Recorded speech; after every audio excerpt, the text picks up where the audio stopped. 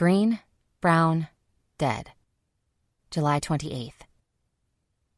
The flesh rotted before the mind as the soul succumbed to death. Dying was the easy part, and even then it wasn't over. It was a horrible thing to watch someone you love suffer from the virus that ravaged the earth. It was far worse for the person who contracted it. A simple scratch, bite, or whatever way the virus entered the system caused an instant reaction. The body quickly deteriorated, breaking down physically while fever raged and the sickness became more than any one person could bear, suffering pain, agony, and despair while the skin blackened and swelled, until finally, madness took over their mind, transforming the person into an enraged lunatic set on destroying and tearing apart whoever was in their path. Even when the heart stopped beating, when their lungs ceased to take in air, the body kept going. A mindless, soulless body destined to keep attacking. But were they truly mindless? Did they have a soul?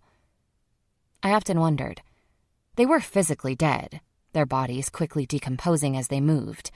Yet there was something in their eyes, something that showed recognition, even desperation.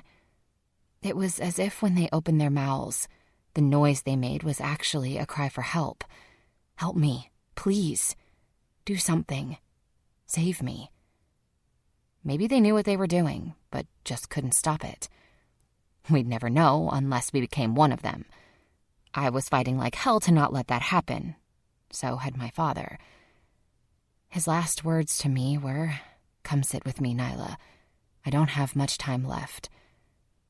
Those words were spoken just before he took his own life. My father was bitten and contracted the virus. The bite he received was not only from an infected, but from his own flesh and blood, my brother. It was ironic. My brother, the brilliant doctor battling the virus, the one that saved my father's life in a sense, was the one who ended it. We were fortunate to be given a heads up about the virus from my brother Bobby, who worked for the CDC. He told us to start stockpiling, and we did. We had everything we needed to survive, and at my brother's suggestion, we retreated to my father's cabin. All we had to do was wait it out. The cabin was away from the city, secluded and surrounded by a fence we doubly reinforced. It was impenetrable by any physical being. However, a virus is not physical. It can seep through a single drop of blood, or, unsuspectingly, in a small child. Our camp bordered that of the Big Bear campsite owned by lifelong friends. Many had the same idea we did. Run to the hills, get away from civilization, and wait. Like good neighbors, we worked together, doing our best to survive. It wasn't enough. The virus had already invaded, we just didn't know it.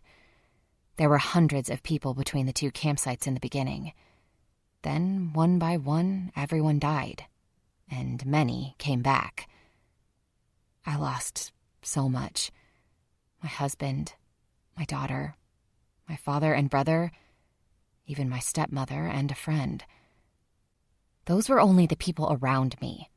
Outside our fences, outside our mountain, I didn't even want to think about how many people I knew that had died. Nearly everyone on the mountain was gone. Only 4 of us remained. There was me and my 4-year-old daughter, Katie. Edie Reese was still with us. She was an 80-year-old woman who came to Big Bear with her husband Manny every year. Edie and her husband eventually moved to our property when Big Bear fell. Manny passed away from natural causes, and last but not least was Lev Boswick. I don't know what I would have done without Lev. I had known him my entire life. We had been friends since he came to America from Serbia at 10 years old when he was adopted by the Boswick family who owned Big Bear. He didn't speak a word of English at first. However, that didn't stop us from being best friends. We had our ups and downs later in life. All that was put in the past when the virus hit. Lev was there for everyone, and kept going strong even when his own father died of the virus. Strong as an ox with a heart as big as his body, Lev was our rock. We stayed at my father's cabin for months. We weren't the only ones alive. We couldn't be. We found out the military had initiated places called green areas. camps placed in towns that were still alive, with low levels of infection.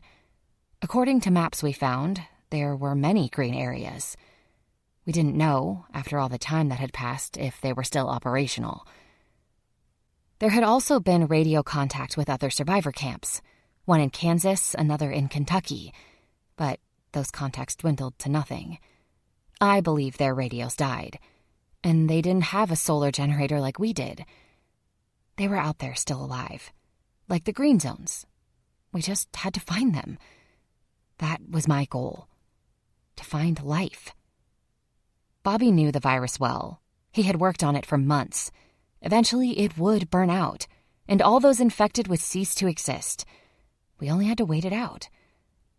I thought we had waited long enough. It was time to leave our mountain sanctuary and our safe haven cabin to find others.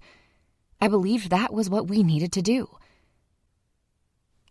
The cabin was left stocked in case we had to retreat there again. We took what we could in the truck and left to find others. Our first destination was a green area located at a mall in Lancaster, Ohio. It was the closest one.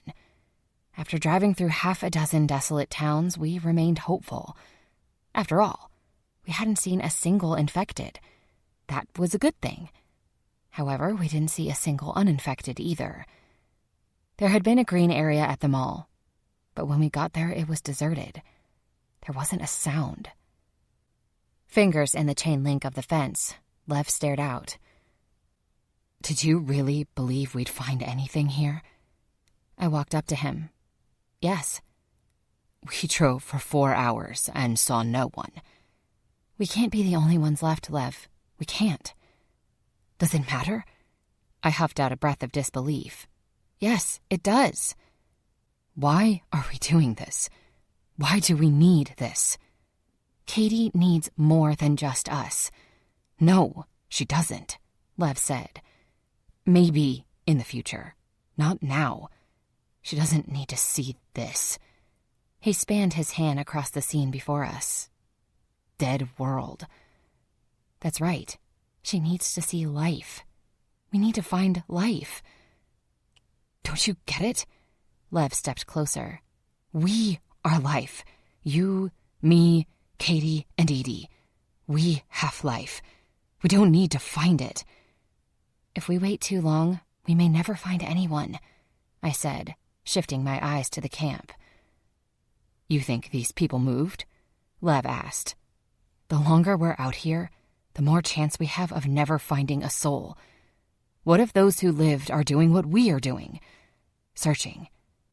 Then we become nothing but wanderers and targets for the desperate."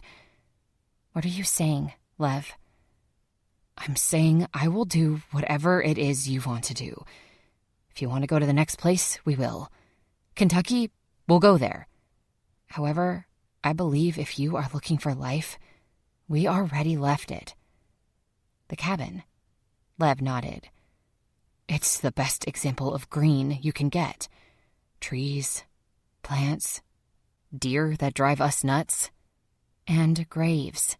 That's not life. Those aren't graves. Those are people we love. A reminder of our lives." He inched closer and lowered his voice to a whisper. "The truth is, I am scared. I'm scared that we drove away from our best chance at living." "You'll do what I want to do." Lev nodded. I wrapped my arms around his waist and embraced him. Closing my eyes, I felt a single tear roll down my face and I stepped back. "Okay." "Okay?" "Okay, let's go back." "Are you sure?" I looked at the dead camp, then to the truck full of supplies that were only a portion of what we had back at the cabin. "Yeah, I'm sure." Lev gave me a forced, closed-mouth smile, kissed me on the forehead, and we returned to the truck. "Are we staying, Mommy?" Katie asked when we got back in. "No, honey," I said. "We're choosing life." Lev backed up the truck and we drove away, heading back to our cabin, our home. We would drive back through every single deserted town, and I would wonder the whole way if I made the right decision. It would take another 4 hours to return. We'd get there before evening, with maybe some time left to unpack. There was something off with Lev when we left the green area. I didn't bring it up, but I would later when Edie and Katie were asleep. I needed to ask him what he saw. I believe he saw something because the whole way back to the cabin, he kept checking the rearview mirror. He wouldn't do so in a dead world, unless he was afraid something could possibly follow us. 1. From Lev's side. The human race had always been monsters, long before the virus physically transformed them. When I was 8 years old, I watched my biological parents and grandmother killed right in the main room of our small house, in front of my eyes. I didn't know how to comprehend the horror of what happened. Maybe it was a blessing I was so young. I can still see my mother looking down at me as I sat on the floor, playing with the Legos that the church had given us. She smiled at me, mending my father's work pants. My father was working on something while my grandmother complained that I was making a mess on the floor. Our front door flew open. My mother looked up, and no one had time to react. They shot my father, shot my mother, and slit my grandmother's throat. I screamed and ran to my mother's body. My arms clung to her, and I could feel the blood from her chest soaking into my shirt. I held her, waiting for my turn to be killed. It didn't come. Those militant men, or whoever they were, spared me for some reason. After our home, they hit the others in our small town, killing even the children. I didn't know why. Senseless acts of violence, of war, whatever the reason, I was not included. I was chosen. They ripped me from my mother. I wanted to be brave. Not show them that they frightened me. I took a deep breath, kept a locked stare on my mother, and held back the tears. I would not cry again in my life, at least not when anyone could see it. The men kept talking about how big I was and would end up getting. I was a big child, heavy too. The other kids would poke fun, because how could I be so thick when my family was so poor and without food? Koliko si star, dečko? They kept asking. How old are you, boy? Osam, I answered. 8. It was the only thing I ever said in my short time with them. They raided a few more times, killing, bringing me along and leaving me in the back of the truck to listen to the screams and cries of fear. Then these same men were brutalized by another band of men, and I was left in a dead town. Bodies everywhere, insects and bugs, animals chewing on the dead, and a stench I never forgot. I wish I was old enough to know why it all happened and could understand it. I didn't even think about where I would go or how I would live. When you are 8 years old, dying isn't part of the equation. I remained in that small village. In a few days, authorities came and found me. They took me to a church, and I was placed in 3 different facilities until finally, and fortunately, I ended up in one just outside of Belgrade. The workers were nice. I was quiet, still in shock, I suppose, over what happened to my family and all that I had been through. The orphanage was volunteer-run. I remember one older woman, the Baba of the place, took a special interest in me, constantly giving me extra food and trying to fix my hair, which was always wild and rejected every comb. Tako no momok, jedi, budi strechan. She'd say and hand me cakes. Such a sad boy. Eat, be happy. She made me happy, and through her I met Barry Boswick, the man who would become my father. I don't, never have, or ever will use the phrase adoptive father, because he was more than just someone who adopted me. It was 2 years from the time my family was murdered until the adoption was finalized. Although they tried to teach me English before I left, I was linguistically ill-prepared. I had a basic understanding of the English language, but hadn't a clue how to speak it. There I was, 10 years old, going to a new country and not knowing the language. My American parents were wonderful and patient. I knew I would love being with them. Finally, since the loss of my own parents, I saw love and caring when they looked at me. They embraced me often and told me how they felt. I needed that. I was just a child. When we arrived home, I was excited to see the city, even more so the street where I was to live. It was filled with people when we arrived, and I found out they were there to greet me. My father was a well-liked good man. One of the first things he taught me was on nodding and shaking my head. "When in doubt, Lev," he said, "read the person and nod your head.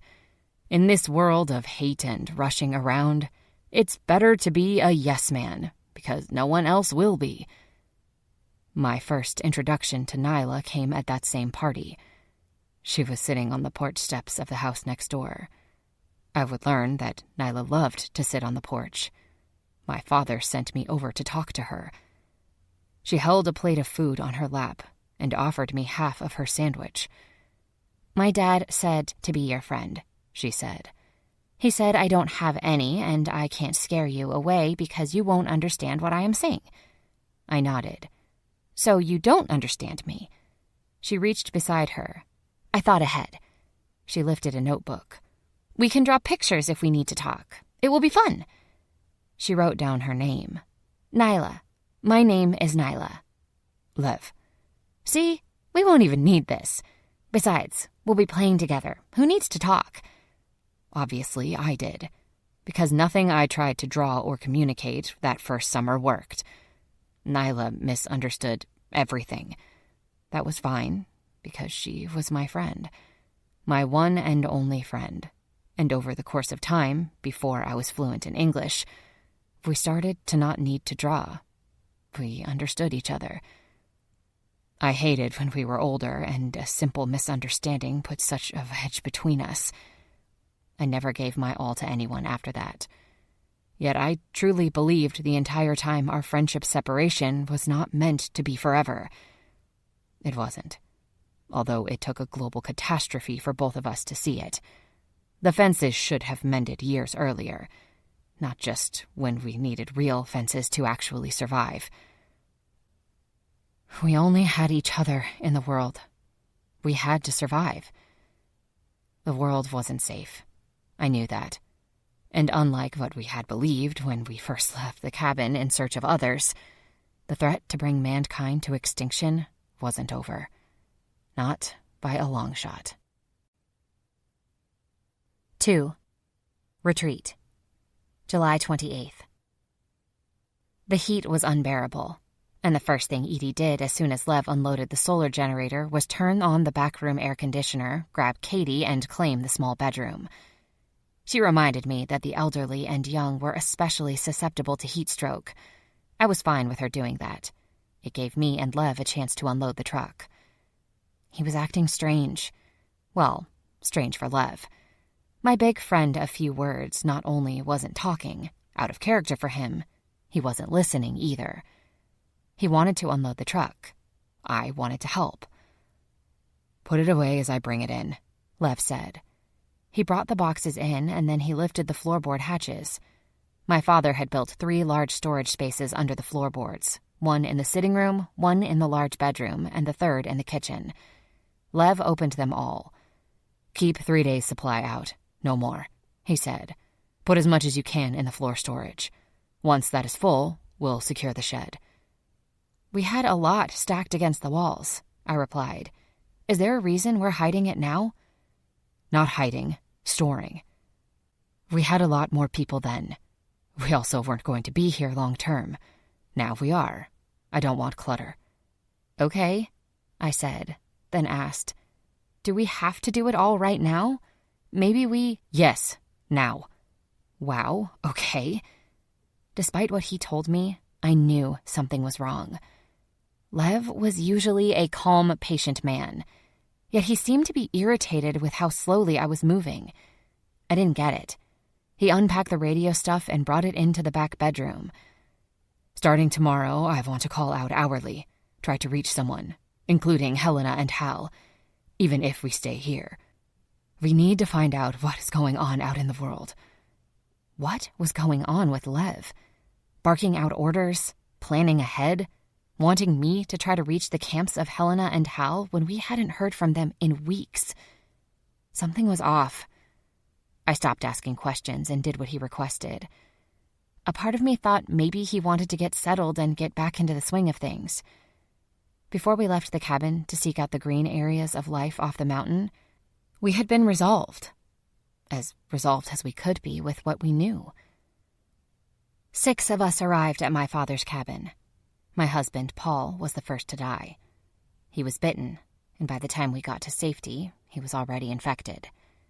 It was hard to believe that over the course of nearly 4 months, 15 people sought sanctuary on my father's property. One by one, we became just a few. Behind the shed were 8 graves. My husband, my daughter Addie, my father, my stepmother Lisa, my brother Bobby, a little girl named Hannah, Edie's husband Manny, and our friend Brian Cade.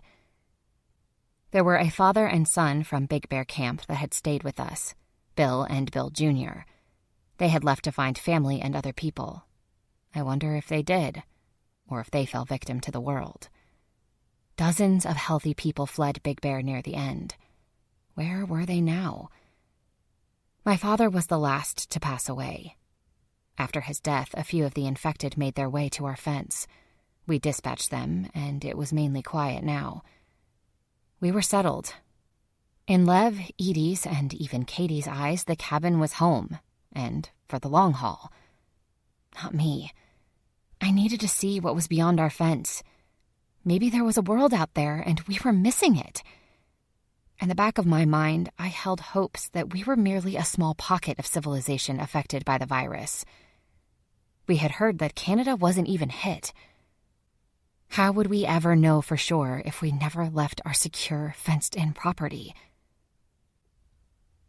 After dinner and not long after dark, Lev finished unpacking and worked on checking the fences.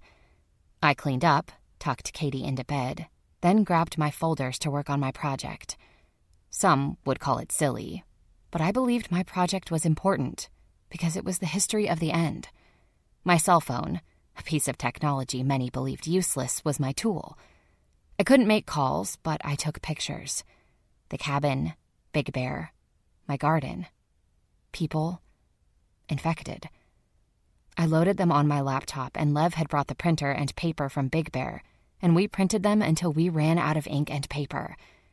There were enough printed for me to work on the project, though. The photos were part 1.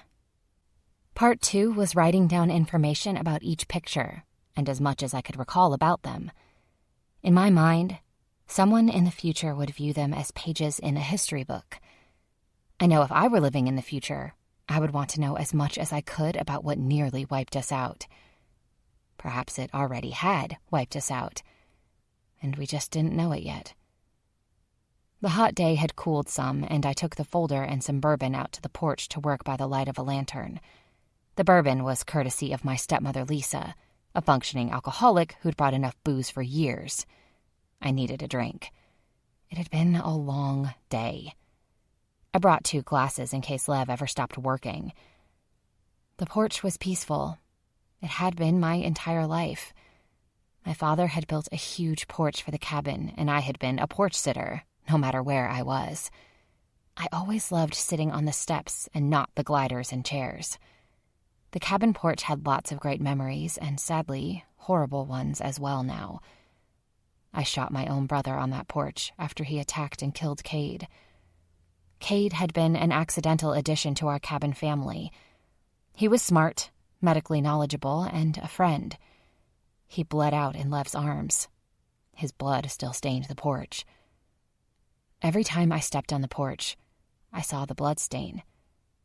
Ironically, when I opened my folder, Cade's picture was right on top. It made me smile. It was taken in Evans City, when he and I were trapped in a car surrounded by infected after having gone looking for medical supplies. Cade had been bitten, and we thought he was going to die. His remarkably good spirits were the result of not only a ton of medical marijuana, but the fact that, as we found out later, he wasn't infected. He took a selfie of us, called it our first and last picture together ever. I grabbed my pen and started writing under the printed picture. I wrote the date, why the picture was taken, and the events before and after. "Good to see you working on that," Lev said. I peered up. "You speak." "I have since I was 3. He sat down next to me. "Soon I will go to the Cranberry Walmart and see if I can get another cartridge for the printer." "I'm still taking pictures." "I know." "You're mad." "I'm not mad. Busy. We should have never left in the first place. There was a lot to unpack." "So why unpack in one day?" "I wanted to get settled. I wanted to know for sure we had stopped." I placed my folder to the side, picked up the bottle of bourbon and poured him some. "You're pissed about leaving." I handed him the glass. "You didn't eat dinner. By the way, Edie is upset about that. You mope. You want to say I told you so to me. You checked the fences 10 times. Usually you are polite. You aren't today. Something snapped. You haven't been this annoyed with me since that night when you fought with me about driving when drinking." Lev's mouth dropped open. "Where is all this coming from?" "The fact that you barely spoke to me after we left Lancaster, and then only to bark out orders. Obviously you're mad." "I am not mad." "Oh, yeah? Well, I know you are. When you're mad, your dialect slips through." "My dialect?" "Yeah, you know, that hint of Russian." "That's accent, not dialect." "Same thing." "No, it is not. Dialect is words. Accent is sound." "Then again, you said Russian. I am Serbian. And do not say same difference." He sipped his drink. "Besides, I do not have an accent." "Lev," I laughed, "you do. As evidenced by the fact that you don't use contractions when you're emotional or mad, which brings out your," I raised my eyebrow, "accent." Lev sighed heavily and loudly, rolling his glass between his hands. "You're right." "Ah, you said you're, not you are. So that means you're not mad anymore." "I was never mad." "Okay, then what is it?" "It's not anger. I was staying focused because I was concerned. Felt guilty maybe. Yeah, guilty. That's it." "Guilty? Lev, why on earth do you feel guilty?" He stared out at the fence, sipped his drink again. "Let's play a word association game." I cocked back. Did he just switch the subject? Word association. He nodded. I sighed. "Fine. Okay, you don't want to talk about it. I get it. Go on." "Maybe some things are hard to come out and say. Word association." "Shoot," I said. "Was that a word for me?" Lev asked. "Because I was going to give you words." "Lev, I was only saying that for you to go on." "You don't remember, do you?" he asked. Word association. It took a second, and then I did. When he and I were kids and his English was really bad, we communicated with word association. As we got older, it was our way to talk about things without talking about them. "Oh, wow, yeah. Go on." "Camp," he said. "Tent?" "Hide." "Seek." He looked at me as if he didn't approve of my response. "Infected." "Corkers?" Lev nodded. "Station wagon." "Family." Silence. He stared out. I could see something was going on behind his eyes. "So let me see if I can connect the dots. When we arrived at the green area, when we were by the fence, you saw infected. After you said we would come back here, you hugged me. I saw them. I hid that from you." "That's fine. I'm glad you didn't tell me." I don't want to hear about them. The infected are still out there, Lev said. I didn't think they wouldn't be. Just because we didn't see any on the way didn't mean they were gone. Bobby said less populated areas would be the last to die out. Honestly, I don't get why this caused such a mood, or why it made you feel guilty. You are missing a word, Lev said. I thought about it. Station wagon. You mean 2 words? Yes. I figured it was us. No. When we were getting back to the truck, I saw a man making a mad dash to close the back door of a station wagon. I could see as we pulled away he was waving for us to stop. He dropped his head. I didn't. Station wagon? You think he had a family? I think he went there like us and... I kept going. Why do you feel guilty? For not saying anything, but mainly for leaving. What if he needed help?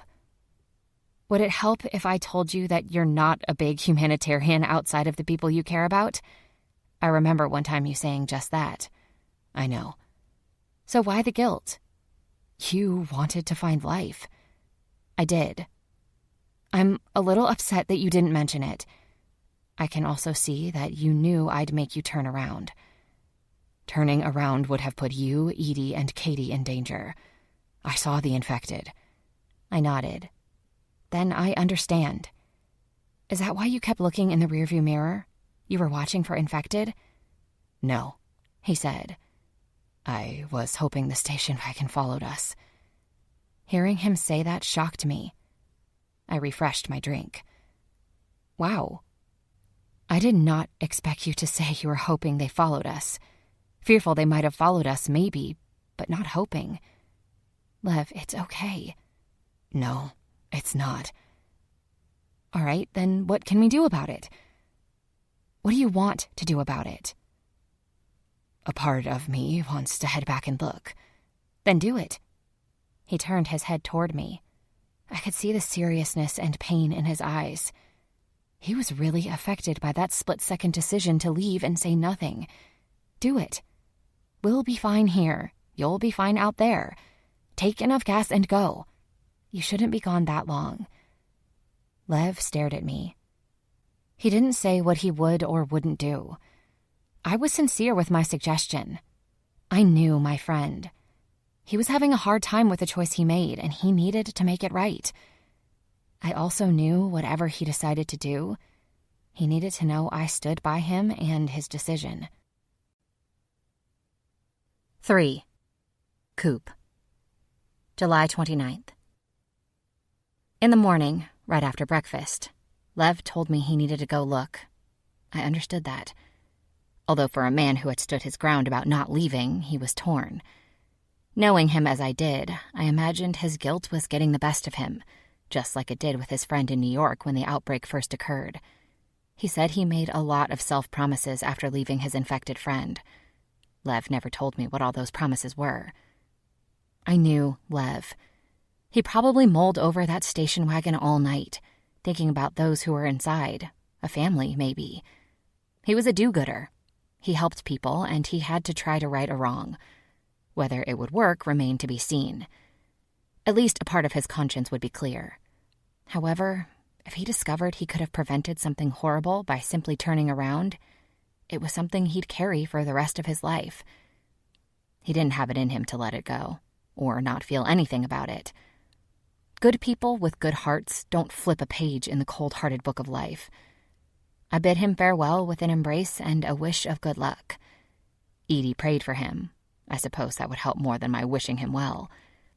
He packed some gas and took the small generator and hose with him. He'd replenish those cans, he said. That wasn't important. Him having enough gas to get back was. He had supplies and was armed. I was positive Lev would be fine. He'd be back eventually. I doubted it was going to be in the 10 hours like he predicted when he left, especially when he said he wanted to check a lot of places around us. I appreciated his confidence in my ability to keep the camp safe. Other than my being a better shot, we had those fences. They were strong, reinforced, topped with barbed wire and decorated with those spikes my father wanted. Whether they were in their strong or weak phase, the infected weren't getting in. Unless hundreds showed up, I felt safe. Since the onset, I had waited and worried about a horde of them destroying our fence. They hadn't come. Yet.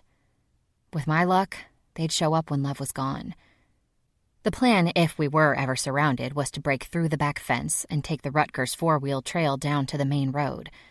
But Lev was taking the truck, so that option wasn't there. We couldn't very well blast out of here in the pop-up camper. I told him if a massive amount arrived at the fence and surrounded us while he was gone, we'd retreat to the storage under the cabin, and he'd just have to figure out a way to get us. After he drove off, I stood at the gate until I couldn't see the truck any longer. I secured the locks and headed back into the cabin to clean up. I wanted to do it, but Edie insisted, so I ended up helping her.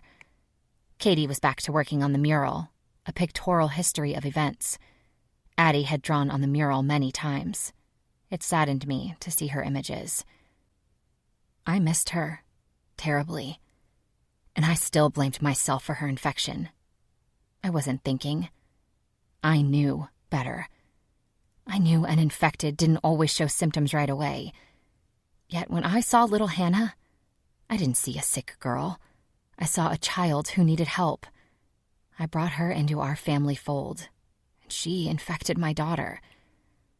Even though that was in the past, the pain would never go away. It would remain with me and hurt with every breath I took and every time I thought of my child. Maybe down the road the pain would lessen. More than likely I would simply get used to it. We didn't speak much following Lev's departure. Edie was a little upset that he had left. She didn't say anything. I sensed it. After doing the breakfast dishes, she told Katie, "Finish up. You can help me feed the chickens." "You don't need to occupy her," I said. "I need the help," Edie replied. "You should rest. You haven't slept." "Maybe I'll take a nap." "Good." She held her hand out to Katie. "Let's go feed the chickens." I remember when Cade heard about the chickens.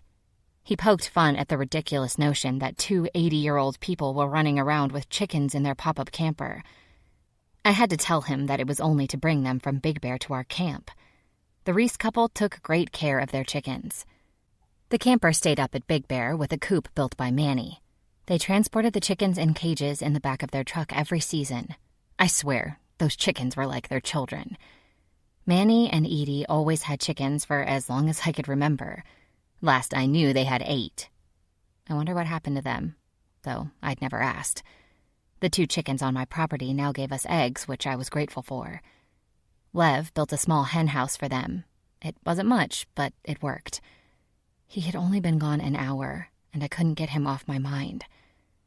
Despite my friend's survivability, I was worried about him. He was out there alone. No one had his back. Every chance I had during the day, I looked around for him. Before and after my nap, I peered out the window. Then I sat on the porch and worked on my project. Walked to the gate to look, ate lunch, walked to the gate again, played around with the radios, checked the gate. No Lev. The hours flew by, and when night came and Lev didn't, I was worried even more. Lev gave me a time frame of 10 hours. I always knew he wouldn't be back in that time, so it was no surprise he wasn't there by bedtime. However, that didn't stop my concern. He'd be back. I knew that. Most of all, I felt it in my gut. I just didn't know when. 3. From Lev's side. With the exception of a couple of teenage years, Nyla spent most of her life erring on the side of caution. It surprised me when she wanted to leave the cabin to look for survivors. From childhood on, she was always taking the path of least resistance. Although I had not spoken to her in adulthood, I knew what was going on with her life through uninvited commentary from my father. "I saw Nyla today." "That's good." "She was wearing an engagement ring. I think she's going to marry that Paul guy. You know, the one who works at Granger Market." "Why are you telling me this?" I'd ask. I thought you'd want to know." I didn't want to know. It hurt to know what she did and how I wasn't a part of her life. When she checked out of our friendship, it broke my heart. Through conversations with my father, it was reiterated that as an adult she didn't take risks. The death of her mother strengthened her passive conviction. However, Nyla was strong. She was strong enough to be a mother bear and protect the cabin while I went out to make up for a mistake. Why didn't I just stop? Why didn't I look at that man standing by the station wagon and wave him over? It was not only a matter of trust, but honestly, it was a matter of keeping a tight nest. For a brief moment, I figured the fewer of us there were, the better chance we had at survival, the less chance of me getting close to someone and having them die. I started life with death. I was sick of it. Not a good attitude to have in a world filled with the dead. My plan was simple. I was to check the area around our camp, then head out to the green area in Ohio. The truck would use up most of our gas supply.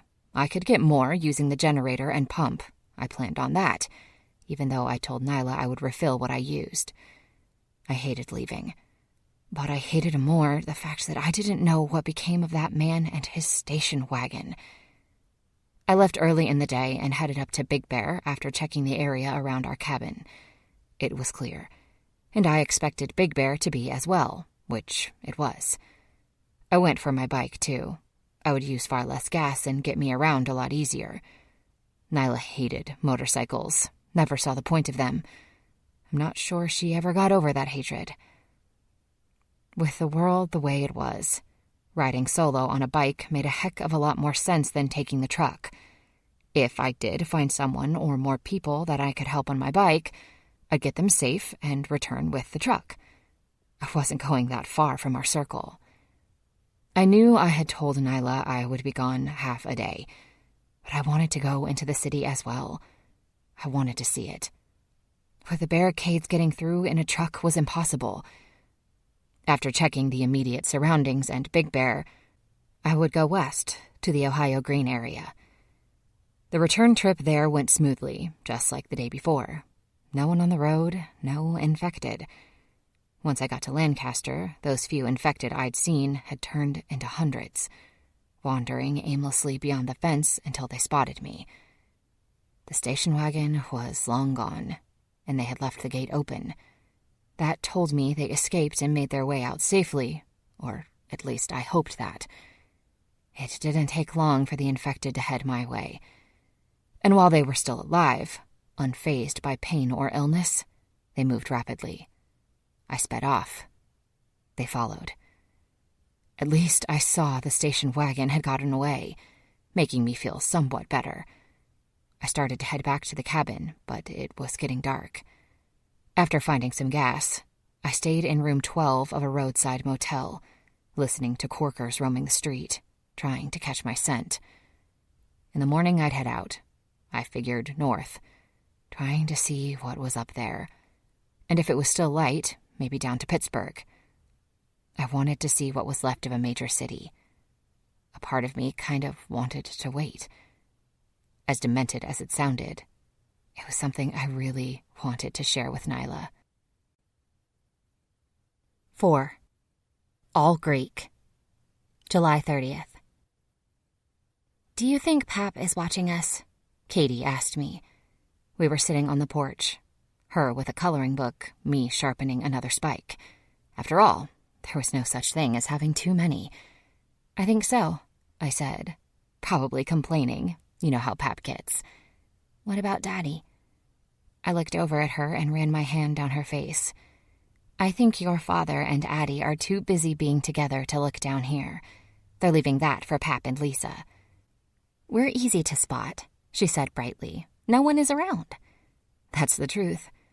I peered back to the spike I was making when a breeze swept in. I wouldn't have thought much of it, but it carried a stench. A foul stench of death that caused me to stand up. "Mommy?" "Honey, go inside with Edie." "What is it?" Shaking my head, I stared out toward the fence. I didn't see anything, but I could smell it. I took her arm and led her in the cabin. Then I went to the back room and retrieved a rifle. Edie saw me. "What is it?" "Nothing that I saw," I said. I could smell it. It was in the air.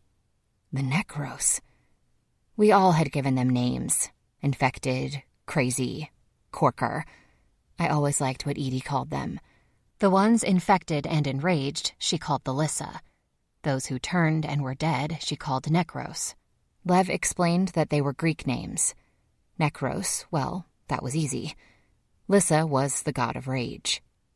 Edie's mother was Greek and she spoke the language fluently. I took the rifle and went outside. I walked slowly around the perimeter of the fence, looking out, smelling for it. It may have been a while since one approached our fence, but the scent was undeniable. Nothing was out there that I could see, and I walked around twice. The second time around, I paused by the graves in our own cemetery. I hoped we'd never have to dig another hole in the ground while we were at the cabin. Just as I came around to the front of the cabin, I spotted movement in the distance from the east corner of the fence. I poked my head in the cabin, told Edie to stay put with Katie, and closed the door and engaged the rifle. Thoughts raced through my mind. What if it wasn't an infected? What if it was a looter or marauder coming toward us? If they had a weapon, I was a walking target. It was that thought that made me paranoid, and I stepped back and went into the cabin. "Was it nothing?" Edie asked. "I don't know." I quickly closed all the first-floor indoor storm shutters and latched them. The cabin went dark. "Nyla," Edie questioned, turning on a lantern. "Should I turn this off?" "No, it's fine. I want to look from upstairs," I said. What was the matter with me? I was so brave, yet instantly I lost my proverbial balls. I climbed up the ladder steps to the second-floor loft and positioned myself by the window. I stared out for a few minutes and then I spotted it. It moved quickly and jaggedly through the brush as if looking for something. I could tell by the way it held its arms it was infected.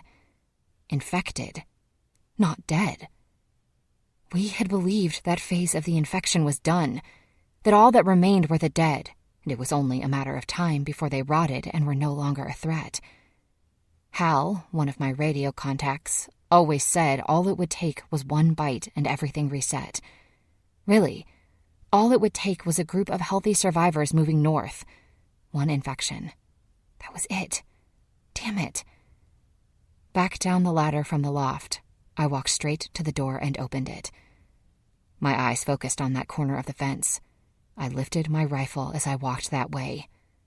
I thought of calling out, drawing its attention, but I opted against that in case there were more out there, lurking.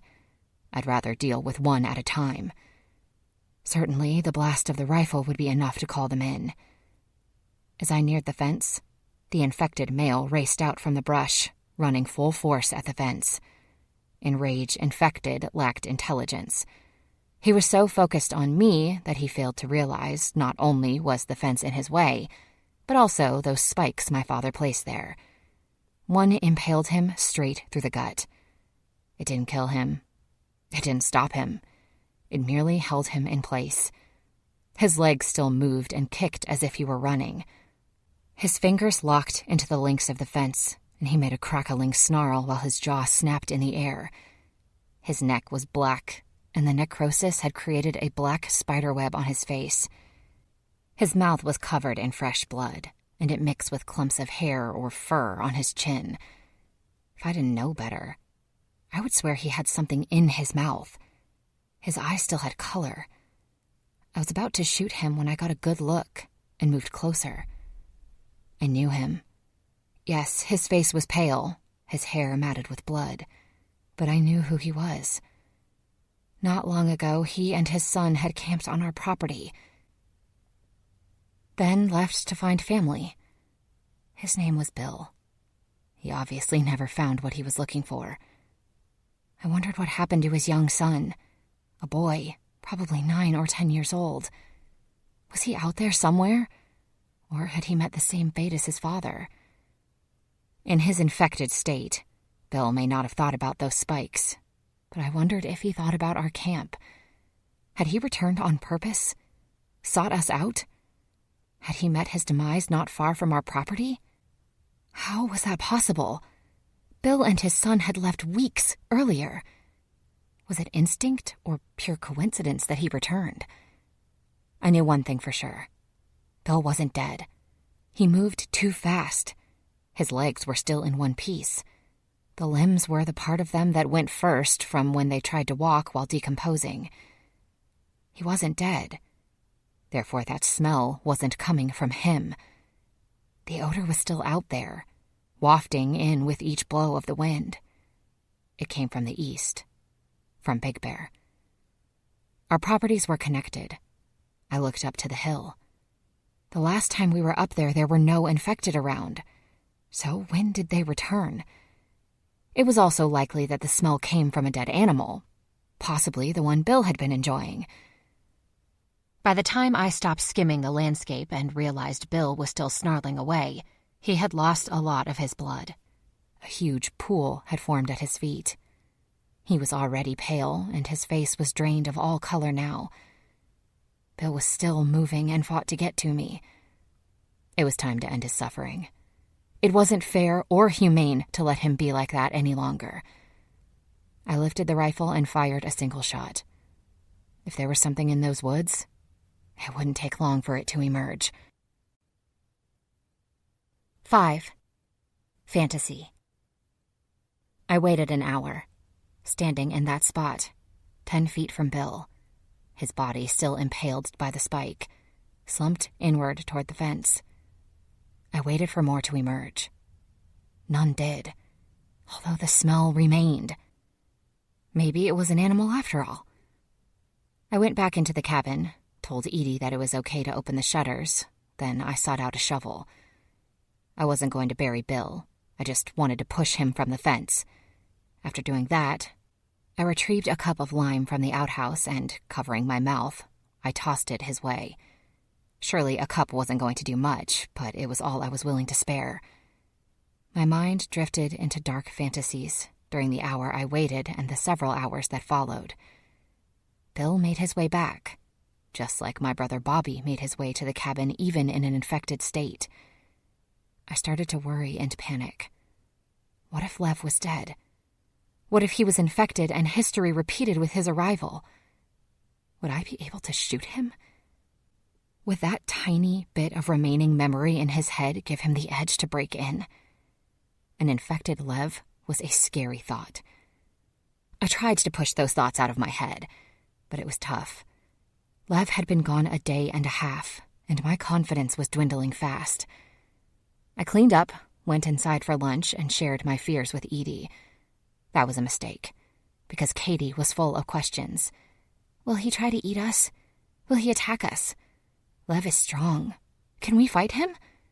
I tried to calm her while changing the subject. I will shoot Lev if I have to. Now, what are we working on? In the head? She persisted. Pap said that when they're dead, that's the only way to do it.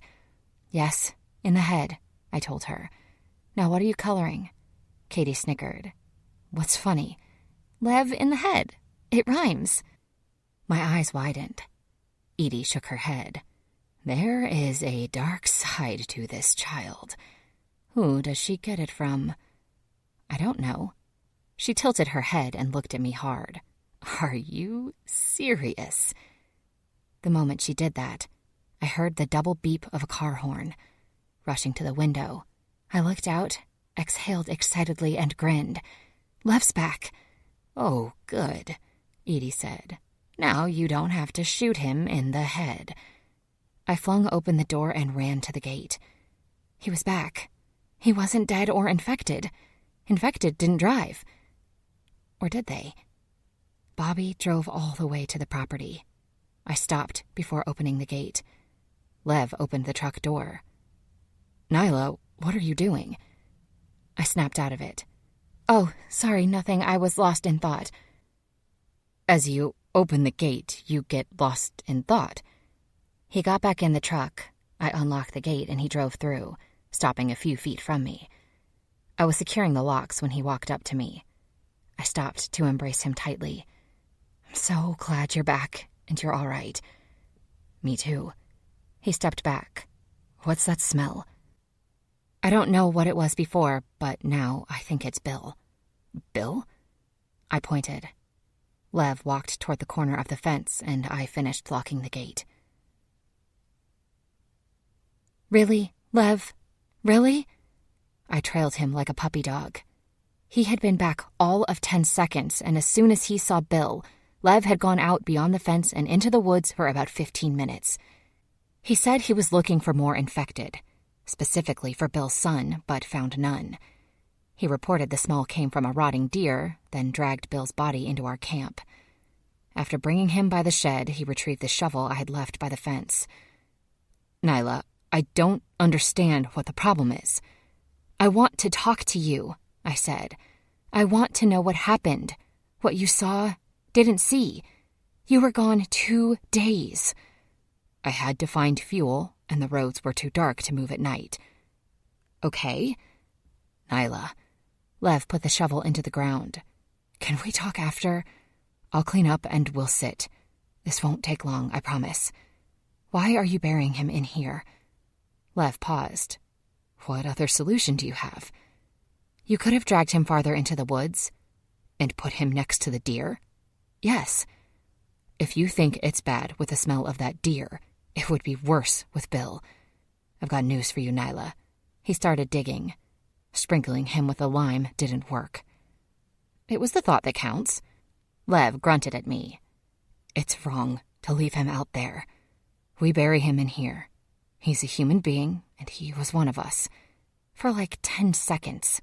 Nyla, Lev snapped. What is wrong with you? I stopped for a second and took a breath. You're right. I'm wrong. I don't know, I'm just... Lev, did you think about this for a second? What? Burying him? Yes, I'm doing it right here. No, I mean... Bill left here weeks ago. He still deserves to be buried.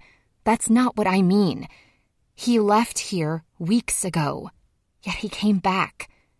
Doesn't that concern you? He probably ran into trouble and was on his way back when he got infected. Exactly. That makes it scarier. How so? Because he left a long time ago. Long enough to make it a fair distance. He got infected and, like Bobby, still managed to return.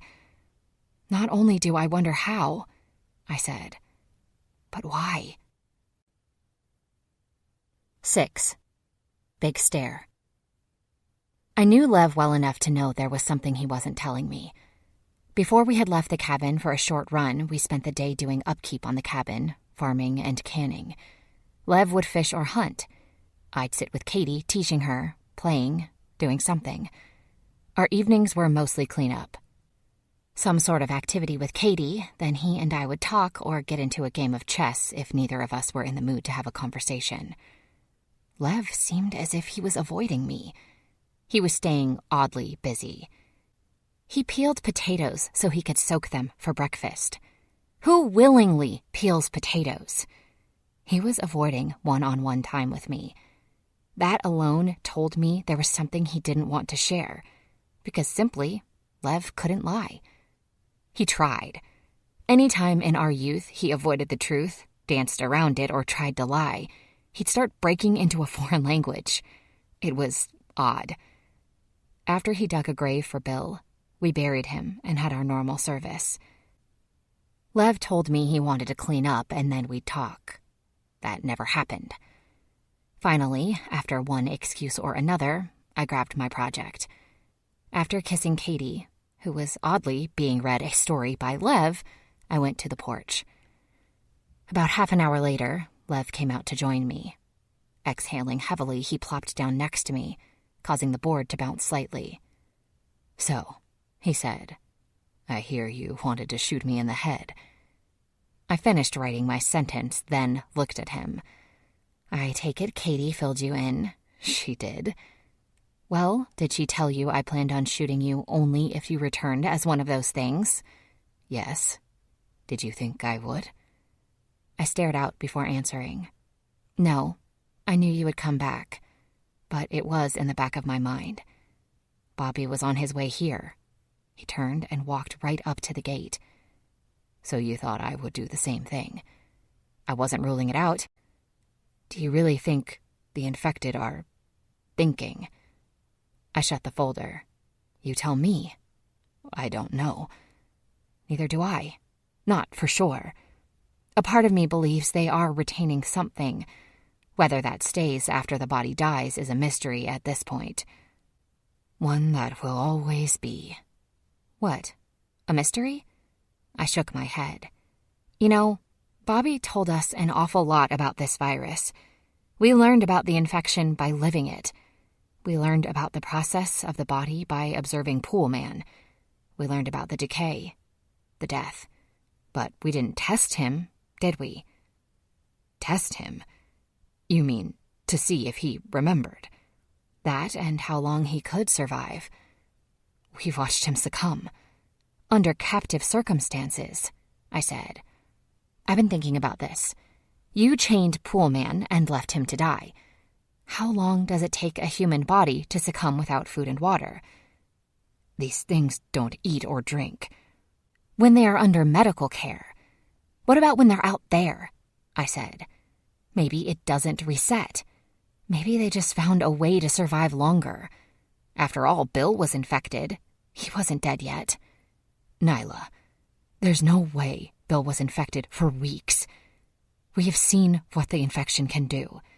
Days, maybe. Weeks? No. It could have mutated. That's possible. It is. Again, we will never know. Yeah, you're right. I sighed and opened my project folder. Like I never will find out what you were up to and what you saw. He laughed softly. What? I asked. What do you think I saw? I don't know. Bad guys. He couldn't contain it. His lips fluttered before he laughed. Bad guys. Yeah, you know, like Mad Max type of guys with guns. They rape, they loot. I thought Bill could be one. In fact, that crossed my mind for a split second, and I got paranoid. That bad guys were in the woods. I nodded. I assure you, Nyla, there are no bad guys in the woods. I saw no bad guys on the road. Are there bad guys out there? Sure, I suppose there are.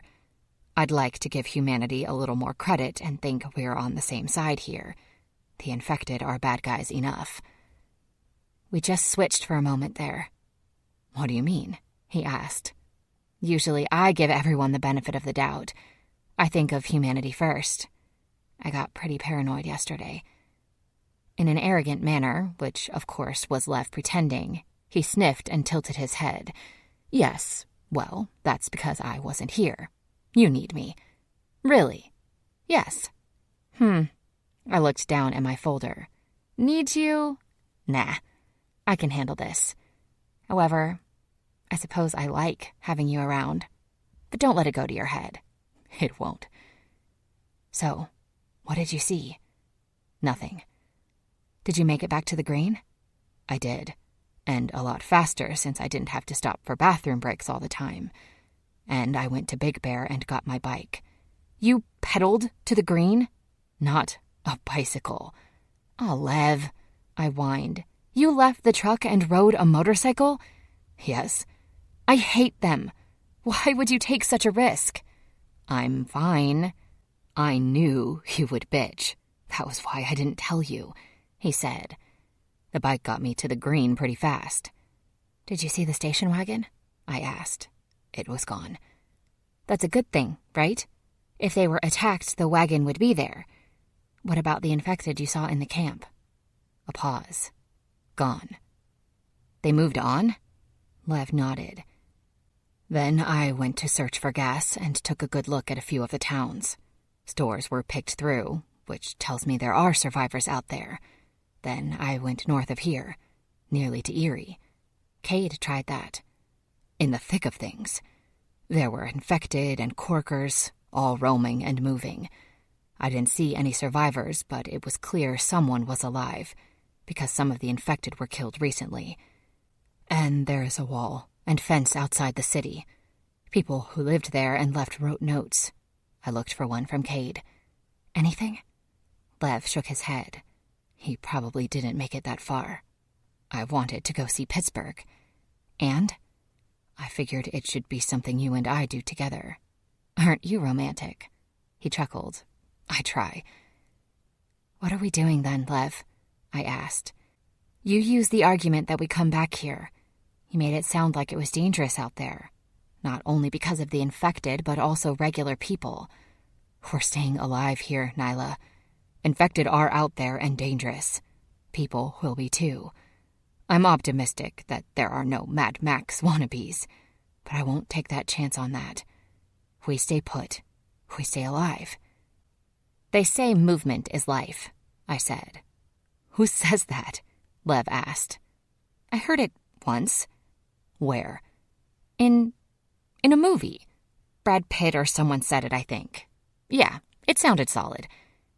You're taking words of wisdom on survival from Brad Pitt. It was a movie, Nyla. This is real life. We stay for a little while, start prepping for winter. We have to store food and prepare the well. This place has survived many winters. It will survive this one, too. I closed my folder. I'm not getting any work done. I'm tired.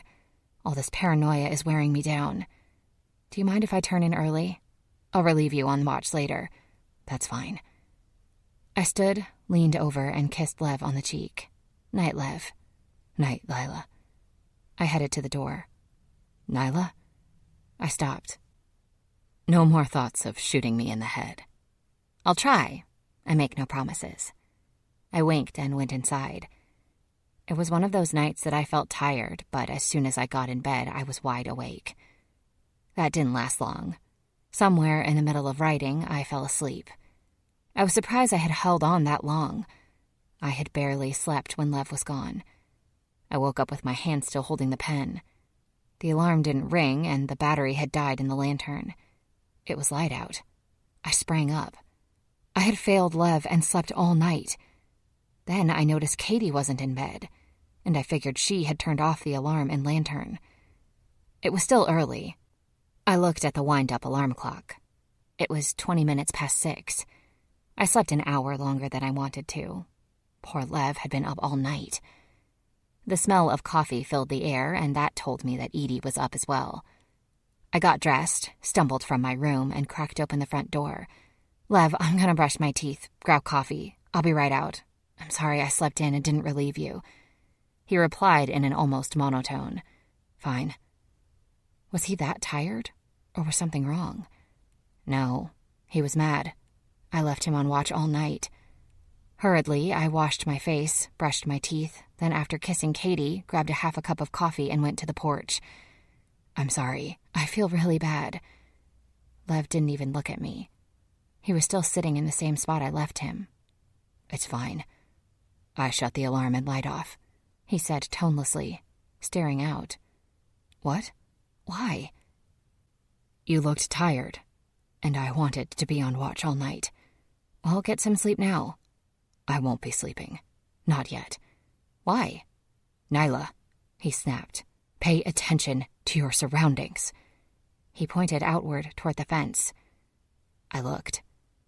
I understood why Lev was there, and knew then what he was staring out at. Parked outside our gate was a station wagon. 7. Post-it. July 31st. I expected Lev to tell me that the station wagon had pulled up somewhere between brushing my teeth and coffee. That wasn't the case. Probably just when the sky got light, Lev said. Excuse me? It wasn't completely light. I saw the headlights. They stopped. So they've been out there for what, like 2 hours? I asked. Yeah. It baffled me. Both that they had been there so long and also that Lev was watching them. Is there a reason they're still there? Lev nodded. They haven't gotten out yet. Is that the same station wagon from the green? I believe so, yes. I sat down next to him with my coffee. What are we waiting for? One of them to get out. I have a case of Nyla right now. A case of Nyla? Yeah. I'm sitting here overthinking whoever drove here just turned, Lev said. Or if I approach, they're gonna get out and shoot. Wow, that is my way of thinking. I hate that I even have that feeling, Lev said and looked at me. But I have you, Katie, and Edie to worry about, you know? I nodded. How about I go get the rifles? Yeah. We'll both go in and get one. Only you can go out the back. Take a sniper's position on the top of the old trailer. Don't let them see you. I'll head up to the gate. If they are trouble, you can take them out. If they are infected, I will. Sounds like a plan. I took another swig of my coffee and led the way back into the cabin. I proceeded to latch all the storm shutters. What's going on now? Edie asked. Another Lissa? No, just stay inside, I said. I retrieved the rifles, and Lev went to the front porch and I went out back. I wonder how many people were in that wagon. Only one? Maybe more. When I climbed up on top of the trailer, I saw they had supplies and gas cans on the roof. I positioned myself belly down and used the scope of the rifle to get a good look. 2 people were in the front seat. The second Lev walked near the gate, the driver's door opened and a man stepped out. The scope gave me a good close-up. He had to be around 50, maybe a few years older. His hair was cut short, gray, and his face had a scruffy beard. He had a gun holster at his side. The second he stepped out, he lifted his hands. I couldn't hear what they were saying, but whatever it was, the man put his hand down and Lev lowered his rifle. Then Lev turned and waved to me. Obviously, Lev had concluded the man was safe because he opened the gate. I climbed down from the trailer, took the back way into the house, told Edie she could open the shutters, but informed her to stay put, as there were people at the gate and Lev just opened it. While I trusted Lev's judgment, a part of me was upset that he opened the gate after such a short exchange of words. As I stepped outside, the station wagon drew closer, and Lev was walking behind it. I waited on the porch for the wagon to stop. I could see 2 men in the front seat and heads of people in the back. They looked small. The man stepped out. "Thank you," he said. "We've been traveling a while. The big guy said to talk to you. I'm guessing the news isn't good?" Admittedly, I was confused. What wasn't good? Then I saw Lev's face. He had a closed-mouth smile as he came and stood by me. The back door of the wagon opened and a boy jumped out. My eyes widened. "Billy?" Lev leaned down and whispered, "Aren't you glad we buried his father now?" The small boy was not who I expected to see. How did he end up with this station wagon full of people? "Billy here spotted the big guy when we were in Lancaster," the man said. "Ever try to find a place on the memory of a 10-year-old? He smiled. "We were pretty close to here when we found Billy. I should have asked him then." "Asked him what?" I questioned. "About this place. We found Big Bear, but we didn't find this place, mainly because it's not north." "I'm sorry," I said. "I am really confused right now. Were you looking for us?" "I was before I found Billy," he said. "Actually, I was looking for my son. He left a note on a survivor board. He was wrong. This place is south of Big Bear, not north." "Your son? I thought his son was Bill." I was floored to find out it wasn't. "Yes. I'm Ben Cade," he said. "I'm looking for my son, Brian Cade." Once he said the name Cade, I saw the resemblance between father and son. It was actually remarkable. Ben was a little taller than Cade, but was without a doubt an older, seasoned version. I suppose it was because I was closest to Cade that Lev had left it up to me to break the news to Ben. I explained to Ben that both his children had passed, Julie by infection and Cade was attacked. I told him that Cade had saved lives and was not only an asset but a friend. I promised to share the pictures I took as well as stories. He was saddened, of course, broken-hearted by the news. Though optimistic, he conveyed that he stayed realistic and somehow felt they were no longer with us. At first, I was baffled by how it was even possible. What were the odds that Cade's father would show up at our camp? Then after thinking about and hearing his story, it made sense. Ben and his wife were stranded in Erie when the city erupted into chaos. They couldn't get through the city barricades or hit the streets with all the infected. So they did what was the next best option. They attempted to get to safety via the lake. Ben's friend and neighbor Gary had a boat, a bigger one. They loaded supplies and Ben and his wife, along with Gary and his wife, headed to the boat no more than 10 blocks away. The neighbor's son Corbin was already on board with his son waiting. Mayhem was everywhere, yet they were confident. They unloaded the supplies, and just as they prepared to move further into the lake, they were attacked by infected. Cade's mother was bitten, and so was Gary. Neither was hurt badly, but the infection took over, and while on board, they turned. "A lot of people had the same idea," Ben told me. "There were so many boats out there on the lake. It was insane. We all helped each other. Some went to Canada. A lot went to Canada. They say it's infection-free." "You came back? For your son?" Ben nodded. "I talked to Gary's family. Sue Ellen, Corbin, and Sawyer were up for whatever I wanted to do. I heard about the Greens through radio chatter. We waited months before coming ashore. Erie was quiet.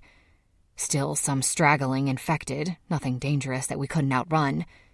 I found a survivor wall. That's what I called it. People wrote messages. 'I'm alive, I'm here,' things like that. I saw the name Cade, big and red. Under it was simply that he was at a cabin north of Big Bear. Cade went to find you but couldn't get into the city. He never mentioned he left word on a wall. Lots of people left word on that wall. So there are people alive?" "Billy was the only one we saw. We looked for this place and couldn't find it. Found Billy on I-79 looking for food. At first I thought he was infected. He said his father was bitten and ran off. We took him with us. Went to West Virginia first. There was no green area there. Then Lancaster. We pulled inside and saw the infected. We were getting ready to hightail it when Billy recognized Lev." "He went back to look for you," I said. "We found you," Ben smiled. "Actually, Billy was the one who said you weren't north of Big Bear, that you were south." "Cade probably wrote it so fast," I said. "He was a good guy. I am so sorry for your loss." "Did he suffer?" Ben asked. At that second, Lev approached and my eyes lifted to Lev before looking back at Ben. "I'll take that as a yes," Ben said sadly. "It wasn't for long," Lev said. "He was trying to help when it happened. It broke our hearts." "Cade was such an asset to the group," I added. "He worked so hard helping people, treating them medically." "Yeah, he should have been a doctor." I told him that. "Following my footsteps, but he didn't want to deal with the schooling," Ben said.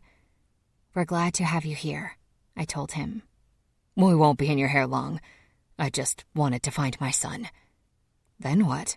Lev asked. "People wrote down a lot of places they were headed." I made notes. "I'm going to try for Canada," Ben said. "Radio chatter has it infection-free, or at least they're beating it. Last place to get it knows how to fight it." "If they are wrong," Lev said, "you'll be up there with limited supplies, with winter coming." "It's a search for life, my friend," Ben said. "It's a goal. It's better than just sitting around." "Is it?" Lev asked, then walked off. I explained to Ben that Lev was pretty adamant that staying at the cabin was the right choice. Why would we gamble and leave where we were safe and self-sufficient? "Is that what you want to do?" Ben asked.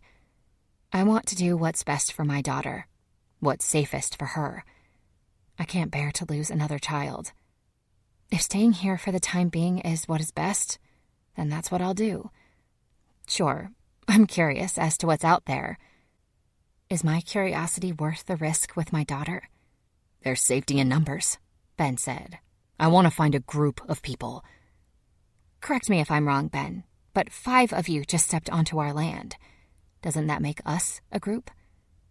It was funny. It didn't hit me until after I said it. My father's cabin was a homestead. We had plenty of land, water, and safety. If we truly needed a community, a group, perhaps the answer wasn't going out to find a community, but rather being a community for people to find. 8. Plotted. Like a good soldier, Lev walked around the camp checking the fence, shining a flashlight out into the woods, and keeping an eye on everything. After Lev's father, Lisa and Hannah died, we had moved the small trailer from the property and burned it. Lev got another from Big Bear, a small one they used to rent out to campers. Not only did he use that to keep watch, but that was his place. Edie insisted on spending her nights in the old pop-up, despite the fact she spent a lot of time during the day in the back air-conditioned room. With both trailers on the property already, Lev suggested, since Ben and his crew were only short-term, that they take the small trailer. After all, it did sleep 6. They agreed, and Lev moved into the cabin, taking the loft bedroom where Cade used to sleep. Ben wasn't much of a sleeper. He sat outside the trailer with Corbin while Sue Ellen and the boys slept inside. I didn't know what to make of Corbin. He seemed nice enough. Judging by the age of his son, Corbin was probably a teenage father. He seemed like a good dad. He didn't speak much, and when he did, he didn't sound smart. I knew it was mean to think that, but he didn't have anything substantial or pertinent to add. Maybe he liked to talk. He and Ben went fishing and brought back enough for all. He told us over supper that before everything went bad, he was a maintenance man for a department store in the mall. The light bulb guy, he said. Fastest changer this side of Cleveland. I caught myself nodding and said, and before I said anything sarcastic, I humbled myself by remembering. Before the virus, my job and claim to fame was fastest drive-through cashier at the local Arby's. Who was I to judge? Nyla, be nice, Lev said when I made a comment about Corbin that night as I walked with him. I am nice. No, you're not. He is a good man, I can tell. I just have a different feeling. Such as? Lev asked. I don't know. He asks weird questions. Like, if we had a cat. Why would that matter? He's just strange. All this coming from a woman who takes survivor advice from Brad Pitt. I'm never going to live that down, am I? I will use it until it gets old and then some. You're being unnecessarily judgmental. I have never known you to be so shallow. Come on now, think about that, I said. Okay, you have been shallow before. They're good people. Ben is Cade's father. They went fishing, got food for all of us. Ben offered to take a watch shift tonight. You obviously aren't letting him, I said. I will after he knows the grounds. Then I can have a night to relax and beat you in chess. Come sit with me. I want to talk to you about something. I followed Lev to the front of the house and joined him on the porch. We were invited to join Ben and Corbin when we walked by them. Lev was polite in declining. What's up? I asked, sitting down. We have 9 of us. Some are quite content staying right here. The rest are scattered in what they want, need, and should do. Lev, I understand your point about staying here, and I'll stay. Yes, I know this. Staying is the safe option. This is the option we know is the best one. Mainly because we don't know what is out there. We don't have radio contact anymore. And all we have are tidbits of information of what may or may not be. Green areas, infection-free places, things like that. What are you getting at? I asked. Even though I don't want to leave, I would like to know other options. There is strength in numbers. Ben and Corbin are assets. A part of me doesn't want to lose contact with them. Wow, that's quite a thing for you to say. I always believed you had no doubts about keeping this camp safe and secure. Safe and secure, but I can't make you well. I can't help if there is an injury. I can't figure out what is wrong when someone falls ill. And Corbin can? He can fix light bulbs and stuff, not people. Lev turned his head sideways and looked at me. Did you miss the conversation with Ben? No, you didn't. You heard it. I heard it. Ben was talking about how Cade should have followed his footsteps. By going to school. No, by being a doctor. I didn't get that from him. Lev smiled. I did, and I asked. Ben is a doctor, and that is an asset we need. What kind of doctor? Does it matter?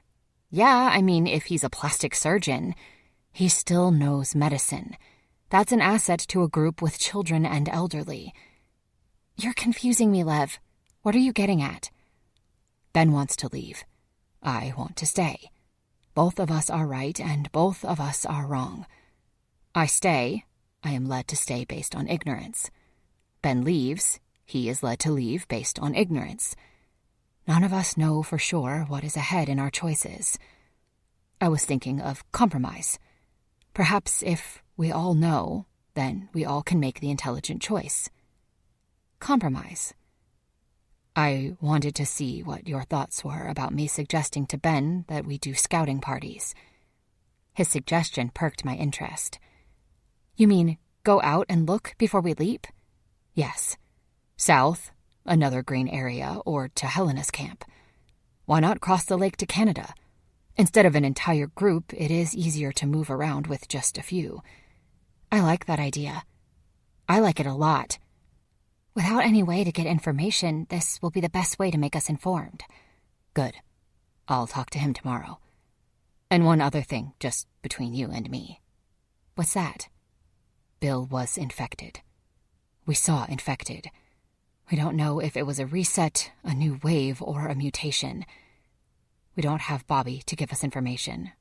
We aren't scientists. We can only learn from what we see. We learned a lot of how the body decayed, how fast and when it ended by watching. We need to know what's out there to prepare and know what we are dealing with.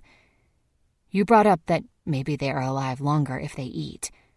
Billy's father was gone at least a week and was still in an infected state. How? What would you say if I suggested that, should we find an infected, we study it? I'd say you're twisted. I paused. But you're thinking ahead. So you're saying do a pool man too? Lev looked at me and smiled. Everyone loves a good sequel. 9. From Lev's side. Ben was a strong man. And not just intellectually. He was a pillar that wouldn't waver. I could tell. He did all that he could to find his children, and his mission now was to rest and go back out. Search for life. After Nyla went to bed, I sat with Ben and Corbin. I explained my plan, how both of us were making our decisions without full knowledge. I don't know why I felt so strongly about Ben staying on. The fact he was a doctor and we needed one weighed on me. There were children, an elderly woman. What if someone got hurt or bitten? Did Nyla and I possess enough knowledge to help heal? In the world, with the way it was, I could hunt, provide food, water, but where would I take Nyla, Katie, or Edie for help? They were my responsibility, whether Nyla accepted that or not. Yet, if I were to be honest with myself, a part of me wanted it to be our tight little unit. Realistically, we needed others. They say it takes a village to raise a child. It takes a community to survive. Needless to say, Ben declined. Corbin had questions, but that didn't make an impact on Ben's decision. He seemed generally interested until he veered way off the subject and asked one of those obscure questions Nyla was talking about. He'd asked earlier about cats, and in the middle of asking about search parties, he asked if I ever considered playing Major League Baseball. Ben wasn't the least bit interested in the prospect of search parties. I don't see the point, he said. 2 go out this week, 2 go out the next week. Seems like a lot of wasted time and resources. You want to go, just go. Why scout it out? You seem like nice people. My only reason for coming here was my son. There's nothing that makes me want to stay now, or hang out any longer than I need to. Sorry. I wanted to say, what about the fresh water, the lake, or the deer, the elements of survival? I didn't. I wasn't going to beg, and I was somewhat insulted that we weren't good enough to stay with. Although he would be an asset, we didn't need him. The longer I sat with him, the more bitter I became. We were offering him a safe place, sufficient food and water, and he still declined. To hell with him. He could leave. I'd figure out another way and find out what was out there. I excused myself and continued my watch, staying clear of Ben and Corbin until Nyla came out to relieve me. I didn't say anything to her about making the suggestion to Ben. I simply mentioned we would try harder with the radios in the morning, and then I went to bed. 10. Mindset. August 1st. I don't know why there was such a feeling of safety and security the moment the sun started to rise. It was like the brighter sky brought less of a threat. I knew that wasn't true. While most of our attacks came during the daylight hours, the night was scarier. I relieved Lev about 2 hours before daylight. We had a little rain, though not enough to make things muddy or interfere with the temperature. It was more of a nuisance. I was so happy to hear he really wanted to put forth effort into making the radios work, even if we had to take them to the peak to try. I spent most of my short shift walking or sitting on the roof of the RV. Once the sky started to lighten and I saw Ben and Corbin making coffee on the open fire, I said good morning to them both and inquired about Sue Ellen and the boys. Corbin asked me, "Have you ever watched the series finale of Baywatch?" I told him I hadn't and let it be. I sat on the porch with my folder and waited on Lev. He'd be out with his coffee soon, and I'd go back to sleep for another hour or so. Sleep. Yes, I longed for that. After writing down a detailed and impartial account of a moment using a glue stick, I attached the picture that went with the historical narrative. Some entries didn't have pictures to go with them. Some pictures I didn't date. On this particular morning, I was working on May 5th, nearly 4 months earlier. Most of the time, when I wrote the date on the back of the picture, I had to rely on memory. More than likely, it was off. May 5th, however, was a date forever logged in my mind. I took a picture in my living room on that day, then one of the accident on my street. These I had already documented. I looked at another photo I took on that day. Actually, Addie took it. It was of Cade wearing his backwards baseball cap, looking through his red bag. It wasn't a particularly good picture, slightly blurry, but the visual documentation nonetheless. It was not only the first day we met him, it was the day he and I went out looking for supplies. I hadn't even realized Addie had taken a picture until I printed them. Using that picture, I recounted the story on paper. How that was the day he had to take care of his sister Julie, who had turned in his car in our driveway. How he and I headed to Evans City, but it was blocked off. So we ended up at a veterinarian hospital to get much-needed medical supplies.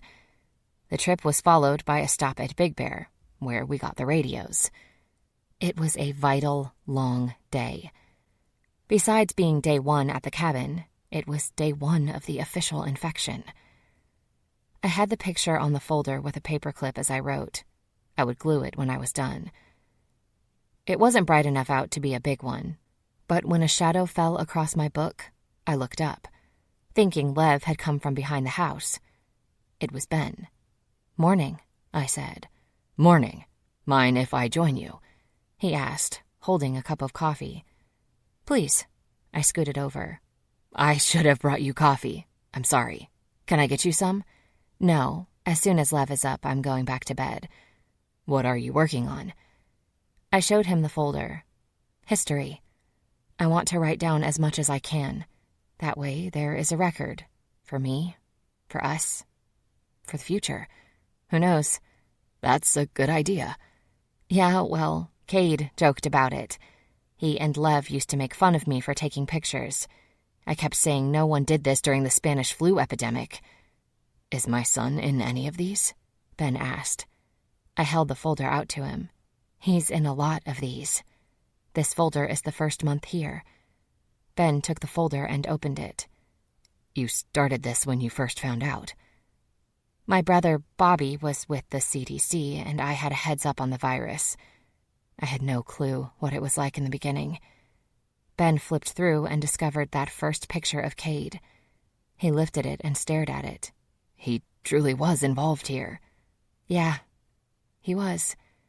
He was a part of our family and this whole place. He used to get so upset with my father because my father would make him chop wood and make spikes. He chuckled. Sounds like my son. He handed back the folder. Cade threw himself into the Big Bear wave of the virus. He helped out a lot there. He was bitten, you know. I figured that's how he died. No. I opened the folder, pulled out another picture, and handed it to him. A selfie. That was taken in the car when he and I were trapped. He was stoned and convinced he was going to die because he had gotten bitten on the ankle, but he never got sick. He was either immune or didn't get the virus because it needs a living host to be contagious. That was our theory. He was bitten by a dead one. I nodded. Months later, he was attacked and there was no surviving the injuries. My heart broke. I feel him around here. Everywhere. What would he do? Ben asked. About? Staying? Going?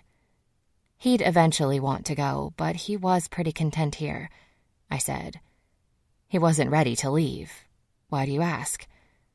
I was just... Ben paused and looked behind us when the screen door opened and Lev stepped out. My relief has come, I said brightly. Don't know how much rest you'll get, Lev said as he stepped off the porch. Katie is in full force. Already? I asked. What can I say? She can make rounds and hang with me. I don't see any reason why there'd be trouble. I wanted to try the radios today and... He peered up and moved clockwise.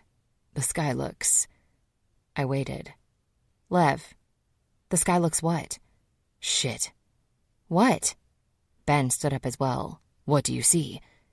Lev pointed out. The hill. Up there. Big Bear. There's smoke, Ben said. Exactly, Lev said. And there shouldn't be. He looked at me. Someone is there. 11. From Lev's side.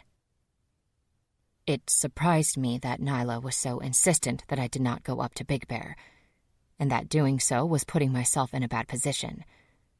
We all knew it wasn't the infected creating the smoke, and that had more dangerous possibilities. I had no intention of going up and driving through the front gate. The smoke being emitted was intermittent and not heavy, so whoever it was didn't have a strong fire skill set. Ben commented that it was probably one person who found the campsite and wasn't much of a camper. The early morning rain was probably making it impossible for them to get a good fire going. My plan was to take the truck over to the Big Bear main entrance, pull it off to the side of the road a quarter-mile beyond the driveway, and walk up through the woods to the camp. I knew my way around. I could go unnoticed and also slip into the camp without being seen. That way I would be able to see who was there, and how many had made themselves at home on my father's property. I was armed and ready to go when, for some reason, not only Ben but Nyla suggested I not go alone and for me to take Corbin. Are you good with guns? I asked him. Not especially. Bow, arrow, knife? Not really a weapons kind of guy. I nodded. I see. Is it important? I tilted my head left to right, not wanting to come off as sarcastic. Could be. I'll give it a try. Why are you with me?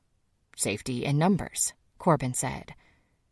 I got in the truck and drove down the driveway to the main road.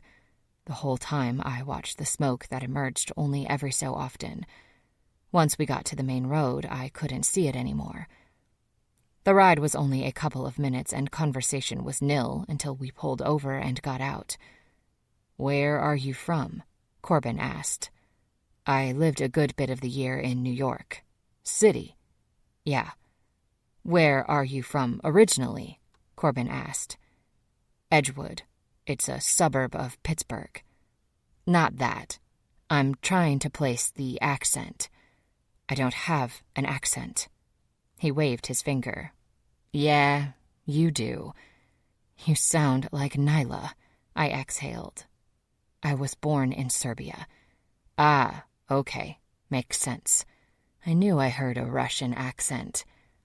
I stopped walking. I'm not Russian. I dropped my voice to a mumble. Now you for sure sound like Nyla. He pointed. Smoke's back. I looked to the sky. Yeah. You ever been in the Boy Scouts? I gave him an odd look. It was one of those questions Nyla had been complaining about. No. I have. Then again, don't you have to be an American citizen to be a scout? Or is that you can't be gay? We weren't far from the camp. I followed the smoke and kept walking. I believe you can be either and be a scout. Besides, I am a citizen. My father is American. Funny thing about the scouts. Do you mind if we don't talk? Oh, sure. Yeah. He mocked, zipping his mouth. Quiet is best in case there are a lot of people there. His mouth tightly closed, he nodded. We approached the camp from the west, coming behind the restrooms and showers near the community center.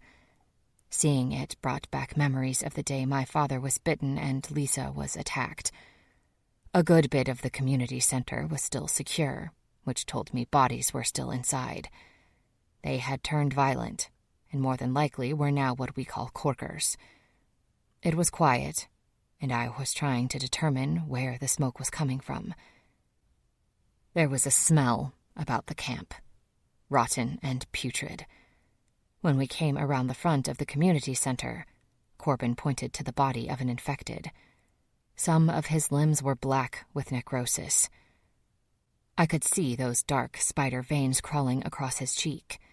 He hadn't begun to fully decompose, so that told me he had been killed before the final stage, during the maddening stage while he was still alive. Fresh blood encircled his head. Looks like the new residents here are cleaning up, Corbin remarked. I pulled out my weapon. I didn't see a group of people. In fact, I saw only a horse. Stepping closer, quietly, I saw a thin stream of smoke, and when I veered to my right, I saw a man by the fire. I couldn't tell his age or if he was injured or infected. Lifting my rifle, I cleared my throat. He sprang up and spun around. Jesus! He gasped and grabbed his chest. Lev? Lev Boswick? Son of a bitch! He came my way. Scott Gilner. I had known him since school, when he and his family used to spend weekends in the summer up at Big Bear. Admittedly, I was in shock to see someone I hadn't been in contact with for ages. He looked the same. A little older, of course. We all were. Last I heard, he was married and living somewhere in Kentucky. Scott extended his hand with firm gratitude and stepped in to me for an embrace. You big son of a bitch, Scott said. Scott, what brings you here? This is crazy. I was looking for my parents. Finally, I relaxed. His parents still occasionally came to the camp. I thought they may have come here, Scott said. They weren't at the house. I shook my head. No, I'm sorry. They didn't come here at the onset. I haven't seen them. Scott dropped his head. Their house was torn apart. Lots of blood. I thought if I checked here, I might find them. This place was far enough away from the cities. It is. It was a good retreat spot, I said. Where is everyone? They left. A lot got sick. The infection came with the people. We were never really safe. Shame. He looked around. This could be a great place to wait it all out. I agree. Are you alone? I asked. Yeah. I was at a green area in Kentucky. It was overrun about 6 weeks ago. 6 weeks? I asked. That's not long. It held up, but the infection came back. I lost my wife and 2 sons. I'm sorry, Scott, I said. Truly sorry. Thank you. He extended a hand and stroked the calm horse. At least I have Seltzer. Beautiful animal. His eyes shifted to Corbin, who extended his hand and introduced himself but gave no other details. Your father? Scott asked. Passed away. I didn't know anyone was here. It didn't look like it, Scott said. Were you out hunting? Yeah, Corbin said. We move around a lot. It was strange to hear Corbin outright lie like that. So, were you in the Boy Scouts with Lev? Corbin asked. Scott gave a weird look to Corbin and replied, I don't think Lev was in the Scouts with me. I wasn't, I said. Actually, Corbin is new to our camp. Our? Scott asked. Nyla. Holy shit. Is she at her old man's property? I didn't even think to check there. Then again, why would I? This place didn't strike me as a long-term place. We're doing well, I said. We have a group, in fact. Nyla will be happy to see you if you want to come down. I would appreciate that. I put my stuff in the office to make camp, he said, hooking a thumb in that direction. I'll grab it. Can I bring Seltzer? Absolutely, and I'll help you. I started to follow him and noticed Corbin was still by the fire. He stomped it out and was staring down. You coming? Yeah. He paused a moment, then said, I was in the Boy Scouts, the whole thing. Cub Scouts, Boy Scouts. You should have been a scout. Stopping cold, I grunted. I wasn't a scout, so what? Why does it matter? Corbin shrugged. 'Cause you wouldn't have been so quick to tell him about the camp. I know him. Okay, but if you were in the Scouts... Corbin, I snapped. He remained calm. Lots of green in the fire makes white smoke. 2 spurts of smoke every 30 seconds. That damp rug. He pointed. 2 puffs of smoke means location and safe. Had you been in the Scouts, you may have noticed your friend was sending smoke signals. Just saying. He walked by me toward the office. I looked down at the extinguished fire. Corbin was right. There was a lot of green. Grass, branches with leaves, and beside it was a thin rug. I reached down for it, and sure enough, it was wet. I was amazed. Corbin's random questions actually held meaning. I didn't know the technical aspects. I wasn't a scout. Corbin couldn't be right. There was no way Scott was sending smoke signals. Why would he? The bigger question being, if by chance he was, who was he sending them to? 12. Space. I didn't really know Sue Ellen. 2 days on my property, and my opinion of her was that of a weak woman resigned to staying in the shadows. That wasn't the case. The 60-year-old mother to Corbin and grandmother to Sawyer was tired and cranky and wasn't a particular fan of Ben's. An opinion that wasn't a recent one. They had been neighbors. Because of that, she decided just to stay in the trailer until Ben noticed Edie had started coughing. He attributed it to the humidity and heat and ordered her to rest in the back room with the AC. It's not very apocalyptic, Ben said, so take advantage of it. She needs to rest. I know she comes across pretty spry, but Edie is on the downside half of life. I wasn't sure what he meant by that. Was she dying? I asked him that, to which he replied, She's in her 80s. What do you think? I instantly grew depressed. How could Edie be well one day and at death's door the next? It was after my conversation with Ben that Sue Ellen came into the cabin. After a few minutes, she emerged from the back room and went to the kitchen. I have been informed that in the best interest of your child, I should prepare lunch, she said. "Oh my God, I am not that bad." Sue Ellen smiled. She had a warm face with short salt and pepper hair, yet her face sagged, making her look worn. I attributed it to losing her husband, stress, and possibly weight loss. She had come to check on Edie and see if she needed anything. Not because she was a nurse or anything, but because, as she put it, "Ben's bedside manner sucks." "Really?" I asked. "Oh, sure." "Cade was so nice," I said. "Brian, you mean?" she asked. "Oh, he took after his mom." "What kind of doctor was he?" "A plastic surgeon." "Ha!"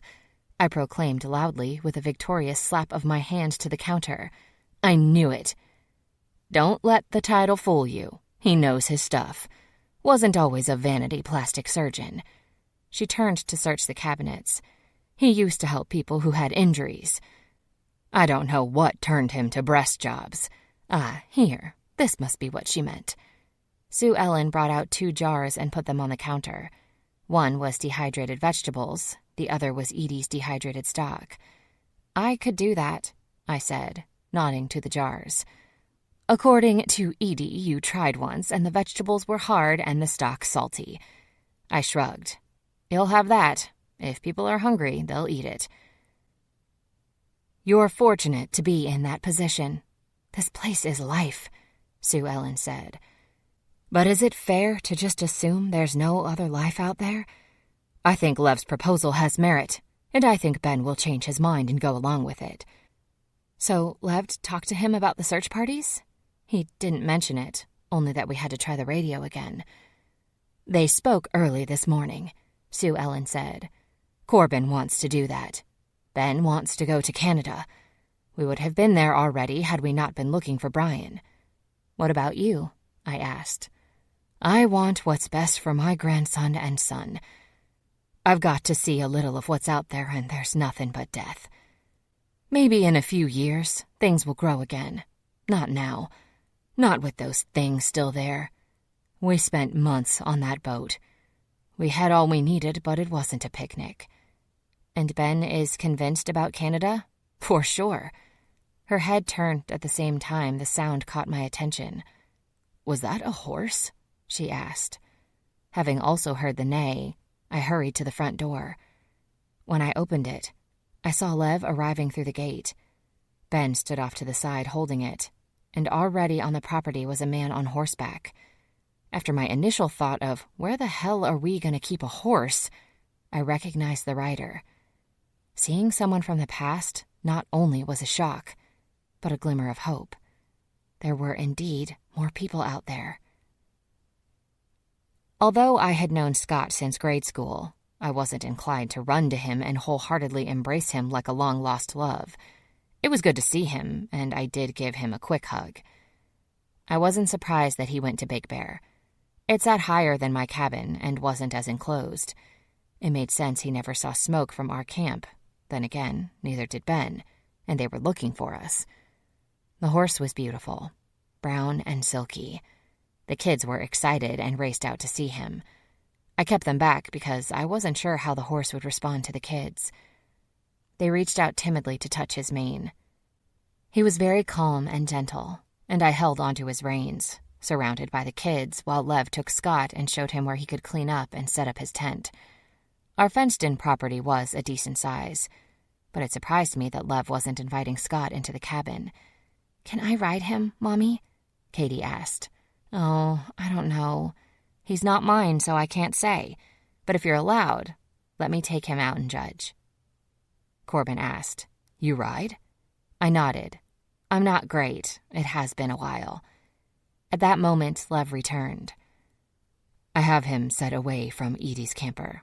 I don't want her chickens to bother him."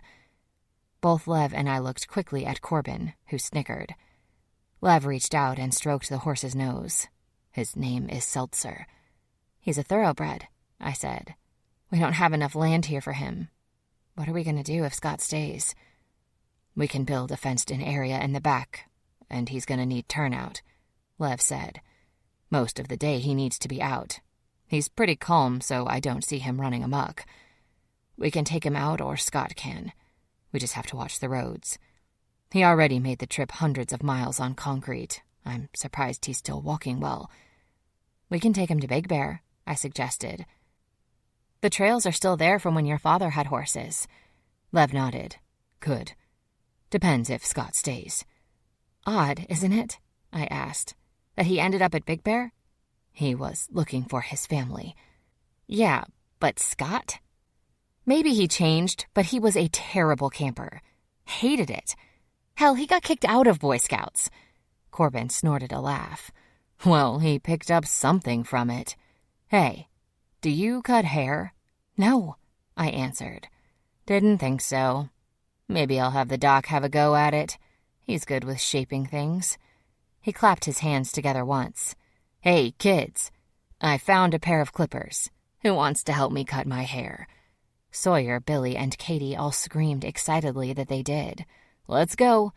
Corbin waved them to follow. Hey, Lev, tell her about the Scouts. Lev groaned as Corbin led the kids toward the RV. Lev, he is so strange. You think? Out of the blue, he wants a haircut, and he's gonna let the kids cut his hair. I can't imagine it would be any worse than it is. Walk with me, Lev said, taking the rein of the horse and leading the way. I had to laugh at Lev's comment. It was funny coming from a man who cropped his hair so short it stuck up everywhere. What's going on? I asked. Corbin wants to talk Ben into staying for a little bit. Maybe doing some scouting trips with me. That's good, I said. Sue Ellen isn't a fan of leaving yet either. But this isn't what you want to talk to me about, is it? Lev shook his head. Corbin thinks that Scott was sending smoke signals. It's the top of the highest point. It could be seen for miles. I stopped walking. That sounds absurd. What do you think? I don't know what to think. I don't know about making smoke signals. Corbin seems to think he had the makings. Corbin. He was in the Boy Scouts. Okay, but why? I asked. Why send signals? Maybe he's with a larger group, doesn't have a radio, and this is his sign to them that he found a place. If he was with a larger group, why come with us? Why not say something? Lev stopped walking. Because maybe Big Bear isn't what they want. It took me a second, and then I laughed at the notion. You mean this place? Yes. We have water, food, safety.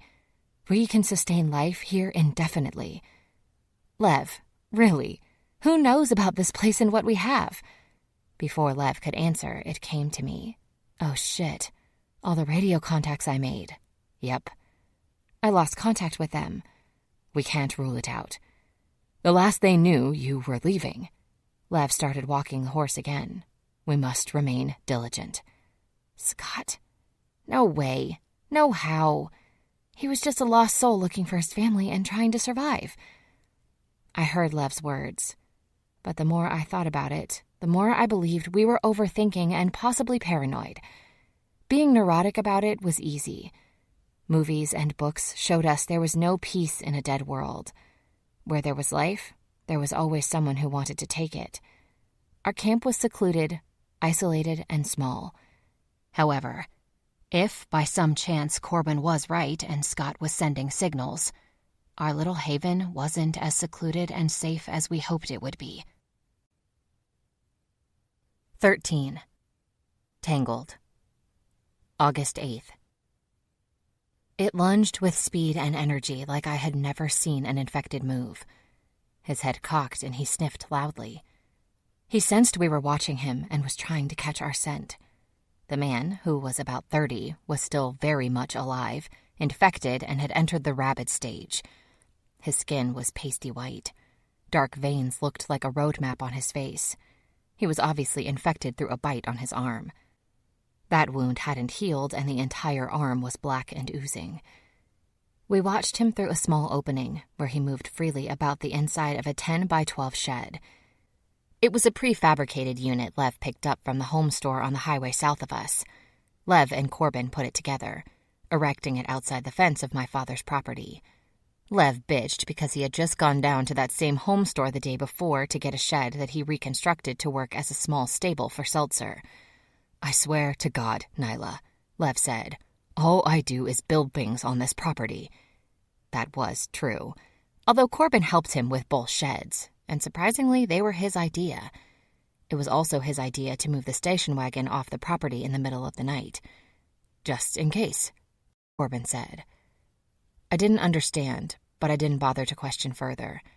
Corbin had a method to his madness I was still trying to figure out. How we came to acquire the infected was part of that madness. It all started because Scott hadn't done much.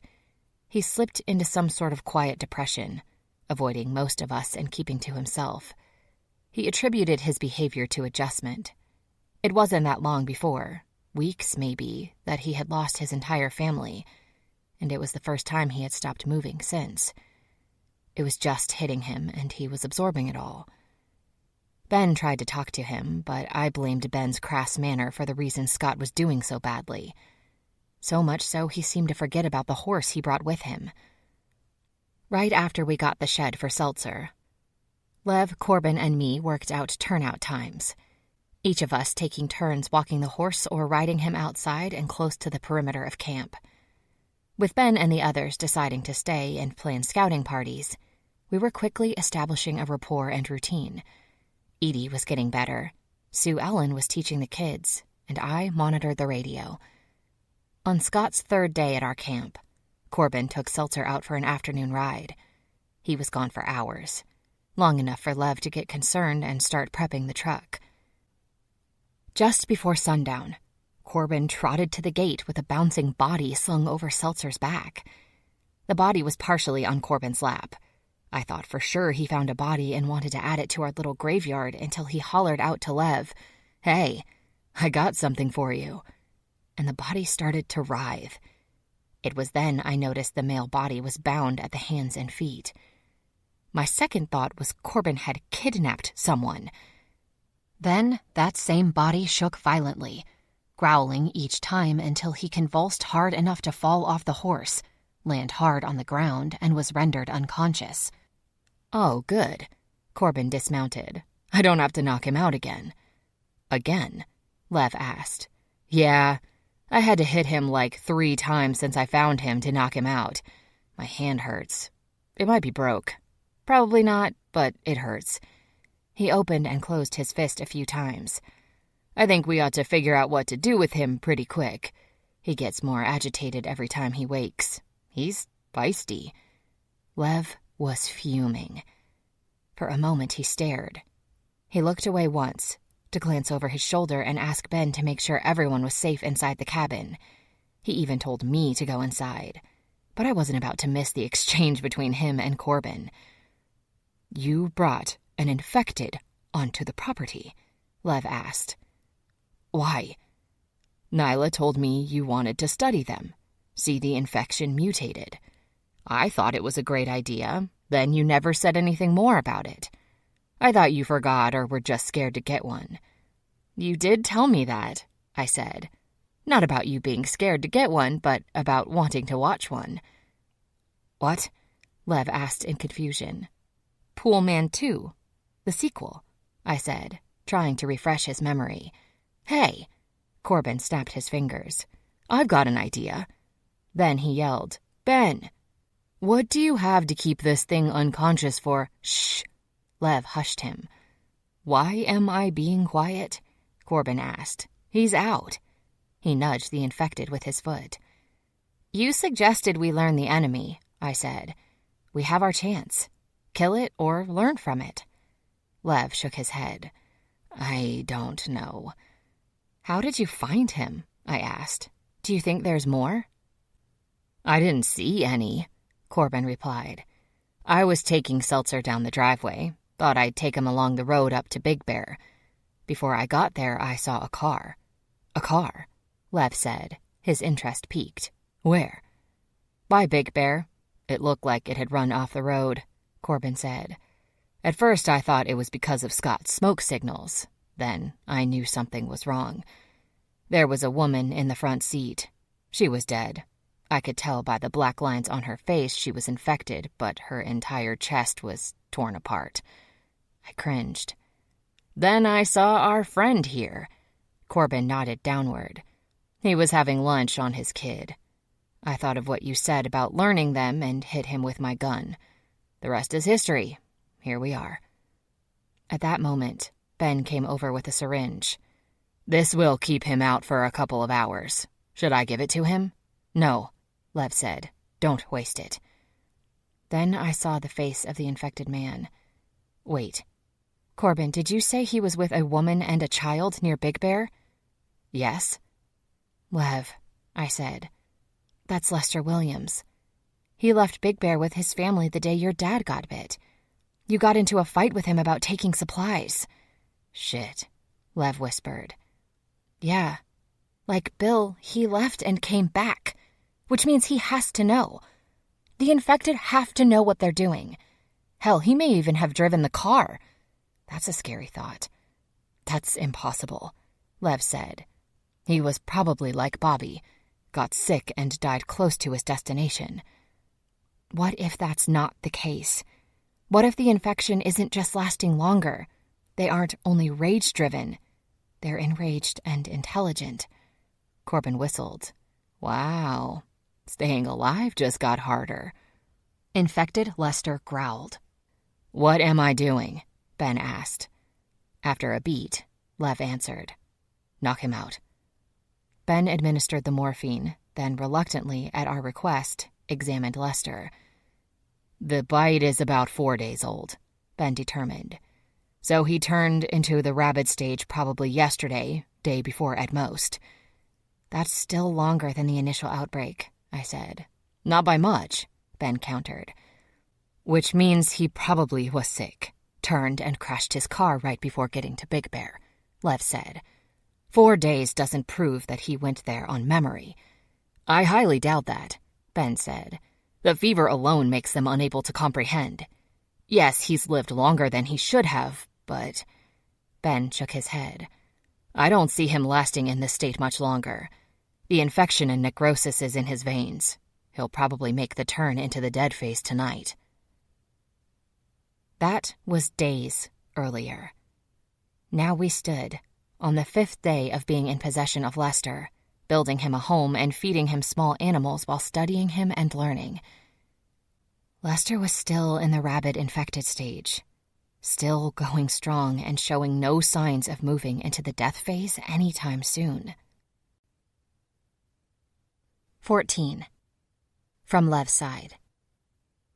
I distinctly remember being told that when Nyla's father Earl was stockpiling for the retreat to the cabin, that he had purchased so much ammunition he was flagged by Homeland Security. Yet, as I stood in the shed with Nyla, I was amazed at how little ammo we did have. Does this look right? I asked her, shaking a half-empty box of shells. I don't know. You said there was a lot. When was the last time we counted? She asked. Don't know that we ever counted, I said. I just know there was more than this when we left. When we returned, did we leave some on the truck? Maybe lose some?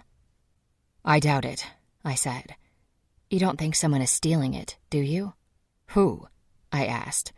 I find it hard to believe any of them would steal. They aren't going anywhere.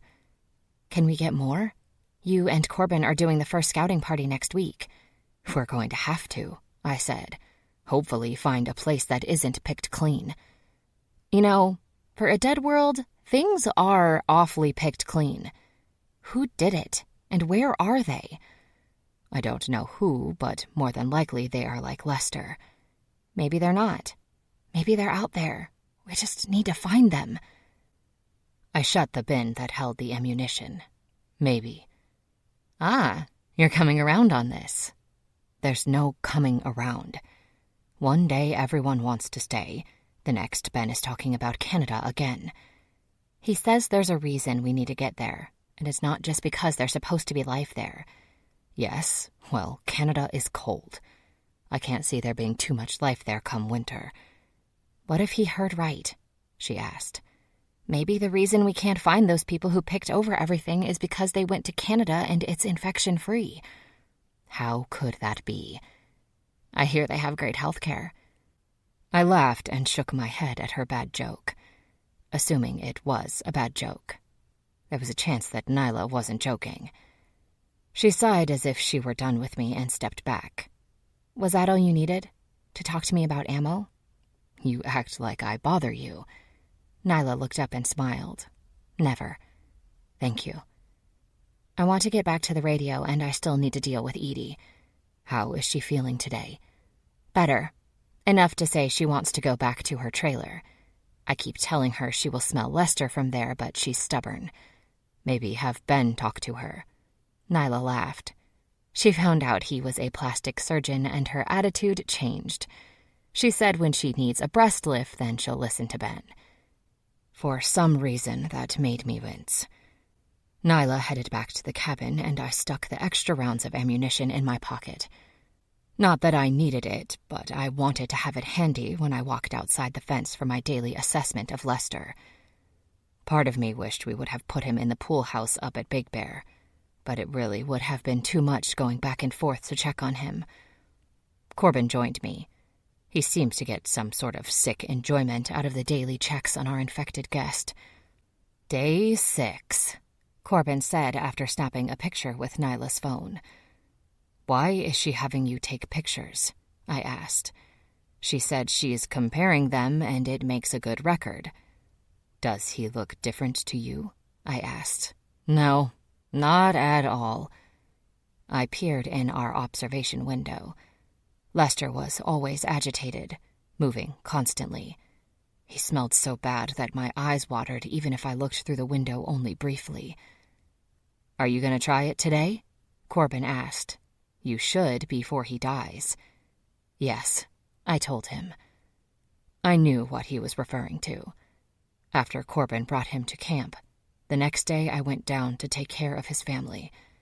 I found Lester's wallet, and in it were pictures. I wanted to try and see if he recognized anyone. I had put it off. Maybe part of me was scared that there was a memory in that deranged body. A thinking infected was a scary thought. I pulled out the wallet. After flipping through, I took out the license and held it up to the small opening. Nothing. Next was the picture of his son. I even called out, "Look, Lester, it's your kid." He flung himself violently toward me. Credit cards, a debit card. Then finally, when I held up the picture of his wife, he stopped. Lester grew quiet and calmly walked towards me. He knows her, I said. He remembers her. Everyone remembers a good meal, Corbin replied. Did you really just say that? I did, and I'm getting sick. I can take a lot, but this stinks too bad for me. I came armed. He whipped out a can of Lysol and proceeded to spray it continuously into the opening. Lester started to cough. You hear that? Corbin said. He's coughing. His reflexes are still good. He's still alive. 6 days later. Why is that? I handed Lester the picture. Surprisingly, he put it right in his mouth and ate it. Corbin pointed. See? I told you. He remembers a good meal. I gave up on Lester when I saw Ben walking the horse. He didn't ride, but he also didn't mind walking Seltzer when he was on watch. We joined him on the inside of the fenced-in area. I see you were visiting our friend, Ben said. Not dead yet? No, and that's what I wanted to speak to you about, I replied. He'll go any day now, Ben nodded. I'm sure. Didn't you say that the other day? Ben winked. If I say it every day, I'll eventually be right. Why do you think this is? I asked. I saw how sick people get. Why is Lester still alive? You saw how sick people get after the bite, before they turn rabid, Ben said. Very rarely do people die from the onset of symptoms. The virus mutated, plain and simple. A virus is not meant to die. When the host dies, so does the virus, so it's trying to stay alive longer. It adapted to survive. Sort of like you have a pot of water. You keep it on the highest flame, it will boil down faster. Lower the flame, it takes longer. The virus simply turned down to survive.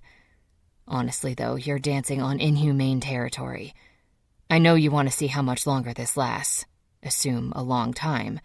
And put the man out of his misery. We got the answers we were looking for. It mutated. For all we know, the method of transmission could have changed. Airborne. We don't know. That's why we need to get to Canada. Ben shifted his eyes to Corbin, then back to me. There are answers there. You are very certain about this. You don't even have proof. It's a strong gut instinct, and we have reason to follow that. Why is that? Lev, Sue Ellen called, and came running from the cabin. My attention was drawn to her. What is it? She caught her breath. Nyla made contact on the radio. I ran into the cabin. Nyla was sitting in the front room, smiling as she held the radio. I mouthed the words, "Who?" She released the button on the microphone. Helena, the Kentucky camp. It had been weeks since we heard from her. So, things are good? Nyla asked her. Very good now. It was touch and go for a bit, Sweet Pea, Helena said. But we're back on our feet and things got running again. We're in a temporary camp now. We found a new place and are heading there. Canada? Not yet, she said. I want to get through on the radio first. They chatted for a little bit more. Nyla seemed thrilled to hear from her. I would have been as well, had something not seemed off. For months, I heard Nyla talking with Helena, but this call was different. The sound of Helena's voice was crystal clear. No static, no interference. It was almost as if Helena was close, very close.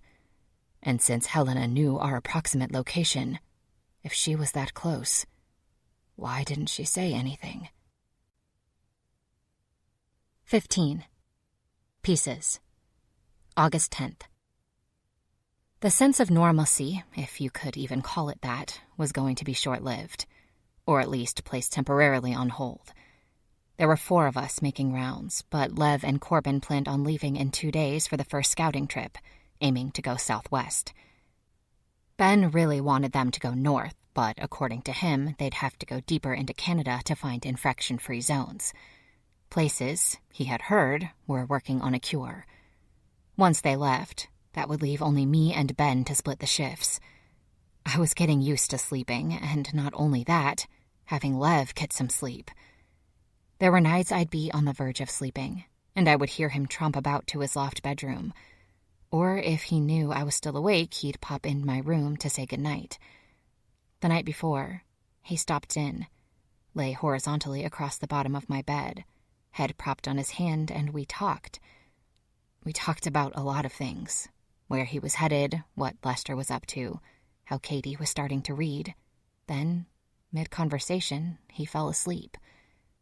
I left him there and covered him with a blanket. Not only did I not want to disturb him, I liked having him around and close.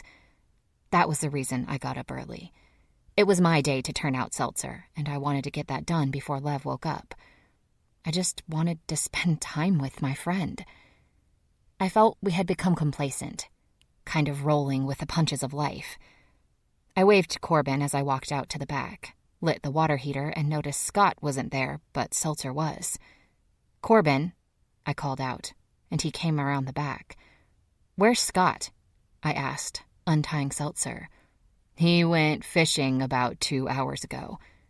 Why didn't he take Seltzer? He said he didn't want to. That's odd. It was then a breeze swept in, and with it came the smell of rotting flesh mixed with a sour, pungent smell. Did Lester die? Not that I know of. Why? I sniffed. You don't smell that? It's probably Lester, but to be on the safe side, don't take Seltzer out. Wait for Lev to get up. We'll check the area. Make sure there aren't any deaders. I laughed as I mounted the horse. I have a gun. I can handle the dead. Yeah, as long as it's only a few. I'm on a horse. I can move fast. No worries. Besides, I want to find Scott. If there are any infected out there, he may not be ready for them. You know how he's been. Let me go with you. No, don't be silly. I rode to the gate at a slow pace while Corbin walked beside me. We haven't seen an infected since you brought Lester here over a week ago. We also haven't checked the area in 4 days. Open the gate, I said. It's fine. I'll stay on the roads and trails where I can't get trapped. Reluctantly, Corbin did, but I sensed he wasn't going to sit back and wait. I had a feeling that he'd wake either Ben or Lev. In either case, it wouldn't be long until Corbin was coming after me with a truck. I really wasn't worried. I could smell that there were only a few in the area, and I wasn't scared. I actually liked the feeling of not being scared. I rode down the driveway, keeping a vigilant eye out for any infected. I didn't see any. Once I hit the main road, I turned as if going to Big Bear. A 1/4 mile down, hidden between our 2 driveways, was Lake Trail Road, a dirt road that led to the lake. It was a big hike for Scott. Even Lev took the truck because of the heat. I attributed him walking to the fact that he hadn't been out of our camp or far from his little tent since he arrived. He needed to get out. Maybe Scott had come out of his shell. Still, having spent most of my life up within those hills, I knew it was a good 3-mile hike from our driveway down to the main road and along to Lake Trail Road. Unless Scott went through the forest, that would have cut his trip in half. Lake Trail was narrow, overgrown, winding, and the first half was uphill. I had just made the first bend when I stopped. I swore I heard a car. It was moving fast, and I waited a moment and listened. I could still hear the engine sound, but it faded. It had to be Corbin. He'd wasted no time following me, but somehow he'd missed Lake Trail. I guessed it wouldn't be long before he came barreling down, trying to make it on the narrow road. I kept Seltzer at a 4-beat walk, a slow, steady pace so he would make it up the large grade without tiring. Just as we did, I spotted a group of infected off the trail and in the woods. There had to be at least 8 of them. I wasn't sure if they were in the infected stage or deaders. I wasn't taking any chances. I picked up the pace. They didn't pursue me, which was a good thing. I worried that Scott somehow was overrun, or was fishing and unaware they were so close. I made it to the downside of the hill and knew I had lost them. I kept up a faster pace until I made it down to the lake. When I got there, I didn't see Scott at all. That didn't mean he wasn't there. He could have been at the far end, which would have made sense if he cut through the woods to get there. I rode the edge of the lake, wanting to call out, but knowing it was best not to. Even before the virus hit, the lake was always peaceful and quiet. Being set in the hollows of the hills, sound traveled even more. It wasn't always possible to pinpoint the direction of the sound, however. In a dead world, sound didn't just travel, it was amplified. When the first shot rang out, it startled me and caused Seltzer to buck. The single shot echoed through the hills. My first thought was the infected had reached our camp, until a woman's scream carried out, followed by a barrage of gunfire. Seltzer went nuts. He lifted up his hind legs, nearly throwing me off. I gained control of him and with a snap of the reins headed full speed back to the road. My heart raced, fearful for my family. The gunfire still rang out. I quickly made it up the crest of the hill. As soon as I made it over the top, I ran right into a horde of infected that blocked the road. They had come from the woods at the sound of the gunfire. They weren't deaders, or Lissa. They were infected, rabid, and were coming at me. I couldn't go forward. I couldn't go back. Arms reached and grabbed. I kicked, trying to push them away. I wanted to grab my gun, but it took everything I had to control Seltzer. I didn't want him to throw me. Seltzer lifted up, turning left, then right. He was scared. He went from neighing to almost a roar. Finally, I snapped the reins and veered him to the right. He plowed through the group of infected and raced into the wooded area off the road. I kept going, darting in and out of the trees, not paying much attention to where I was. The infected ran after us, crying and squealing. We moved faster than they did, and eventually I lost them. I stopped to not only catch my breath, but to get my bearings. My heart was beating out of control, and I could feel it in my throat. Not exactly sure where I was, I looked to the sky for some sort of direction. I spent my life in those woods. That tossed deep within them in a state of panic, I might as well have been on foreign land. Seltzer walked sluggishly. The ordeal had frightened him. He was hard to control, and after a good 15 minutes of moving through the woods, we emerged back onto Lake Trail Road, nearly being run over by Lev's truck as it came down the hill. Corbin was driving, and he screeched to a stop. "Jesus," he said. "I was looking for you." I got scared. I couldn't get by the infected. "Did you hear the shots?" I asked. "How could I not?" "Is that why you came for me?" "No, Ben sent me after you right away." "We have to—" From the corner of my eye, I saw the infected running down the hill. "We have to get back." I guided Seltzer out in front of the truck and took off. Corbin tried to say something to me. I didn't hear him. Once I hit the main road, he stayed at the same pace as me. He could have passed me, but I supposed he didn't want me out of his sight. Seltzer slowed as I came close to my driveway. "Little more, boy, just a little more. I know you're tired." Turning up our driveway, Corbin was right on my heels. I moved over to let him pass me. If there was trouble with infected, we needed to get back right away. One of us had to get there. By the time I made it to the open gates, Corbin was already in the camp, and the truck was stopped 15 feet from the cabin. "No!" Corbin screamed, grabbing his head. It was a heart-wrenching, panicked scream. I jumped from Seltzer and pulled my revolver. At the side of the cabin was an infected woman. She was on her knees above a body. I couldn't see who it was. All I saw was blood.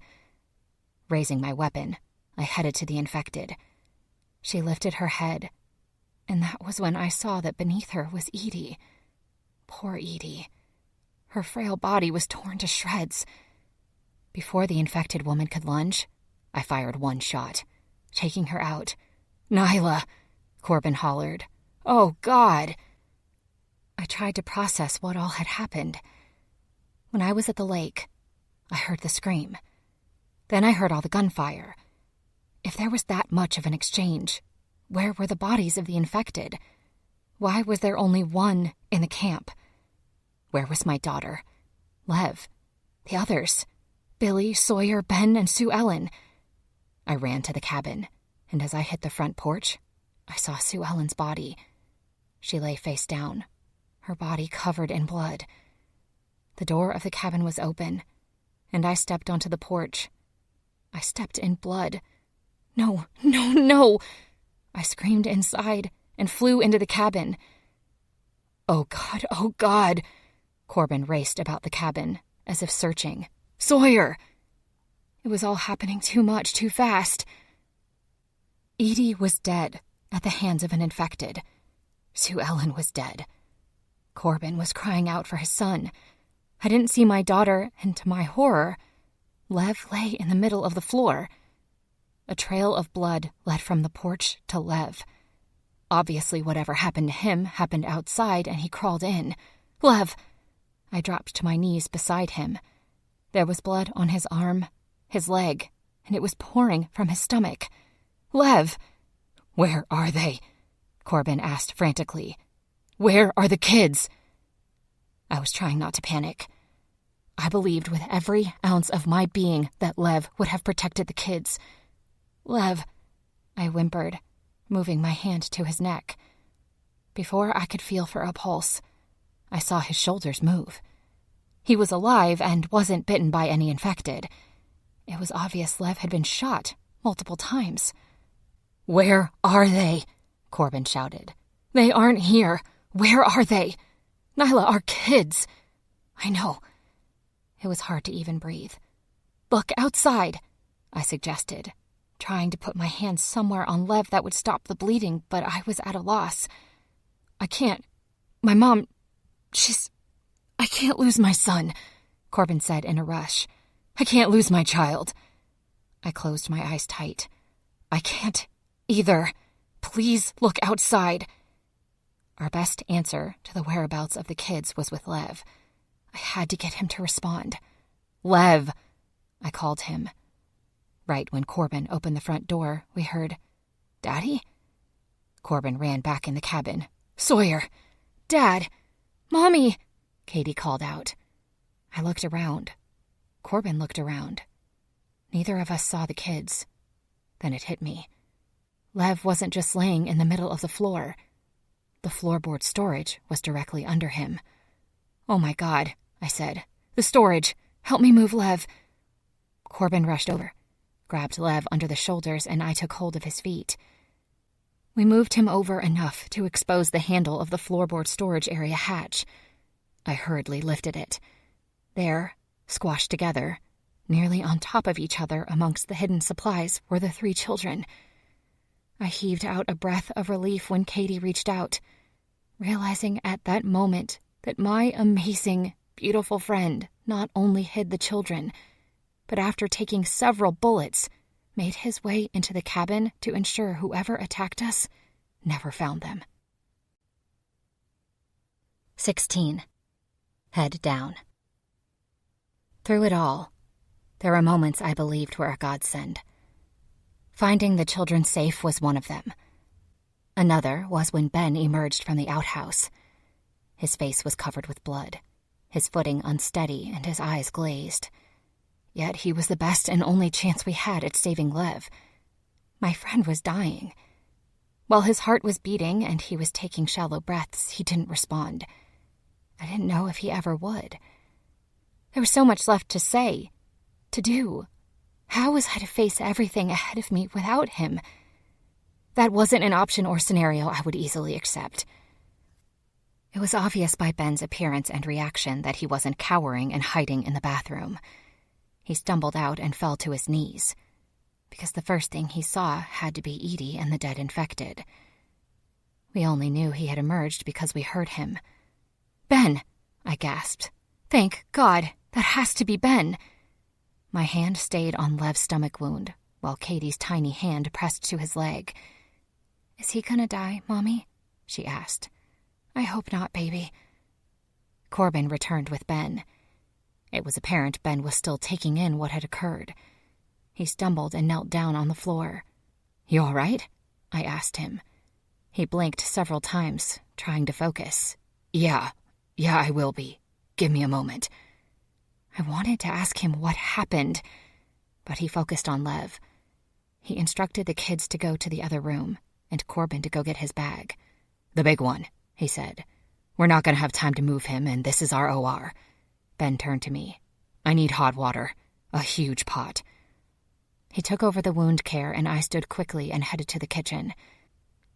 That was when I noticed every cabinet door was wide open, and every one that had contained food was bare. I paused for a moment, but I couldn't deal with that right then. I grabbed the water pot from the stove and took it to the back porch to get the water from the heater. Thankfully, it was hot. I had lit the fire before I left. After filling it, I carried the pot inside and set it next to Ben. Corbin was already back. The big bag so reminiscent of Cade's open on the floor. How is he? I asked. I'll know in a bit. Ben forced a smile while prepping an IV. Why don't you take the kids to my trailer while we work on him? Mom's out front. Corbin choked on his words. I didn't get to move her. There was a cedar chest by the window where we kept blankets. I retrieved one and stepped outside. My foot hit the porch, and I slid a little on the blood. All that blood. Blanket in hand, I stepped off the porch and I heard the weakened neigh at the same time I saw Seltzer. If my heart wasn't breaking already, it was crushed when I saw that beautiful animal laying on his side. He lifted his head and tried to stand, only to fall again. Sue Ellen's bullet-ridden body was between the cabin and the trailer. Oh my God. Why would they shoot her like that? She wasn't a threat. I dropped the blanket, clutched her under her arms and pulled her a little away from the front so the kids wouldn't see. She didn't even look peaceful. Her eyes were wide open and her face held fear. "I'm so sorry," I said, closed her eyes and covered her with the blanket. With the addition of Sue Ellen and Edie, our cemetery was growing. My father's paradise, his escape, our sanctuary was crumbling. Seltzer's call caught my attention again, and I walked over to him. What had happened? Was he shot? Had he twisted his leg? When I got closer, I saw that he had probably just dropped when I jumped from him. His silky coat was wet with blood. His eyes were bloodshot, and I noticed the bite and tear marks all over his hind legs and side. The infected had got him when they encircled us, biting and clawing him. No wonder he jumped and cried out so much. Poor Seltzer. He looked at me as if crying out for help, begging me to do something. How could I put him down? I didn't even have it in me to lift my gun, and I certainly didn't want to ask Corbin. He had just lost his mother. So much death, and now Lev's life hung in the balance. I wanted to believe Seltzer was fixable, but I could see the tendons and bone, and his eyes had the look of infection. Then I remembered the vials containing the euthanasia solution Cade and I got from the veterinary hospital. We never used them all. They were in the closet by the small back bedroom. If, that was, they hadn't been taken as well. I returned to the cabin, entering through the back door. I would have to cover Edie as well once I got the kids into the other trailer. I felt as if I were disrespecting her, leaving her there. I noticed her chickens were gone as well. Of course they were. Those chickens were a good source of food. Entering through the kitchen, I could hear Ben's voice. I tried not to listen to what was being said. I didn't want to get depressed. I sought out the box that was on top of the closet. Whoever raided us took only food and supplies, hadn't looked in that closet. I grabbed 2 vials and a packed syringe. "Ben," I said softly, "how much of this euthanasia stuff will it take to put down a horse?" "Oh my God," Ben replied, heartbroken. "What happened?" "He was attacked by infected," Corbin answered. "He's pretty bad." Corbin saw? Of course he did. That was what he kept trying to tell me, but I wasn't listening. "Nyla," Ben said, "you can't give the horse that. You need to hit a vein, and we don't have a syringe strong enough. You're going to have to put him down another way." A lump formed in my throat. "Make sure you're close," Corbin added. "Real close. About a foot. You don't want to miss. It would make things worse." I cringed. "I'll try. Then I'll be back for the kids." I remembered as I headed back out that my gun was by Lev. There was a rifle in the truck we always kept there, and I went to get that. How was I going to shoot Seltzer? It was going to be impossible. Outside, I could hear Seltzer groaning and crying. He was in agony. I got the rifle from Lev's truck, made sure it was loaded, clicked off the safety, and walked to Seltzer. My hands trembled. My arms shook. I was an expert shot, but I was so fearful that my emotions were going to get the best of me and I would miss, causing Seltzer even more pain. The horse had no reaction to me walking up to him. He wasn't jerking back when he saw me. I knelt by his head and stroked his mane. "I'm so sorry, boy. Thank you for saving my life and getting me out of there. I'm so sorry this happened. I'm sorry about everything." I looked up to the sky. How did we get here? How did we get to that point where there were more graves on the property than people alive? I was beginning to think it was only a matter of time until we were all gone. That maybe the living had their time on Earth. The human race did its damage, and now our time was up. I gave a few more minutes to Seltzer, but I knew Ben needed to focus and concentrate on Lev, and I had to get the 3 kids away. I apologized once more and stood. I walked behind him so he wouldn't see the rifle, and I lowered it, close to his head. The weapon swayed from my trembling hands. I tried my best to aim. Listening to his cries of pain told me it was something that needed to be done. It was an act of mercy. Inside, I felt different. I felt horrible, guilt-ridden and saddened. Still, as heartbreaking as it was, it had to be done. I'm sorry, boy. I pulled the trigger. 17. I see you. More than anything, I wanted to think clearly. Since the day my father died, things had been relatively easy at the cabin. We were so secluded, it was hard to believe that there was an insane world out there. When it came, it didn't just knock on our door, it burst in. A day that had started out pretty normal quickly cascaded into a nightmare. Kids tended to be resilient, and our three were dealing with things at such a young age that even we adults couldn't deal with. Billy and Sawyer were a little older than Katie, so they understood better. Billy was doing the best. Maybe because he had already lost everyone close to him. Sawyer was still trying to understand his grandmother had been killed, and Katie was worried about Lev. When we met Corbin and his son, Sawyer's mother wasn't in the picture. It was a conversation we never had, and I didn't know what had happened to her. It was a bad time to ask, and I went on the assumption she died in the outbreak. The kids knew only a little more than I did. According to Sawyer, after Ben yelled at Corbin to find me, they went into the cabin. While Edie was making breakfast, Lev raced in, grabbed a rifle, told Edie that people were trying to get in, and opened the storage area in the floor. He told us not to come out until he heard you, Sawyer said. When we were climbing in, there was a shot and I heard my grandma scream. Then what happened? I asked. Lev shut the hatch, Sawyer said. It was dark. I was scared and I heard all kinds of gun shooting.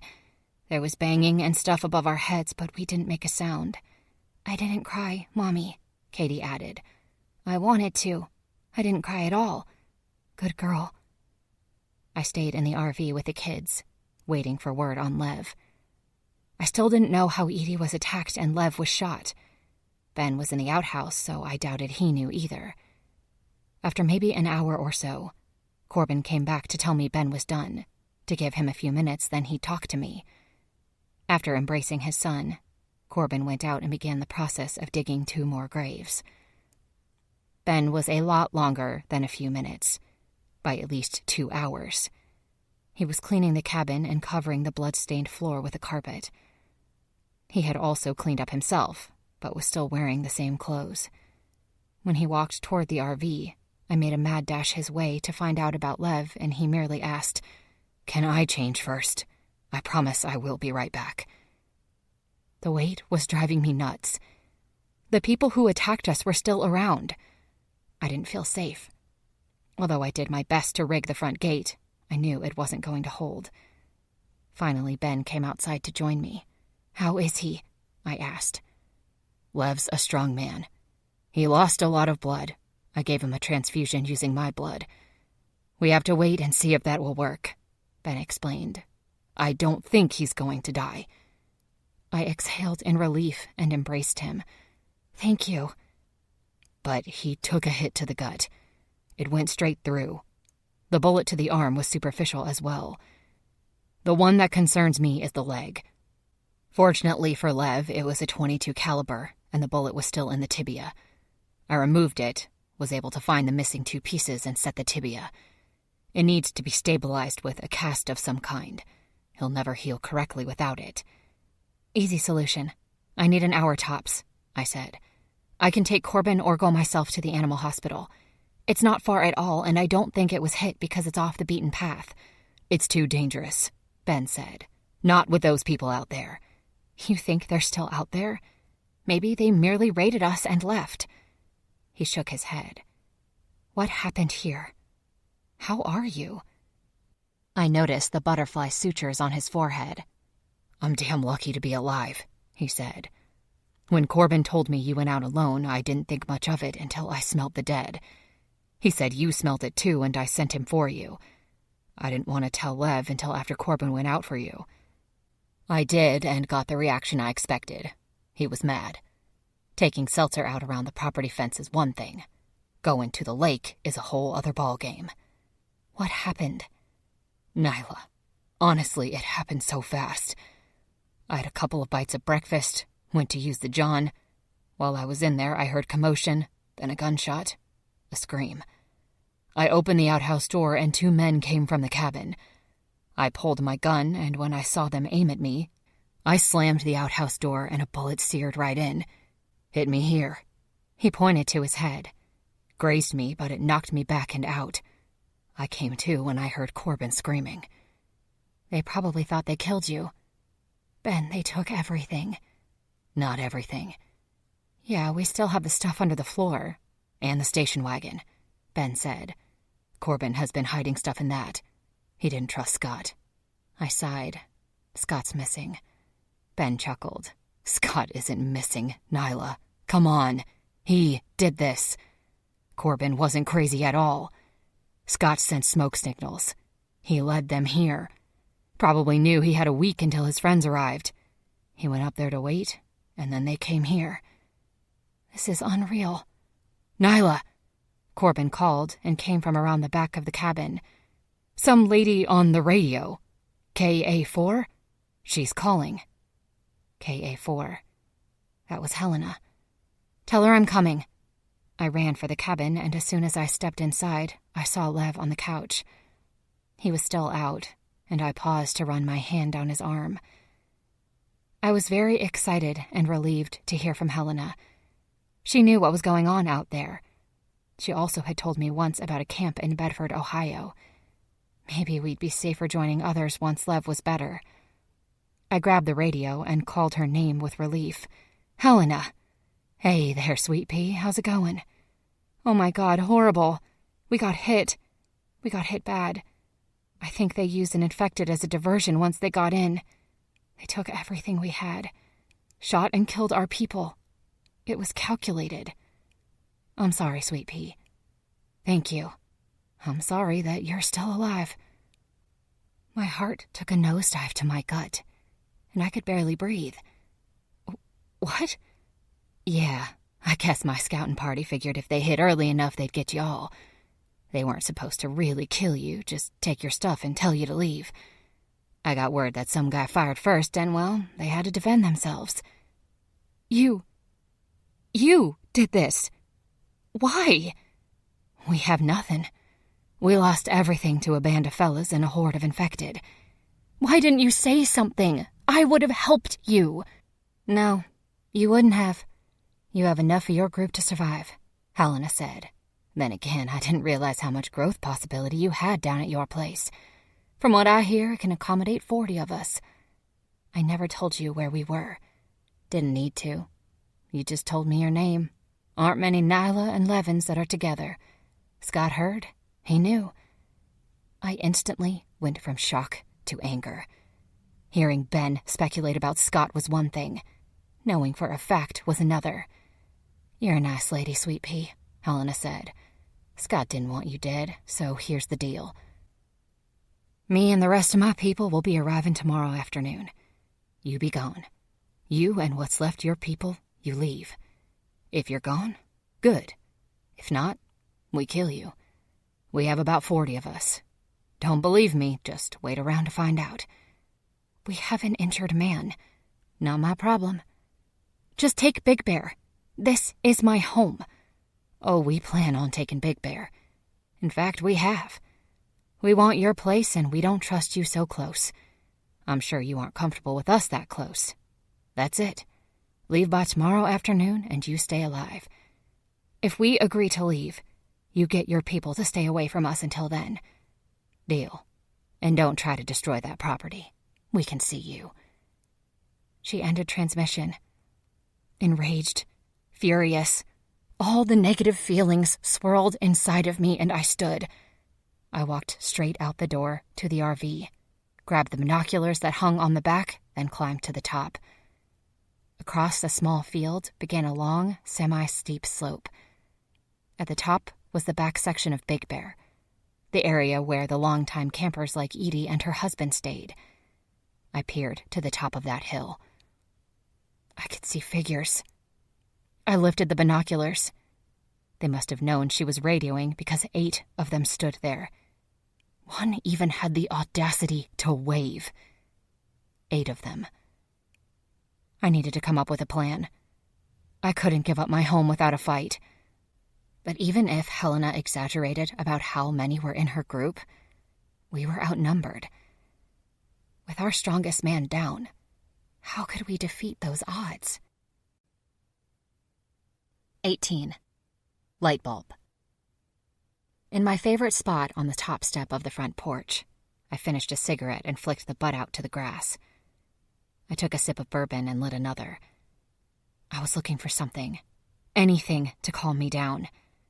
Truth was, I hadn't had a cigarette in a long time. Actually, I had not had one since that night when I drove off with my drunken friends. Lev had taken them from my hand and the one from my mouth and said, "You are not the bad girl, Nyla. Stop trying to be."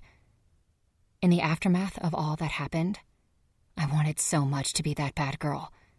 To be the type of person whose anger and rage fueled the courage to do something and stand by my convictions. Instead, I was far from it. My anger fueled fear, worry, and perhaps cowardice. I was confused and bitter because I needed Lev. Not to protect me, but help me figure out what to do. It was easy for Ben and Corbin since this wasn't their home, their land or a cabin that their father had built with his own hands. This was mine, and someone wanted it. No, they didn't just want it. They were going to take it, with force if need be. It killed me to see Lev so weak. To make matters worse, his leg truly needed to be set in some sort of cast or medical splint. On top of that, we had to move him. Ben said there was nothing we could do. Fuck that. Nyla, I will make a splint out of wood. We'll make it work for now. Wouldn't it be better if we set it permanently? I asked. Would it be best to set it properly before we move him? Yes, but there's nothing we can do. We don't have a choice in the matter. Yes, we do. At what cost? Your life? No. Again, fuck that. I made the decision to take the truck and head down to that veterinary clinic. It wasn't that far. They would have what we needed. They would have the plaster, the bandages, whatever it took. Make me a list, I said to Ben. I can't believe you're going to do this. Think about your daughter. What would she do if something happened to you? Ben tried to persuade me. Nothing is going to happen. I'm heading straight there. I can outrun the dead and I'll plow through any infected. I've been down there. There's not that many. I can make it there and back in less than an hour. What about those men on the hill? Helena said they'd leave us alone. Ben snorted. Really? You're trusting the word of the people that robbed you, raided your home, killed our people. What choice do I have? Stay. Let me make a splint. A temporary one that will work well enough for us to move him. I thought about it for a moment, then simply said, Please keep an eye on my daughter. This camp will be safe. It was stupid, yes, but it was something I had to do. Admittedly, I was glad Corbin came with me. He and I took Lev's truck, secured the gate after we pulled through, went down the main road and headed for the veterinarian hospital. They're going to follow us, said Corbin. You think? Yeah, especially if they see one truck leaving and other people left behind. He had a point. I kept looking in the rearview mirror. There were 2 things on the way to the veterinarian hospital that surprised me. 1, they didn't follow us. I admit that the prospect of them tailing us made me a little frightened. What would they do with us? Would they kill us as well? The other thing that surprised me was the amount of infected. There weren't hordes of them, but there were a lot. A minimal amount of infected, small groups of 5 or 6, staggered about the main road, running after us as we went by them. I had to wonder if these people, the ones that hit our camp, had brought the infected. Maybe led them to us as some sort of offensive move. I was alone with Corbin for the first time, away from all the craziness, I realized I hadn't said anything to him. We were so consumed by all that happened, I hadn't mentioned the fact that he lost his mother. "I'm sorry about your mother," I said. "That was tragic. She was a wonderful person and didn't deserve that." I looked over to him, and he was staring out the window. Corbin cleared his throat and looked at me. "Thank you for that." A few moments of silence passed. "I never asked about your wife, Sawyer's mom," I said. "If it's too painful to talk about, I understand. I was just curious." "We weren't married. Sawyer's mom died before all the craziness when Sawyer was 2 years old. She was an addict. She OD'd when he was with her. I was at work when I got the call. My son was alone for hours. It's probably why I am so anti-drug now," he said. "Me, my mom, and my dad were all he had in this world. Now they're gone. I have to be there for him. You know that feeling. You're in the same position." I was.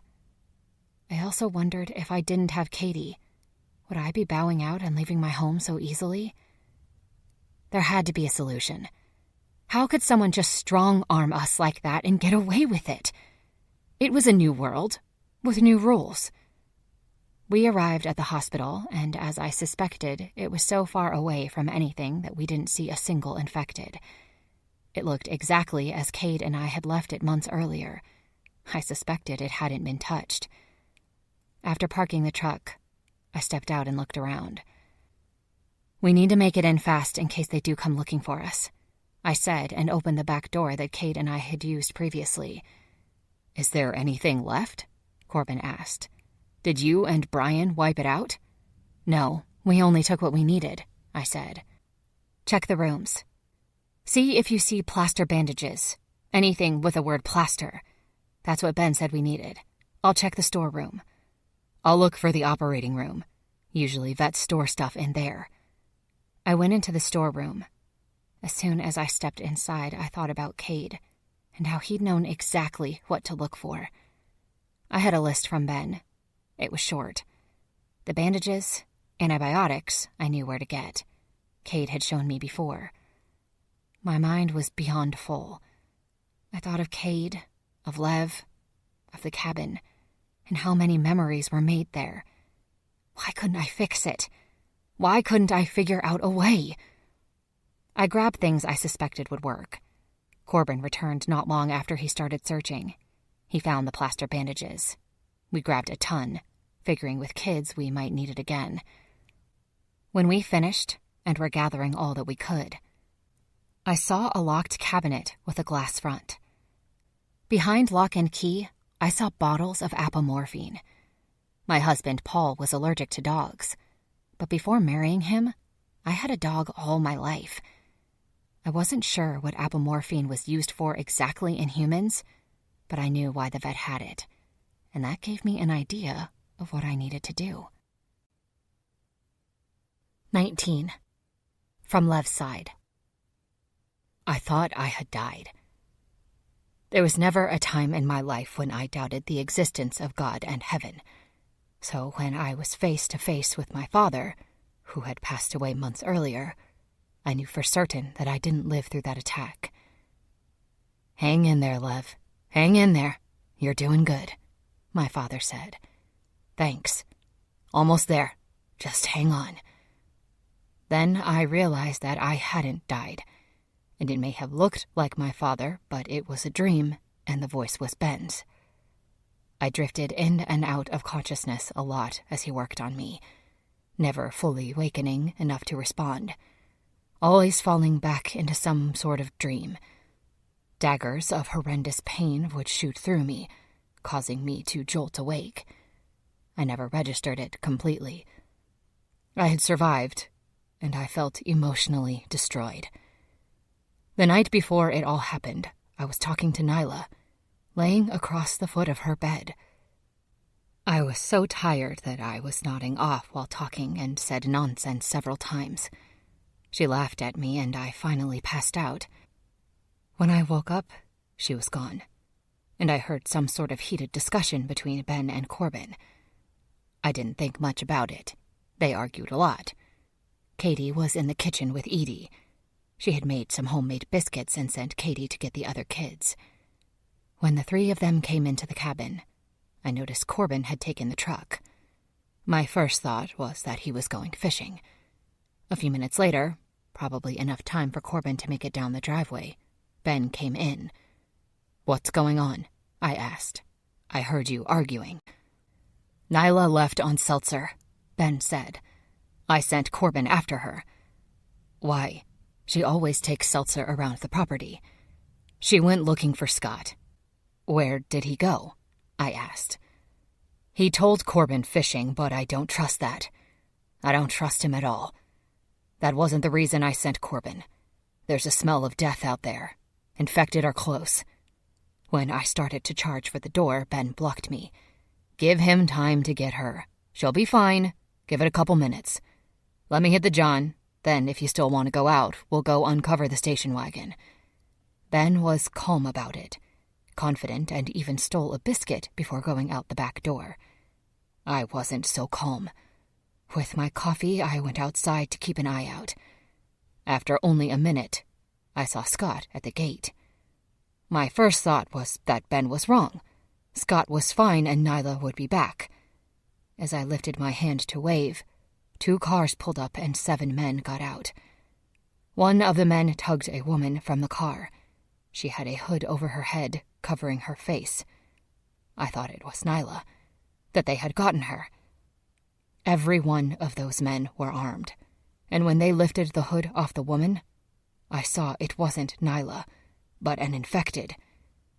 Dropping my coffee, I barreled into the house and lifted the hatch to the floorboard storage.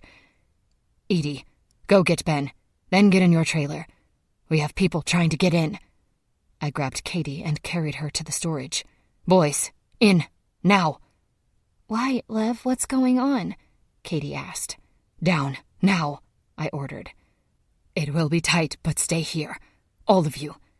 The boys climbed in. "Don't make a noise. Stay in there until you hear me or Nyla tell you it's safe." I remembered their scared faces as they crowded in the storage area, staring up at me. A shot rang out, and Sue Ellen screamed. "Stay," I ordered. I slammed the hatch, tossed the rug over it, engaged the rifle, and walked outside. I could have stayed in the cabin, shot from the window. I didn't want to fire the gun around the kids in case they screamed. The second I stepped out, the first bullet hit my arm at the same time I saw them gun down Sue Ellen. I got off maybe 2 shots when a second bullet hit my shin, breaking my leg, and I went down. The door was still open, and all I could think about was making sure they didn't find those kids. I lifted myself to stand, tried to turn, and another shot hit me in the gut. My knees buckled. My legs wouldn't move. I staggered into the living room. Edie's screams carried in from outside. I couldn't do anything. My goal was the carpet that covered the hatch. I knew I was falling. I couldn't walk, but I had to get there. Giving it all I had, 4 good steps, I arrived and toppled to the floor. At the very least, the kids were hidden beneath me. They were safe. The men rampaged through the cabin, calling out, "Get this, get that, hurry." I knew Scott and the men were taking everything we had. In my mind, I begged, "Please, Nyla, stay away until they are gone." Sometime during it all, I lost consciousness and didn't regain any of it until I heard Ben's voice within the dream of my father. Whatever pain I felt paled in comparison to the pain of my emotions. I'd failed. I had the single task of protecting the cabin and those in it, and I failed. Sue Ellen was dead. Edie was screaming. Before that, she had barely made a noise above a whisper, yet her cries were screeching and filled with pain and fear. For the longest time, I didn't know if Nyla or the kids were alive or dead. I hadn't heard them at all. Then, after another round of unconsciousness, I woke to hear her voice. My eyes were heavy. I tried to open them, to talk. I couldn't do either. "Any problems?" Ben asked. "No, none," Nyla said. "Corbin and I were in and out. We got some other stuff too, if you want to take a look." "I will. Right now I need to set that leg." "What do you need me to do?" "Nothing. Just stay with the kids. I'll let you know when I'm done." The kids. They were all right. I heard Nyla leave, and that was the moment I was able to make a noise. I grunted in pain. "Hey there, Lev," Ben said. "I'm setting your leg." I opened my eyes and tried to focus. "There you are," Ben said. "Good to see you up. Unfortunately, I have to set your leg, so I'm gonna have to knock you out again." He lifted a syringe and leaned over me. "When you wake up, you'll feel better." My whole body was in pain, so I didn't even know if he gave me the injection. I do know I passed out again. When I started to come to, I heard Nyla's voice. "Will he wake up?" she asked. "Of course," Ben replied. "Nyla, I'm worried about you. You need to stay out of the woods." Why was Nyla in the woods? I was checking on things, making sure. "Yeah, well, leave that to Corbin, please," Ben said. "Why? Because he's a man?" "No, there's other reasons." "Will he remember?" Nyla asked. "Who?" "Lev. When he wakes up, will he have amnesia?" Ben laughed. "Nyla, he didn't hit his head. We don't know." "No, we don't. But I didn't see any signs of that." "Were you looking?" "Nyla." "Sorry. Is he going to be all right to move tomorrow?" "Move? Where are they moving me?" When I heard that, I struggled to wake up. My eyes were heavy, like they were stuck to my eyeballs and couldn't move.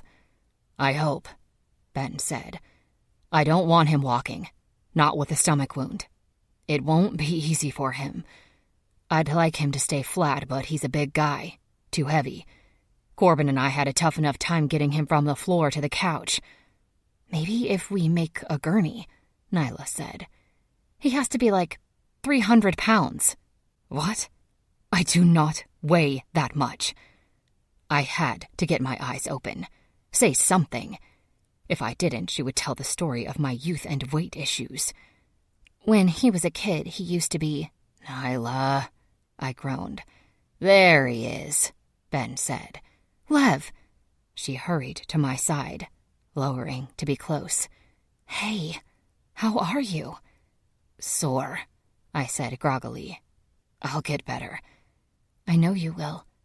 She held my hand. "I'll leave you to be," Ben said. "I'll be back in an hour to check on you." After he was gone, Nyla said, "He did so good for a plastic surgeon. We're lucky you're alive." "I'm sorry." "For?" she asked. "I'm so sorry I failed. I believed Scott. I trusted him. Sue Ellen is dead. I don't know about Edie." Nyla shook her head. "They brought an infected. It got her. They shot at Ben, but he lived, obviously. I failed." "Are you fucking kidding me?" she asked. "Lev, Katie, Sawyer, and Billy are alive because of you. This attack was coming no matter what. Scott was with Helena's camp." "Helena?" "Yeah. He heard our names. That's how he knew where to go. I'm guessing the smoke signal was to let them know the camp was clear." "So Helena and her people are at Big Bear?" "Not yet. Tomorrow, and they want us out. They took everything except what was in the floorboard spaces and anything they thought was part of the cabin. And they said they have a large group. We go or we die." I closed my eyes. What are we going to do? "We don't have the manpower to fight them. We have kids. We go," she said. "I don't want to leave my home, but leaving for now is the only choice." "For now? You mean for good?" "You never know." Where are we going to go? Do you have any ideas? Yeah, I do. You need to rest. 'Cause I need you, Liv. I really need you. She leaned forward and placed her lips to my forehead. We have a long road ahead of us, and I'll be damned if I'm going to take it without you. I'll do my best. She smiled. You always do. Nyla, there's something I need to tell you. Yes? I squeezed her hand. I don't weigh 300 pounds. She laughed and placed her forehead against mine. I knew at that moment, no matter what was ahead, we would conquer it. 20. Skill set. August 11th. It was time to go. We didn't want to take any chances of Helena and her people showing up before we left. I had spent the entire night getting ready and packing my entire life and memories into boxes. I also spent a good bit of the night angry. It was different when leaving was my idea. When Lev and I tried to get everyone to a green area. Now we were being forced out and I hated it. I hated them. There were things hidden within the house, like food and Lisa's booze stash. Everything in both RVs except the chickens was there, so packing took a while.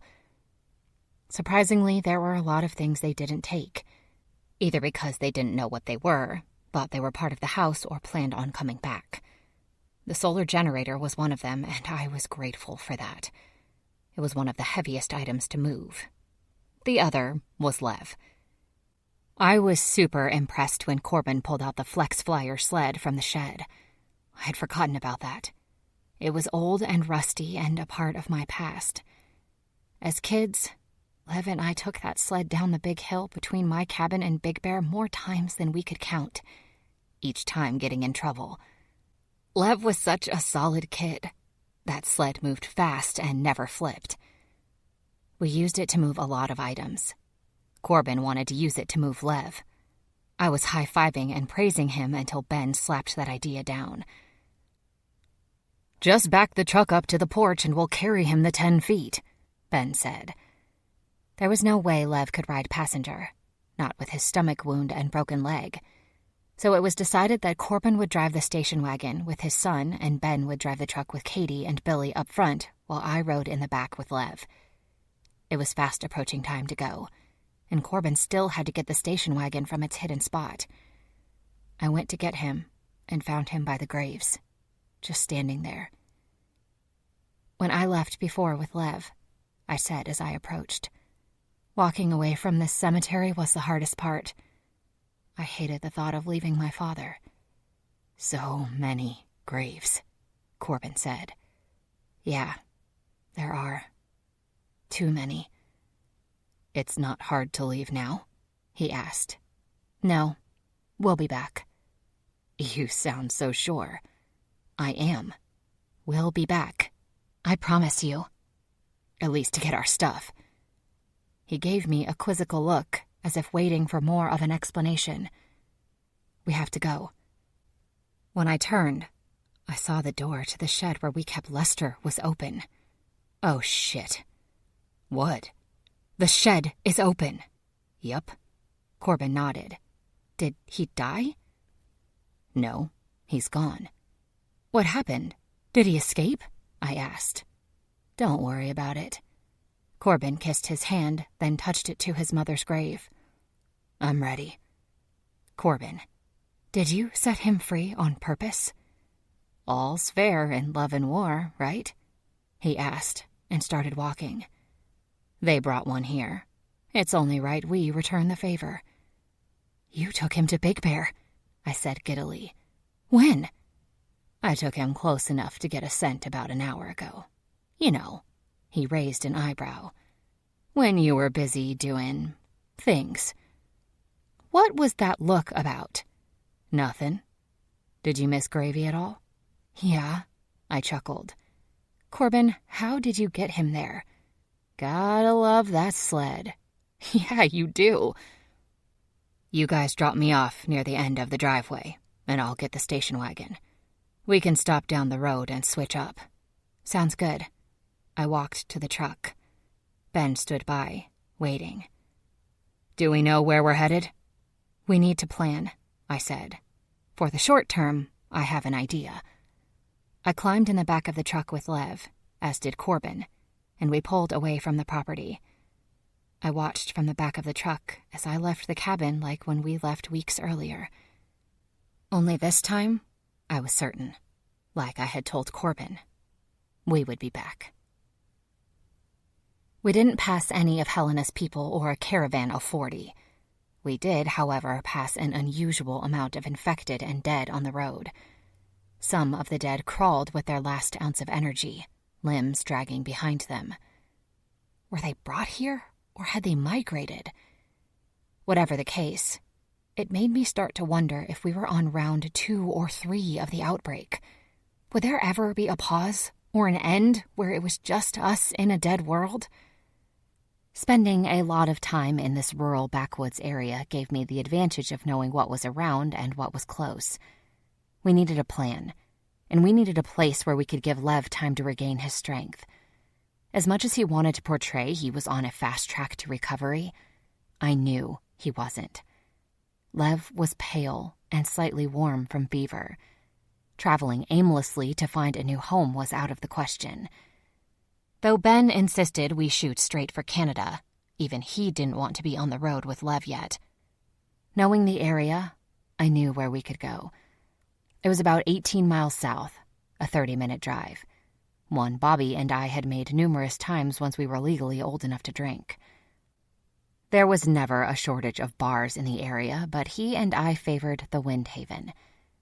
It wasn't far from Evans City, on a road that transformed from a 4-lane major thoroughfare to a 2-lane road, from a bustling area to a rural one. The Windhaven had a frame structure with beat-up white siding and plenty of room to move. It wasn't exceptionally large, but it was big enough. I used to call it a fire trap because the first floor had only 2 doors and not a single window.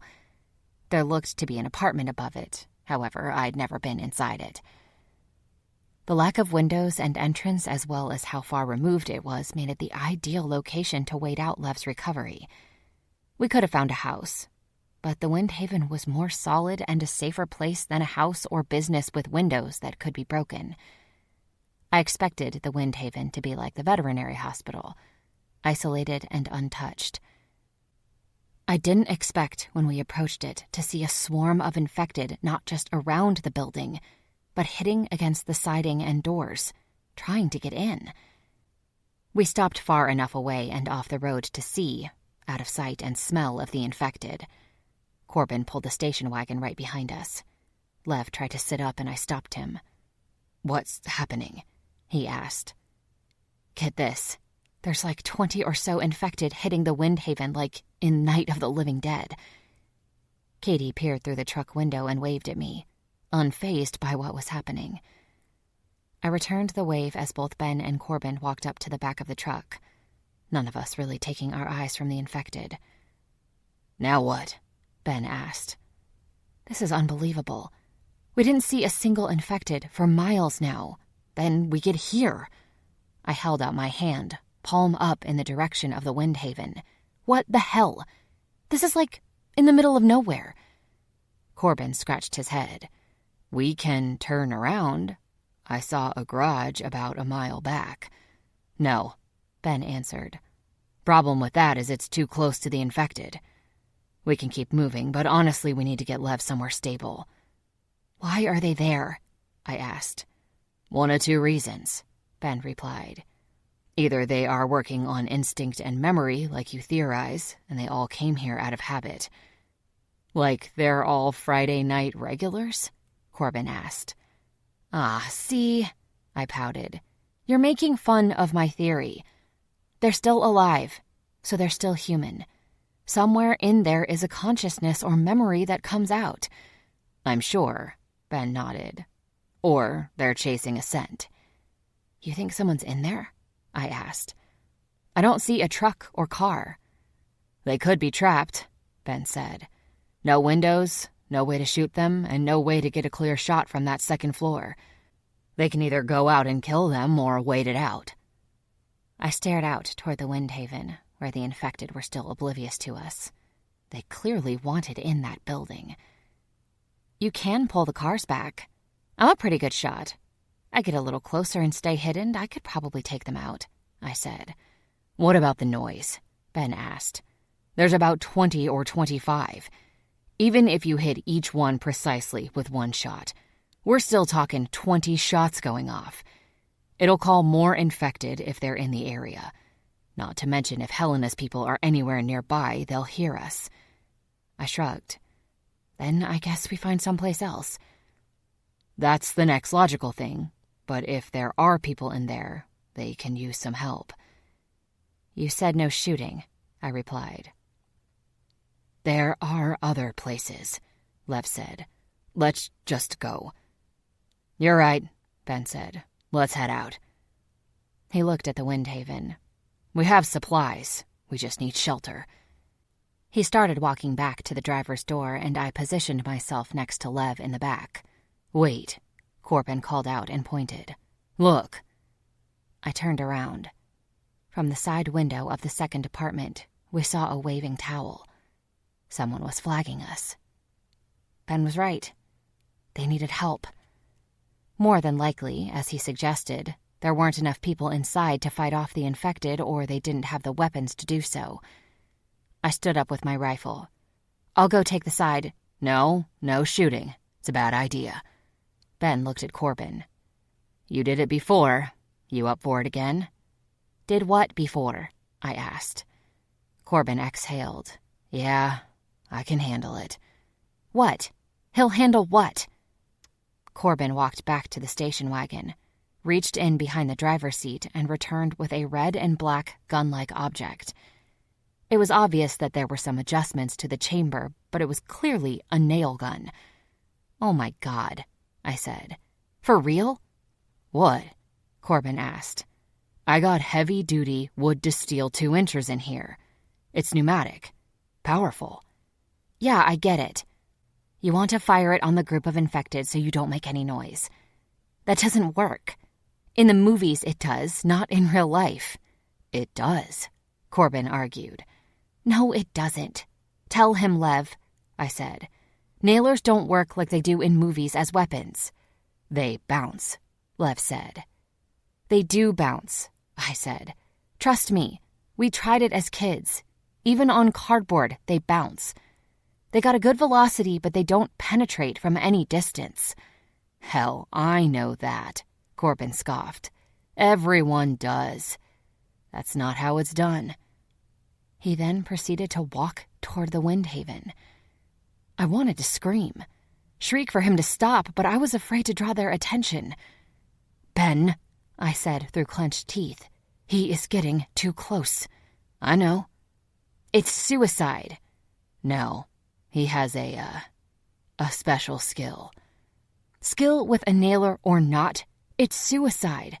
There's too many. I jumped from the back of the truck with my rifle. Nyla.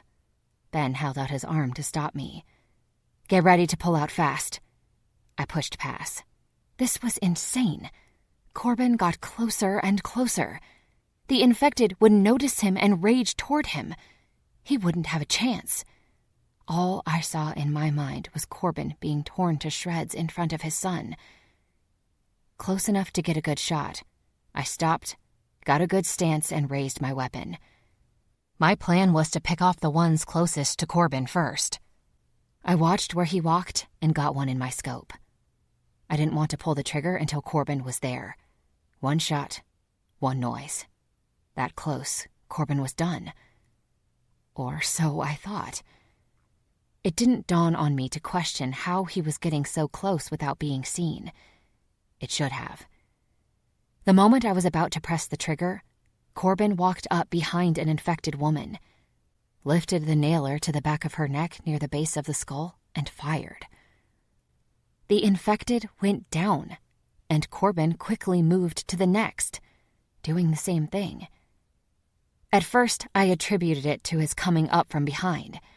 They didn't sense, see, or smell him. Then he pulled one from the door, nailed him, and grabbed another. They weren't reacting to him. They weren't attacking. They focused on the Windhaven without a clue that Corbin was among them playing executioner. They'd get hit and merely drop.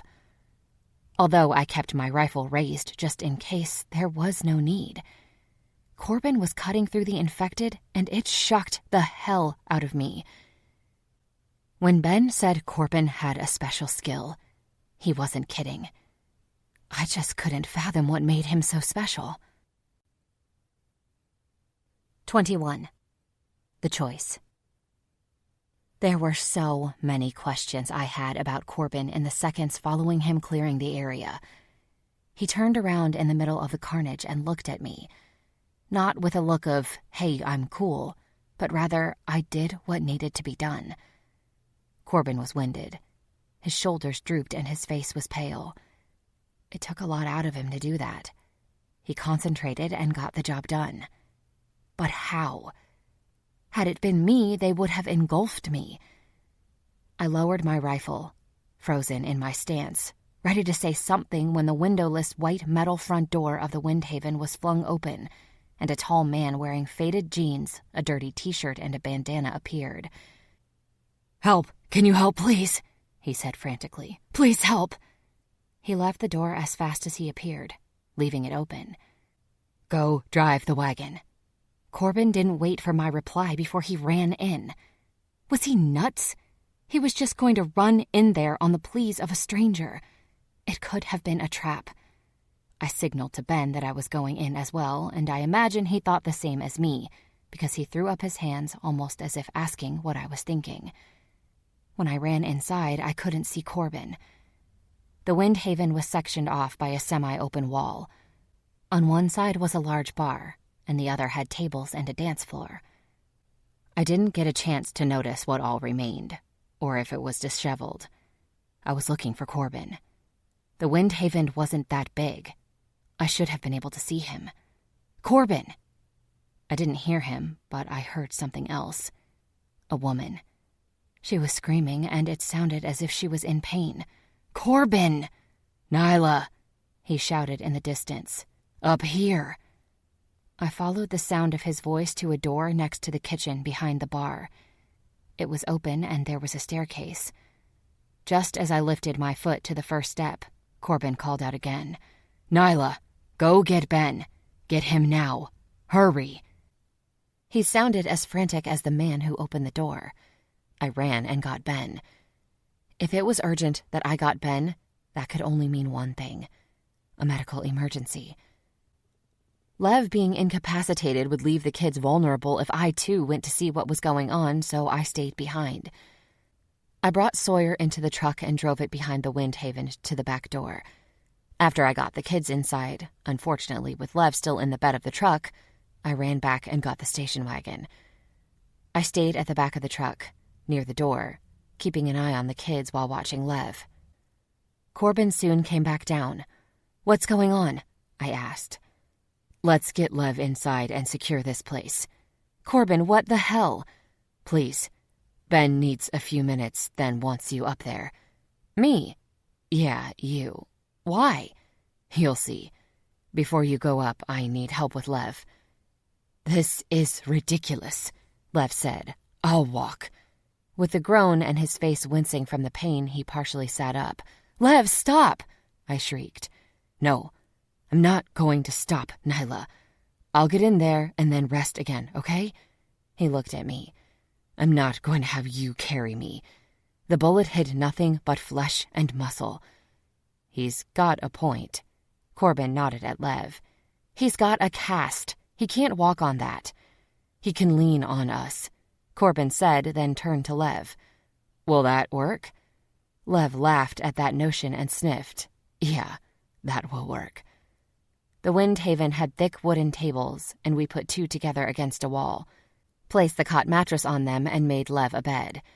It would have to do, although I didn't see Lev staying down for very long. Ben promised if Lev rested his leg for 5 days, he'd replace the cast with something easier, even though it would mean slower healing. In a world with fast-running infected, Lev needed to be more mobile. I felt bad for several reasons. Lev being injured for one, and another that the poor kids were sitting in chairs, looking lost and not knowing what to do. Once we got Lev settled, Corbin said he was going to unload the truck and I went upstairs. I heard him telling the kids it was all right if they played with the balls on the pool table as long as they didn't throw them at each other. At the top of the staircase, I stopped hearing the kids and heard something else. Moans of pain and crying. Like when I first entered the Windhaven, it was a woman and it hit me. The sounds she was making were from being in labor. Ben was delivering a baby. The guy who had opened the door stood outside the room at the end of the hall, one arm wrapped around his waist, his other hand covering his face. "Is that your wife in there?" I asked. He shook his head. "A friend." As I turned to walk in, a young girl, a teenager, barreled out, nearly knocking me over. At the same time, a long, loud scream emerged. I expected to walk into a woman bearing down. I didn't expect to walk into blood. The bed was saturated with it, creating a huge circle around the woman. It had soaked through the sheet that covered her. Ben was bent over at the side of the bed, looking desperate. It was obvious he was trying to listen to her stomach with a stethoscope. The woman wasn't having it. "Christina, listen to me," Ben said calmly. "I have to listen, okay? So you have to be quiet." "It hurts," she cried. "I know," Ben said softly. "This is not normal. I need to move fast for you and the baby." He glanced at me. "Can you help me, Nyla? Please." Help? What was I supposed to do? I walked over to the bed. "Christina, I'm Nyla.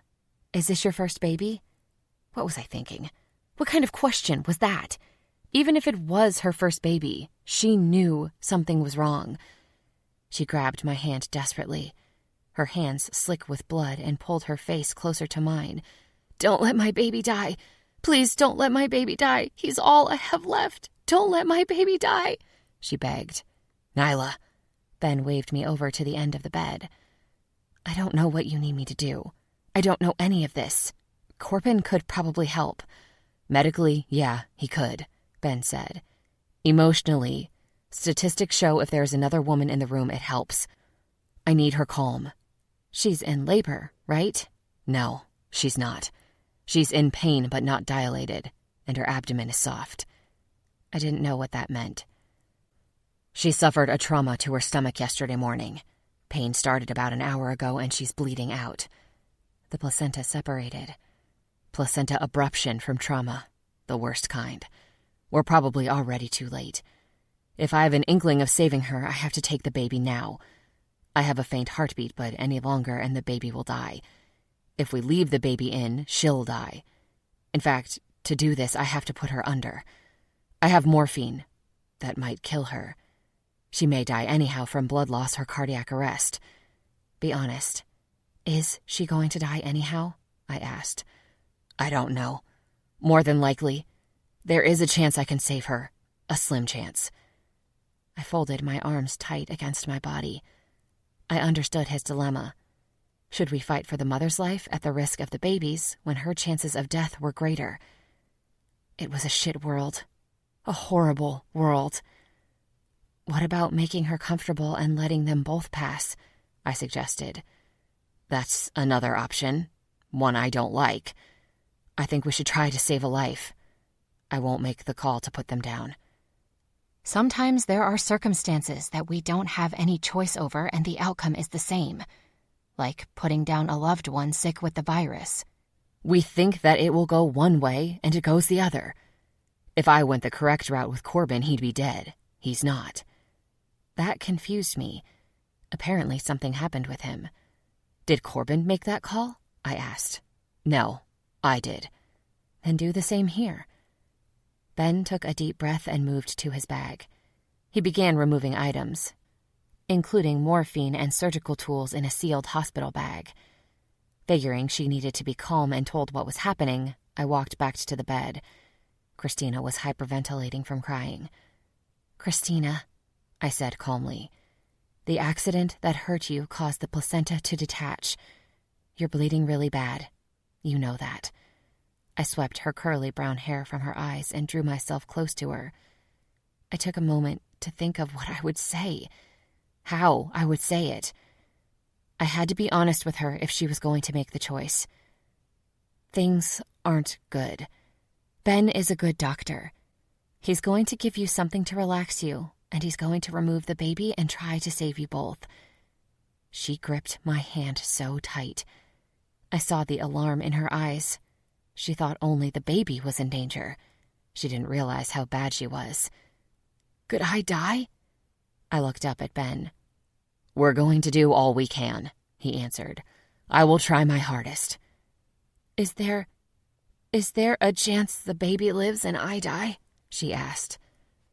I'm going to try to not let that happen, Ben explained. I'll take the baby and we'll have to perform a hysterectomy. I have to do so now. Surprising me, Christina shook her head frantically.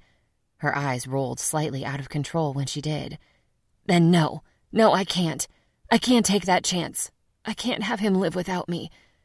If I won't live to protect him, let us go. Are you sure? I asked. Christina nodded. Ben was prepping her stomach and I reached up and stopped him. She doesn't want it, I said. Give her the morphine and let her rest. I wanted to ask her again, to double-check that it was what she wanted. My attention was away from her only a second, but that was all it took. A second. Christina, just to... Her grip loosened. Her head slumped to the side. Her eyes wide open. Eyes stared blankly out. My lungs filled with a burning air that made it hard for me to exhale. I blinked long and hard, absorbing what happened. Another death. I don't know why, but I instantly grieved her. I felt her pain, her hard choice as a mother. Ben, she's gone, I whispered. Her pinky finger was still semi-latched onto my hand, and gently I pulled her hand away, resting it on the bed. I reached up and closed her eyes, whispering, I'm sorry. When I stood, Ben hurriedly brought the scalpel to her stomach. Oh my God, what are you doing? Removing the baby. Ben! He's still alive. He won't be in a minute. You can't do this. She didn't want... You told me to make the call, did you not? Ben asked, furiously working. Yes, but I'm making the call. I can't, Nyla. I can't let this baby die without trying. Can you get me a towel or blanket? Was he even thinking it through, beyond the birth? I left the room to find him a blanket or towel. I was shocked at his decision, but with each second that passed after Christina's death, I understood it. 22. Backstory. I was emotionally and physically burned out when I returned downstairs. Ben stayed upstairs with the baby. He wasn't premature, at least I don't think. He was average size. I believe that was one of the reasons Ben wanted to save him. If born alive, he stood a chance at life. However, with things the way they were, that still remained to be seen. I didn't know anything medical, only what Ben told me. He said it was a wait-and-see situation. Truth be told, I could wait, but I didn't want to see. I was so tired of death, finished with it. But it wasn't the end, and I was sure I would see so much more. The stranger who asked us for help was still in the hallway. I said, I'm sorry, as I passed him. At the bottom of the stairs, I heard Lev talking to the kids. They were giggling, and it was good to hear. Early in the day or not, I needed a drink. Before stepping behind the bar, I glanced into the bigger room. The back door was closed, and Corbin seemed to be organizing supplies. I couldn't see Lev. He was against the wall, but I could see the kids sitting in chairs in front of him. The bar was still fully stocked. The 3 residents obviously weren't big drinkers. Then again, I don't know how long they had been taking refuge in the Windhaven. I grabbed a bottle of whiskey. It didn't matter what brand. I dusted off a glass from the bar and poured a healthy drink. Are they dead? I heard a meek voice ask. I took a drink and looked behind me. The teenage girl sat at the far corner of the bar. eating from one of those bar-sized bags of chips. Her hair was pulled in a loose ponytail, her face puffy from crying, and there was an abrasion on her cheek. "When did you eat last?" I asked. "This morning I had pretzels. Are they dead?" I took another drink. "I assume they are." I shook my head. "Christina died. I'm sorry." Her eyes widened. "The baby is still alive?" The moment I said, "Yes," she jumped up. I stopped her. "Ben is still working up there. Give him a few more minutes." She slid back down on the bar stool. "What's your name?" I asked. "Bella."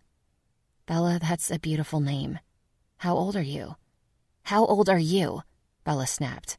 "What's with all the questions?" "I'm just trying to get to know you." "Well, don't, okay? I'm tired of getting to know people and then they die." She shoved a chip in her mouth and chomped hard. "I hear you." I finished my drink.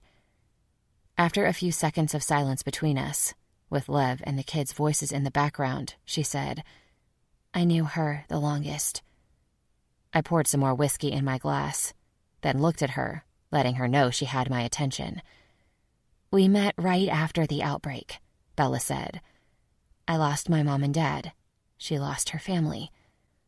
We had been traveling together a few weeks when we met up with Fleck and the gang." She pointed up. "Fleck is the guy upstairs." I nodded. "So they aren't family." "Not blood, but in this world now you become family pretty fast." She was right. Strangers became people you held on to, and quickly too. My attention was drawn away when the kids laughed. "Did you guys all meet up on the road?" Bella asked. "Not all. The little girl is my daughter, and the guy in there on the table has been my best friend since we were 10. "You're lucky." Yeah, I am." "I'm sorry I snapped at you. I'm 14. I gave her a gentle smile. "It's okay. I understand. Don't expect me to tell you my age." I winked. "Did you find the others on the road?" "They found us. We were pretty safe and settled at my father's cabin. We had all we needed." "Why did you leave?" she asked. "You could say we didn't have a choice." I brought my drink to my lips. "But we'll go back. We'll get our stuff back. I'm sure of it." Again, laughter caught my attention. What was he telling them? "So don't let her tell you otherwise," Lev said. His voice was hoarse. "She didn't comb her hair right, and your pap cut it off. She was 12. "That's not true," I hollered his way. "You forgot he cut my hair off after Belinda already cut it during social studies." "Oh, yeah, that's right," Lev said. "Is that true?" Bella asked. "Yep." I raised my eyebrows. She was a bully, and she sat behind me, cut off a big section of my long hair. I walked around all morning without noticing until kids started making fun of me at lunch. "That's terrible. What did you do?" "Nothing. I was a scared, timid girl. Revenge was a fantasy, not my strong point at the time. I didn't have it in me." "What about now?" I paused in answering, contemplated that question, took a drink, and said, "Maybe." It was apparent after a few minutes more of talking to me, Bella was becoming antsy. I told her as soon as we got things situated I would get her some food, real food, and then I encouraged her to go on upstairs to check on the baby. I hadn't eaten yet, and those 2 drinks went to my head. I felt a little woozy, so I grabbed a small bag of chips and began to eat them on my way into the other room. Lev looked a little better. Maybe it was my imagination, or perhaps it was the energy of the children helping him to heal. I walked over to his makeshift bed. "Do you need me to move them away so you can get some rest?" I asked. "No. Let them stay. I'll let you know when I need rest.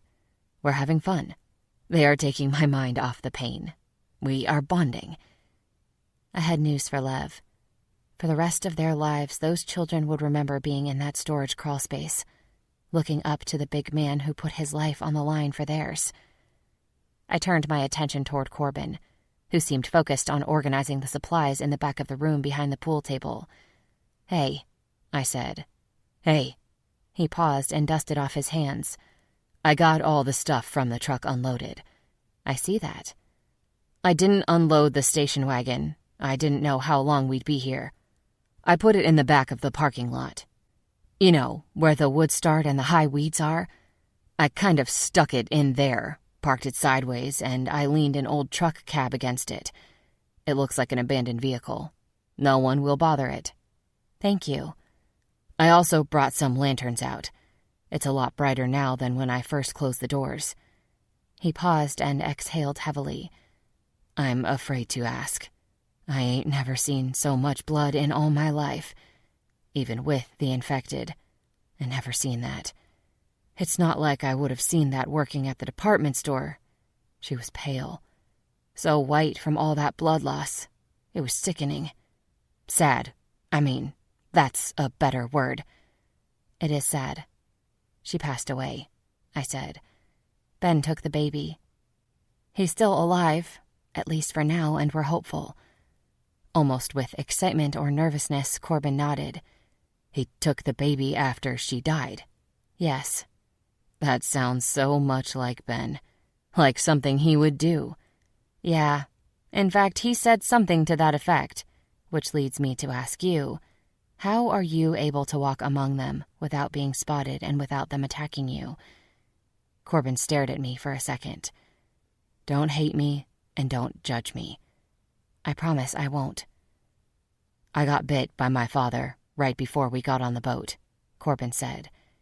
And you know it hit me right away. I started getting sick. I was fevered, and those black lines were going through me.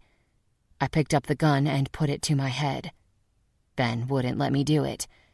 He said he would not let me turn, but he wasn't giving up. He cut away the mark on my leg. The bite wasn't real deep, and then we just waited. I thought I was going to die. So many days I begged him, "Give me the gun, give me the gun." He kept saying no.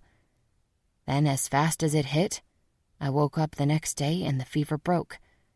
Ever since then, those things don't see me. Except the dead. They do. The infected. The real dangerous ones. I can walk among them and kill them. Don't need a gun. I only need to get up close. Ben says I'm special. That I could be the cure. I don't know if I believe that, but I'm willing to try. To let them experiment on me if need be. That explained why Ben was so adamant about wanting to get to Canada. Why that was his focus. After hearing Corbin's story of survival, a bit of me wanted to go there as well. 23. Pause. I didn't have much interaction with a man named Philip Fleck. However, Corbin did. After Fleck came down with the baby, he and Corbin went out to get supplies. They aimed for the Rite Aid drugstore about 7 miles south. When they got back, they started digging a grave for Christina. There was a new sense of safety going out with Corbin, or sending him out, that I did not have before. When they returned, they came back with boatloads of baby supplies. I prayed that it wouldn't be for naught, hoping the baby would survive to use every single ounce of formula, every diaper, and wear out every nipple on those bottles. He was a cute little guy, without a name.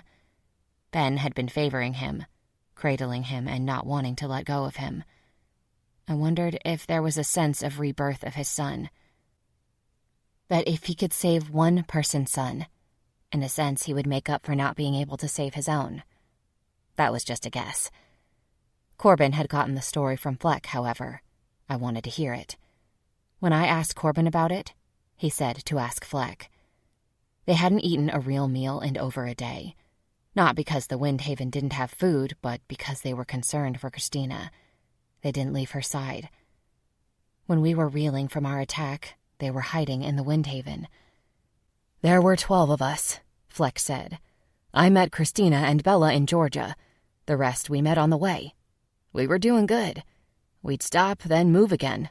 Always trying to move. Movement is life. Ha! I snapped, pointed at him, then pointed at Lev. When there were too many of those things around, we'd hunker down and wait for it to clear, Fleck went on. It always did. They'd drop off. Recently, they've been lasting longer. We didn't move fast because Christina was pregnant. We didn't need to, so we took our time. We had enough supplies and gathered as we went. We had a pretty easy go of it. We had a goal. Until yesterday. Imagine not seeing many people, but when you did, they were all out to help each other. Everyone headed the same way, but at a different pace. Then yesterday morning before dawn, 7 men hit us. They had a load of infected in the back of a trailer. They unleashed a bunch on us when we wouldn't give them our stuff. That was after they shot 4 of our guys and 2 of our women. The other 3 were hit by the infected. They took everything we had. They threw Christina and she fell on her stomach. While the infected were busy, he cringed. We moved on foot. I knew it was too much for Christina. She was saying it wasn't, but I could see it on her face. That's when we ended up here. They were attacked by 7 men. It had to be Helena's men. Before dawn, they hit Fleck's group, and not long after, they hit ours. They had a busy morning. She kept making me feel, Bella said. Hand on her belly. Check for the baby. She knew she got hurt when she fell. She was good most of the night, Fleck said. Then the pain hit and the bleeding started this morning. The infected had followed us and were outside. Not that we'd go anyhow. Then you guys showed. You were a godsend. I don't know how much of a godsend we are, I said. Where were you headed? Like everyone else, Fleck replied. To Canada.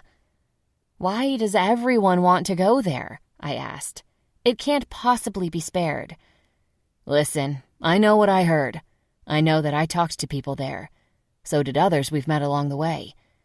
Canada kept the infection down and it burned out. It's a safe zone. It was different when it was just Ben and Corbin saying it. Helena insisted it was a rumor. But Fleck talked about others headed that way, and how people had made radio contact. Maybe it was a possible destination after all. I hated the thought of going into unknown territory. However, if it was a possibility, we owed it to ourselves to find out. After Lev healed, was strong again and without a doubt. After we got our stuff back.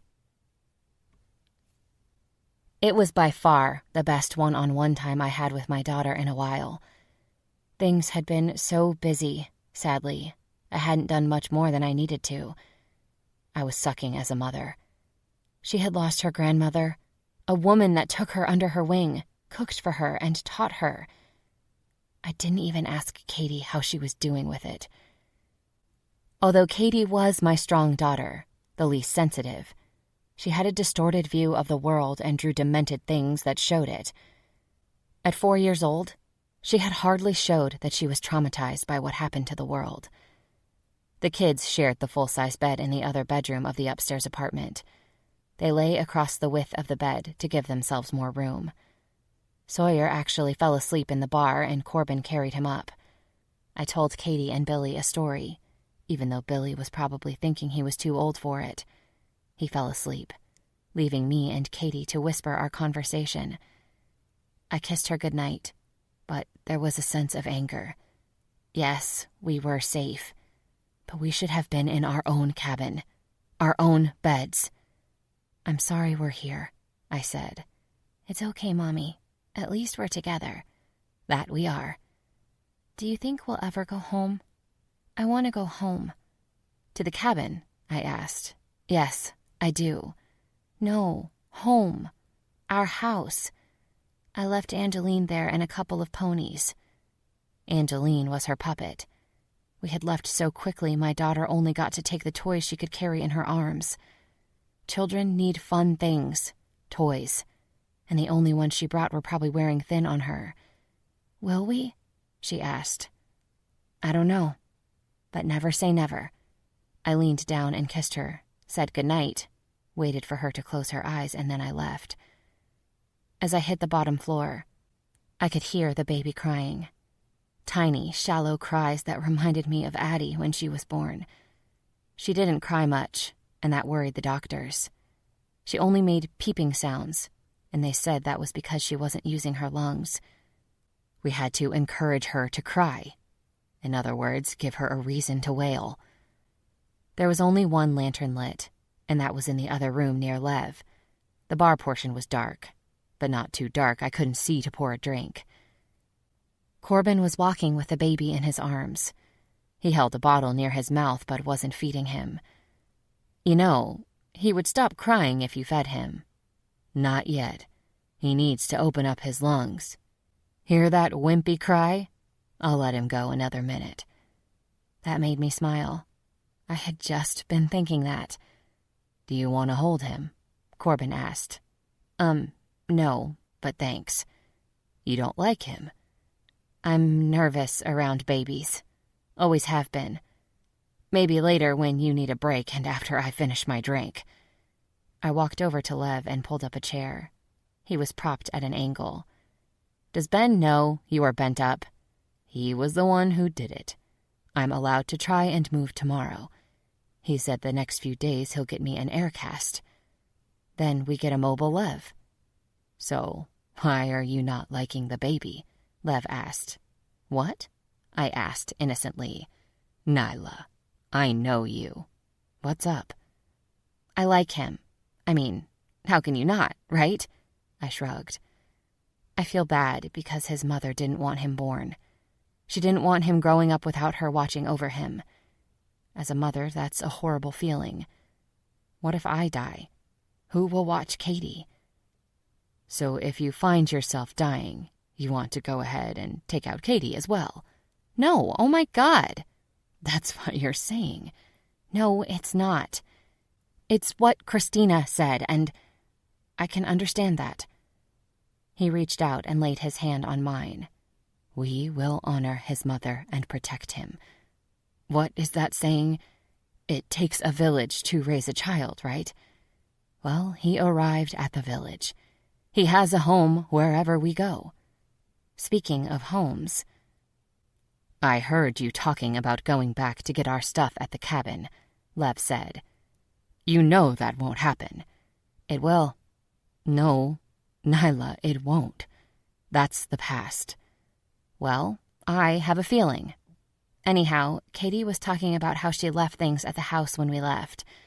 I was thinking, when Corbin heads towards Cranberry for the aircast, maybe he and I could go to my house. The highway is closed. There are other ways I'm sure aren't blocked off. Lev rested his head back. Nyla, is it that important? It's so dangerous.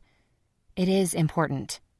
I never really got to say goodbye to that part of my life, to my father's house. That was our street, Lev. As you know, I don't need your permission, but I'd like to have your blessing. I would feel better if I was going. I know you would. You being in dangerous situations can't happen for a while. I rested my other hand over his. We also don't know how long we're going to be right here, this close. I'll be protected. I nodded my head toward Corbin. He's a force to be reckoned with. How about that? Ben thinks he has immunity factors that can be useful to someone working on the virus. Do you honestly think there's anyone working on it? Eventually, these things die. So eventually, the virus will die out on its own. It's a vicious cycle, he said. It won't be like the movies where people are overrun.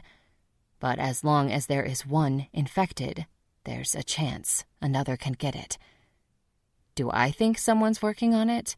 He shook his head. No. I also don't think there's an unscathed world in Canada. Everyone seems to think we're going to cross the border and miraculously there is going to be a populated, civilized world just waiting on us. It's going to be empty. And cold. Yeah. How are we supposed to survive? We have supplies, though not nearly enough. If we get there and there isn't the promised land, Lev said, then you, me, and Katie will head south and keep going south. We should just go back to the cabin, I murmured. I heard that. Lev squeezed my hand. That's not going to happen, and you need to accept that. Plus, isn't this what you wanted to do in the first place? Search for life. Yes, but I wanted to do it on my own terms. Then make it your terms. We had it pretty easy, now we don't. We will again. One thing is for certain. You, me, Katie. We'll do it together. Trust me when I tell you, I am so grateful for that, and that you are here. I leaned down and placed my lips to his hand, then to his forehead. I missed a lot of years with you. Know this, Lev. There is nothing I wouldn't do for you now. Nothing. Lev smiled gently. Same. I meant my words to my friend.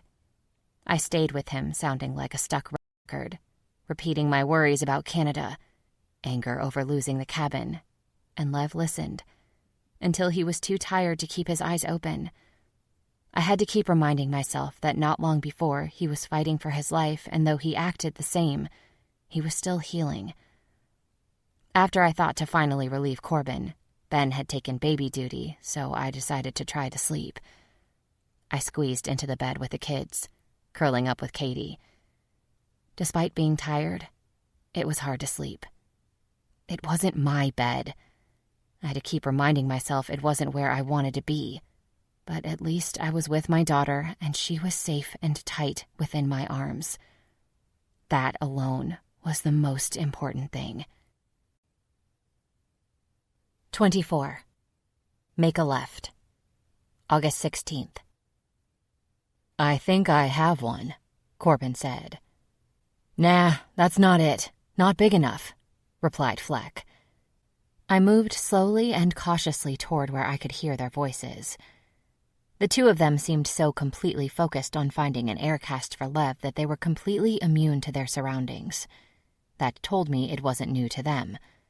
I, however, was still in a state of shock because the emergency room was a totally different view of the damage done by the virus. We had been cooped up in the Windhaven for 5 days. While we did go outside, we didn't wander further than the parking lot. It felt good to get out and get moving. We monitored the radio, and there was no chatter coming from Helena's camp, nor did they show up. That gave Fleck and Corbin confidence that they thought they'd gotten all they could from us and weren't coming back for more. It was time to look for the aircast. Lev was getting antsy, and though he felt better, his mobility was hindered by the plaster cast. Little did he know he wasn't going to be free of that chain quite so fast. Ben wanted us to find a cast shoe and an aircast. The cast shoe would help Lev in moving around, but in what I was certain would be to Lev's dismay, that plaster cast wasn't coming off for several weeks. They just hadn't told him yet. There were 3 types of places where the shoe and aircast should be found: a physiotherapy clinic, an orthopedic surgeon's office, or emergency room.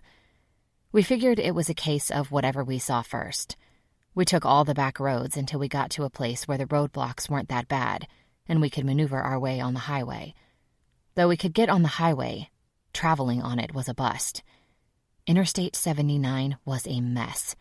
4 lanes of traffic all going the same way. A parking lot of cars. Some empty, some with bodies. Everyone had been fleeing the city. There was carnage on the road. But it had been there so long it was decomposed to the point it was barely recognizable as body parts. It was quiet. Not a bird, animal, person. Nothing. There were tons of cars, but not enough bodies. Where did they go? That many people, or that many infected, had to be somewhere. Then again, it had been months. Cities fell first, then rural areas.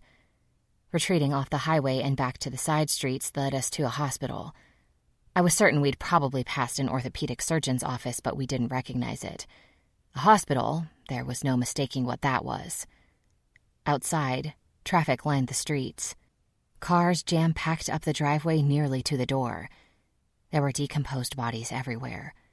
The summer heat and animals had taken their toll on them.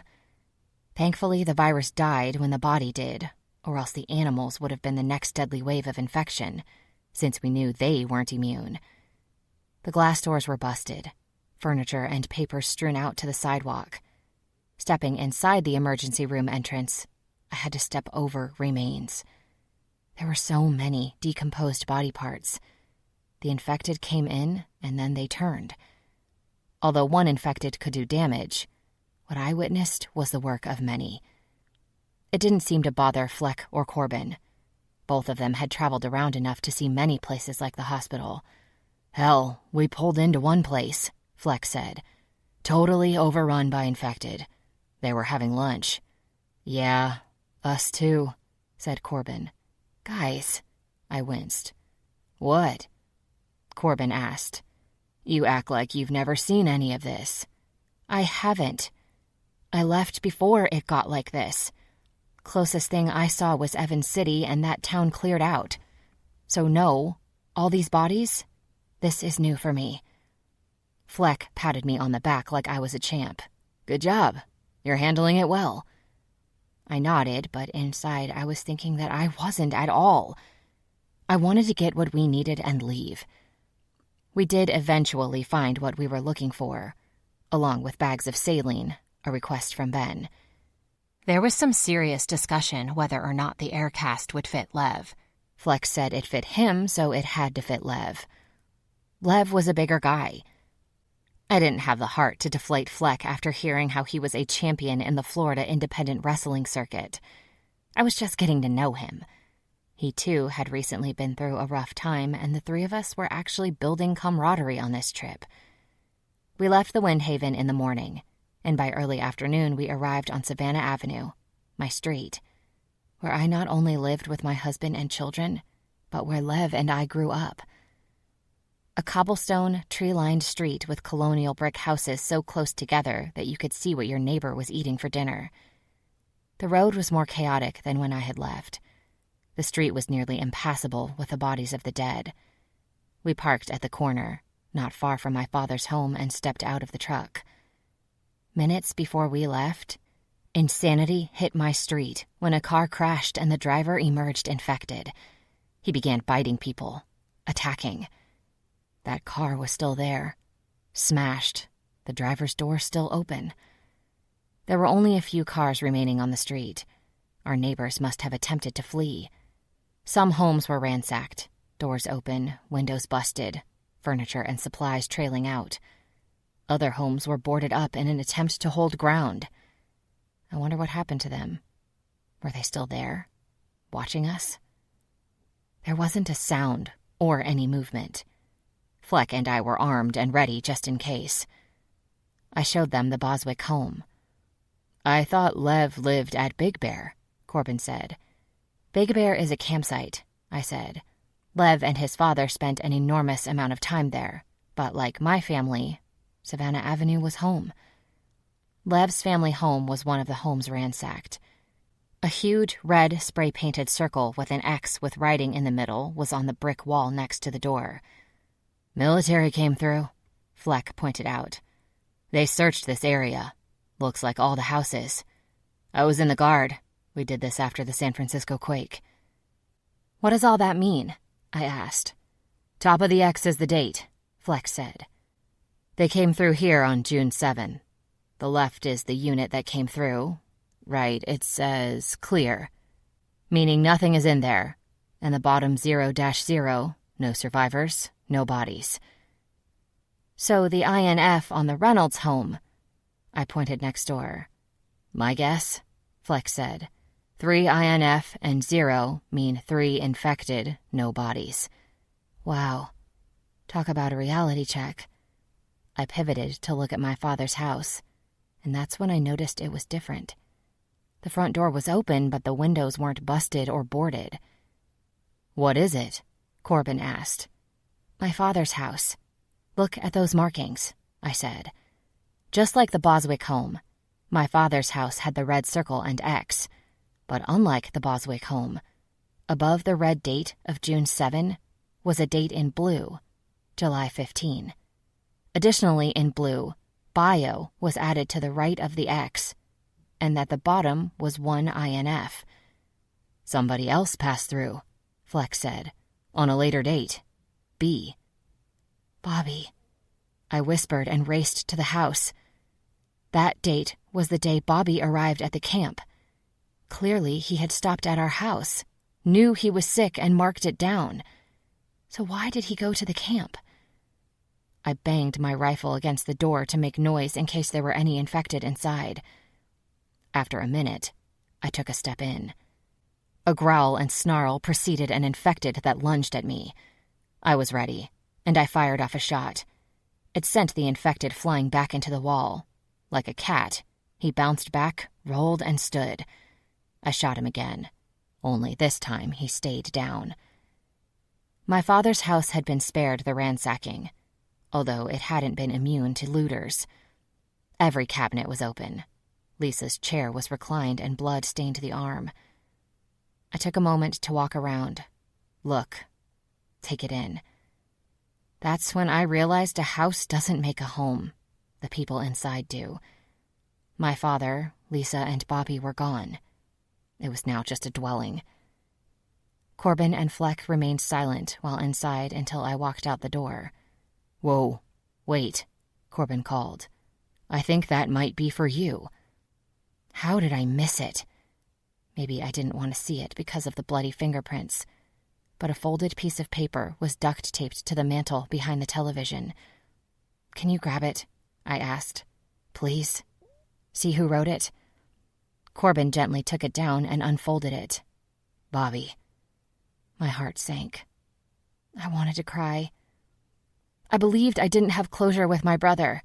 No goodbye. No last words. I was wrong. I gratefully took the letter and held it for a moment. I would read it when we got back in the truck, after we went to my house. I needed to absorb what it said, and not while we were standing in a war zone. I took nothing from my father's home other than that note. We left the house, closed the door, and headed down the street to my house.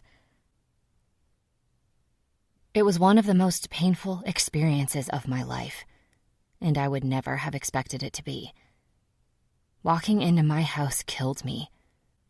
I was on a collision course with every memory, good and bad.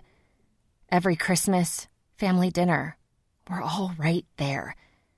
Everything we were as a family was preserved in that home. I expected to feel the way I did when I stepped into my father's house. That was not the case. Paul's blood stained the carpet by the door. There were toys on the carpet. School pictures and awards I didn't take in my rush to leave. As strong as I wanted to be, I broke down and cried when I stepped into Addie's room. It was all her, and I swore I could still smell her. I missed my daughter terribly, and though I had started moving on a bit, going home sent me right back. It put things in perspective. I was far from healing, not even a little bit. I only hid under the guise of being brave. I wasn't. I stayed in my home for a while, doing nothing, saying nothing, just looking until I gathered the strength to get the items I wanted, and then we left. We headed back to the Windhaven. My brother's letter was brief, and not as long as I'd hoped it would be. "I hope you are all good. I know you went to the cabin, but when I lost contact, I thought I would stop at the house. Maybe you came back. I almost made it. I was attacked off East Street, just 2 blocks from home. Maybe I should have gone to the cabin. I'm going to try to get there. I don't know if I will make it. I shouldn't try. I just need to see you one more time. If I don't, please know I tried, and that I love you all very much. Bobby." Did he know then he would eventually turn? When he penned the note, did he have regrets? For as intelligent as Bobby was, did he think he was immune from becoming one of those things and hurting people? Maybe he just didn't know that somewhere in his infected brain a memory would lead him home. I know everyone thinks I'm nuts for believing that, but I knew it was true. My feelings were all over the place. I was a mess. Sad. Angry. I felt bad for not being there for my brother. Guilty that our last exchange was a bloody note he wrote while facing death alone. After reading that letter 6 times, I folded it and placed it inside the high school yearbook I brought from my house. We were close to the cabin turnoff. The exit sign for Big Bear was actually a double entendre to me. "Stop," I said softly to Corbin. He did. "What's wrong?" "Can you turn here?" "Right here." I nodded. "Nyla, that road. I know where it goes. We'll be careful. But there's something I need to see." Corbin stared at me for a second, looking into my eyes as if he sensed what I needed. Without questioning any further, he made the turn. 25. From Lev's side. Even if I was worried, I couldn't show it. Not to Katie. Once Nyla left with Corbin and Fleck, she started with odd stories. At one point, I hoped she wasn't getting psychic premonitions. Then again, I had to remember that Katie was a strange child. Not as strange as Corbin. I didn't understand why he asked such odd questions. Off-the-wall, off-topic questions in the middle of a conversation. The Boy Scout question made sense. He was alluding to the smoke signals. Some of the other ones were completely off the wall. As they prepared to leave, he asked Nyla, "You aren't planning on picking flowers again, are you?" Ben scratched his head on that one, but was still confident in it having a meaning.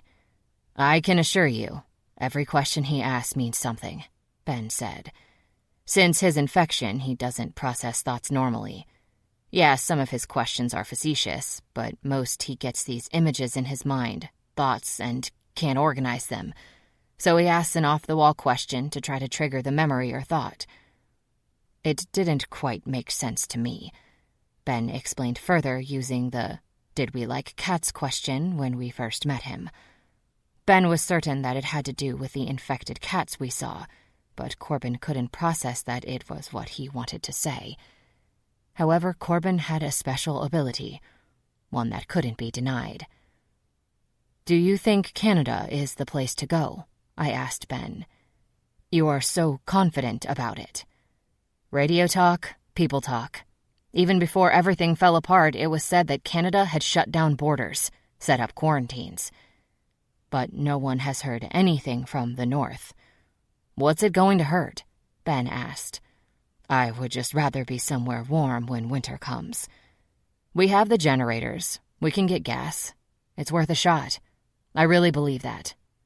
Everyone believed that. We were nomads. We lost our home. And if we had the means to survive and make the journey, then trying was the right thing to do. I promised myself right then and there not to second-guess the journey north. If it was a dead end, it wasn't like we were trapped. We could turn around. They were gone a while. With each passing hour, I worried more, and Katie didn't help. I found it much more comfortable to sit with half my rear on a bar stool than lying down all the time. Katie followed me everywhere, making sure I didn't fall when I balanced holding on to things and didn't walk too much. "Do you think she's okay?" she asked. "I do. Corbin is a good source of protection." "Because he got bit like me?" "Yes, somewhat." "Do you think I have special abilities like Corbin?" I shrugged. "I don't know. Let's not test that." I winked. "Corbin actually had the infection." "What if he still does?" she asked. "He doesn't." "What if he does and at any second he could turn?" I was ready to dismiss that and started to laugh. But I thought about what she said. As a precaution, I asked Ben. He actually did laugh. I had estimated how long it would take them to go around and get to Edgewood, added some time for stops. I figured 6 hours was plenty. 7 was pushing it. When it neared the 10-hour mark, I was getting panicky. Then Sawyer spotted them from upstairs. "They're coming down the road. They have stuff," Sawyer said excitedly from upstairs. I carefully inched my way to the door, ready to open it and even yell at them for taking so long. "Cool," Sawyer shouted. "Fleck's riding a motorcycle." I opened the door as they pulled close. "Hey, big guy." Corbin stepped from the truck. "We got your booties." "Now you can be mobile," Nyla said. "You guys were gone a while. Everything okay?" Nyla looked at Corbin before answering. "Yeah." Then I saw the gas cans. "Where did they come from?" I asked. "Oh, you know," Nyla said nonchalantly. "It's the apocalypse. We found them." "And the motorcycle?" I asked, my eyes focused on the bike. "Yeah. Hey," Nyla nudged me. "Look, Lev, what's wrong?" "You got all this stuff out there." "Why are you so suspicious? We're leaving for Canada. We need it for the trip. I got our yearbook. You need to see it." I don't know why, but something didn't feel right. And as soon as I got a good look at the bike, I knew what it was. "Nyla, is that my bike?" "What?" "It was up at Big Bear. Is that my bike?" "Lev." Hand against the truck for support, I moved slowly to the bike. Nyla followed me, almost as if trying to stop me. As soon as I saw the plate, I knew it was. I spun around. 40 people took over that camp. Some really dangerous people. How did you get the bike back?" "We took it," she said. "We did," Corbin stated. "We snuck in there and grabbed it, along with a few other things." My eyes widened. "Nyla, we have kids here. Do you know what kind of risk this is?" She shook her head. "It's not a risk." "Yes, it is. They're going to come looking for us when they know you raided the camp." "No, Lev, they won't." Nyla turned serious and turned and walked away from me. At the same time, there was a weird, awkward silence. Corbin and Fleck instantly occupied themselves. I reached out and took hold of her arm. "What?" Nyla snapped. I looked down at her, examining her eyes. For the first time that I could recall, I saw a coldness there. "Nyla," my voice cracked. "What did you do?" 26. The Music. August 17th. In my entire life, I was never able to lie to Lev. I couldn't look him in the eye and lie. Except at the end of our friendship, when I told him I never wanted anything to do with him again. That was the first and last time I was angry with Lev, until now. Lev was an honest man, a good soul, and he had a righteous side that came out after we returned. He insisted on knowing how we got the gas and the motorcycle. He assumed the worst of us. I didn't want to tell him he was right. I did tell him it was too late to deal with it, and I was tired and just wanted to hang out with Katie. The next day, I would tell him everything. Bella was on baby duty and woke Ben to tell him that Christian, the name he had given to the baby, was warm and his nose was stuffy. Ben didn't think the baby had anything life-threatening, but he determined that the child was too young to go anywhere yet, and it was putting him at risk. The plan of packing everything we could, including supplies from the Windhaven, was out the window. Fleck mentioned that he and his group always moved at their own pace, and he wanted us to still go, saying he would stay behind with the baby. Bella wasn't leaving Fleck. But more surprising was Ben. He wasn't going to leave the baby. "You can go. Leave word, leave signs," Ben said. "We'll find you. We're not going to leave for a couple of weeks, so if you don't come back, we'll know you made it." Going to Canada was all Ben's idea, and now he wasn't going to go? It was approaching fall, and if Canada was actually an option, we needed to know. If it wasn't, we had to hunker down for the cold months. "We'll all wait," Lev said. "We'll all go together." "No, we need to know if Canada is a go," Ben insisted. "We need to get Corbin there. If they're infection-free, they won't be for long." "What about sending Corbin first? Maybe do the search party," I suggested, like we originally planned. "And wait out here?" Ben asked. "No," I replied. "We wait at the cabin." Lev spun his body toward me. "Your father's cabin." I nodded. "That's not an option." "It is now. It needs cleaned," I said, "but it's an option. Ben, Fleck, Bella, and the baby can hole up there. Or we all can while we do a scouting party. Either way, it's out of the way and—" Lev limped to the door, moving slowly and awkwardly to the cast shoe and holding his side. "Where are you going?" He paused before walking out. "To the cabin." Lev was in no physical condition to travel to the cabin, especially alone. So Corbin and I went with him. I couldn't figure out Lev's mood, why he seemed so angry. I attributed it to the fact that he just didn't feel well. He was a man who was used to doing, always going. Yet he was bound by the limitations of his body, and they were out of his control. "You were in no condition to leave," I told him in the truck as we headed to my father's cabin. "I was fine enough to make the trip to Canada," he argued. "That's different." "How?" "Because that would only require you to ride. You want to get out and walk around," I said. "No, I want to see why it's fine all of a sudden to return to your father's cabin. A week ago, we were hiding and on the run." "Things change." "Like what?" I didn't respond. We pulled as close to the fence of my father's property as we could so Lev wouldn't have to walk far. He stood at the gate, staring at the body-riddled yard of my father's land. A few tents had been erected. They appeared to have toppled. It was evident that a lot of chaos that occurred. The land was a mess. Even dead, it was clear they were infected when they died. Corbin stepped forward. "I went on the property and took them out today," he said. "They were infected, freshly turned and in that highest energy state." "How many?" Lev asked. 10, I said. "I haven't been in the cabin." Corbin said that they had come out. "No one's inside. Only this outer area needs cleaned. We can get it cleaned and have a safe place to stay." "How?" Lev asked.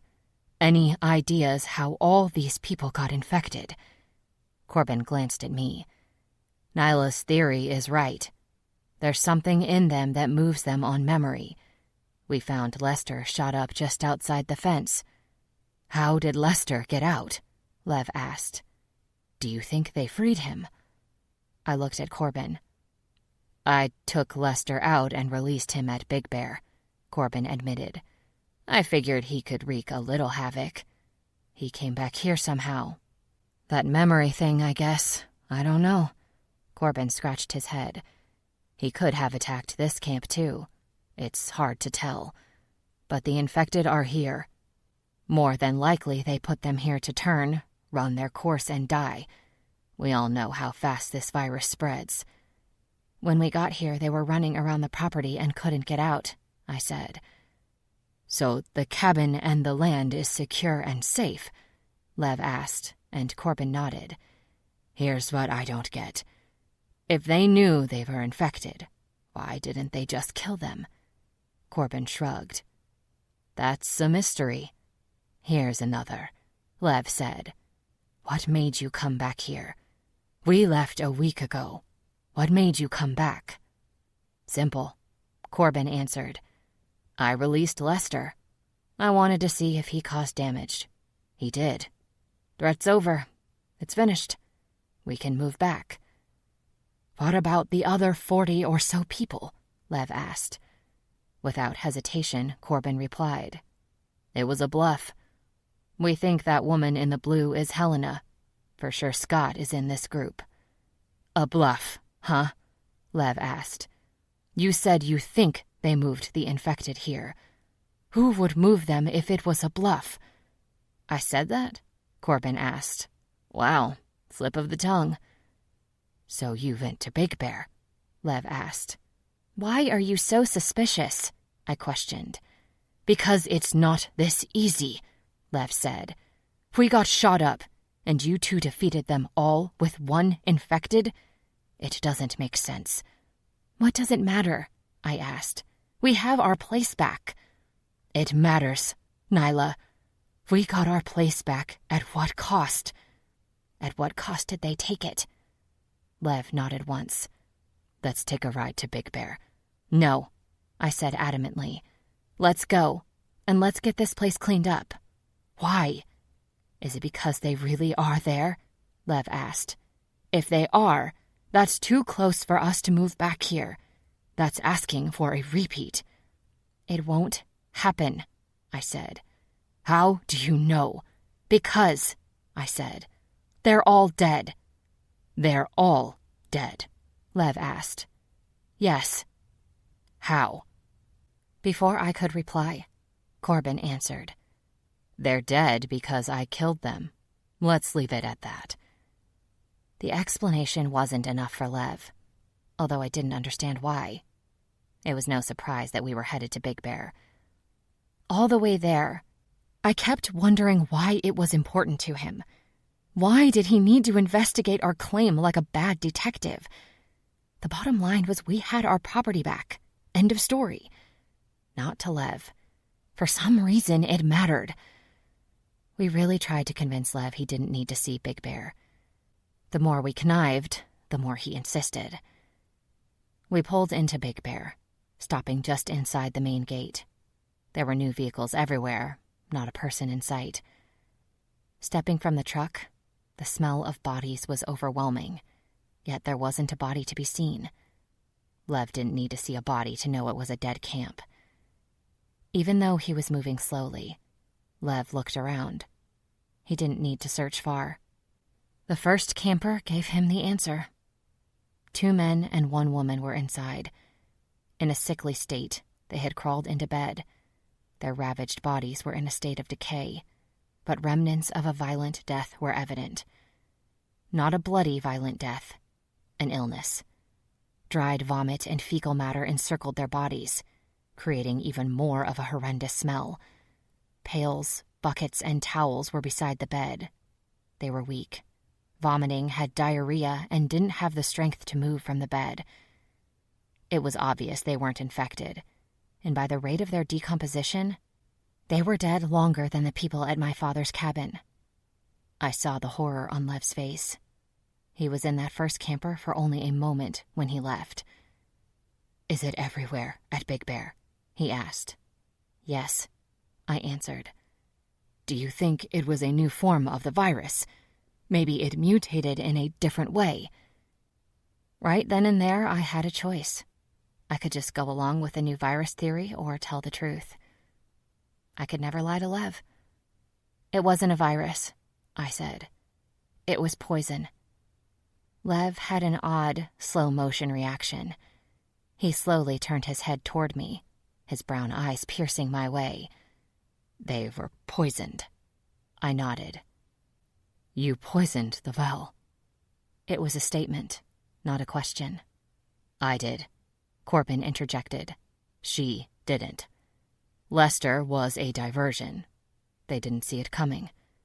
Oh, yeah? Lev raised his eyebrows. How? How what? How did you poison them? A little of this, a little of that. Lev shifted his eyes to me, then back to Corbin as he nodded. As valiant as it is to take responsibility for her actions, Nyla knows poison. She knows every root, seedling, berry, and plant around this area. What is poisonous and what isn't? Don't you? Yeah, I do. How do you know it was a plant? Corbin asked. It could be rat poisoning or a whole bunch of other stuff. Lev kept his eyes on me. Because rat poison would be strong enough to the taste. If they don't know well water, Corbin said, they wouldn't know it wasn't supposed to taste like that. So you can't say it was her. They killed my mother, Lev. I wanted them dead. What difference does it make who did it? It's done.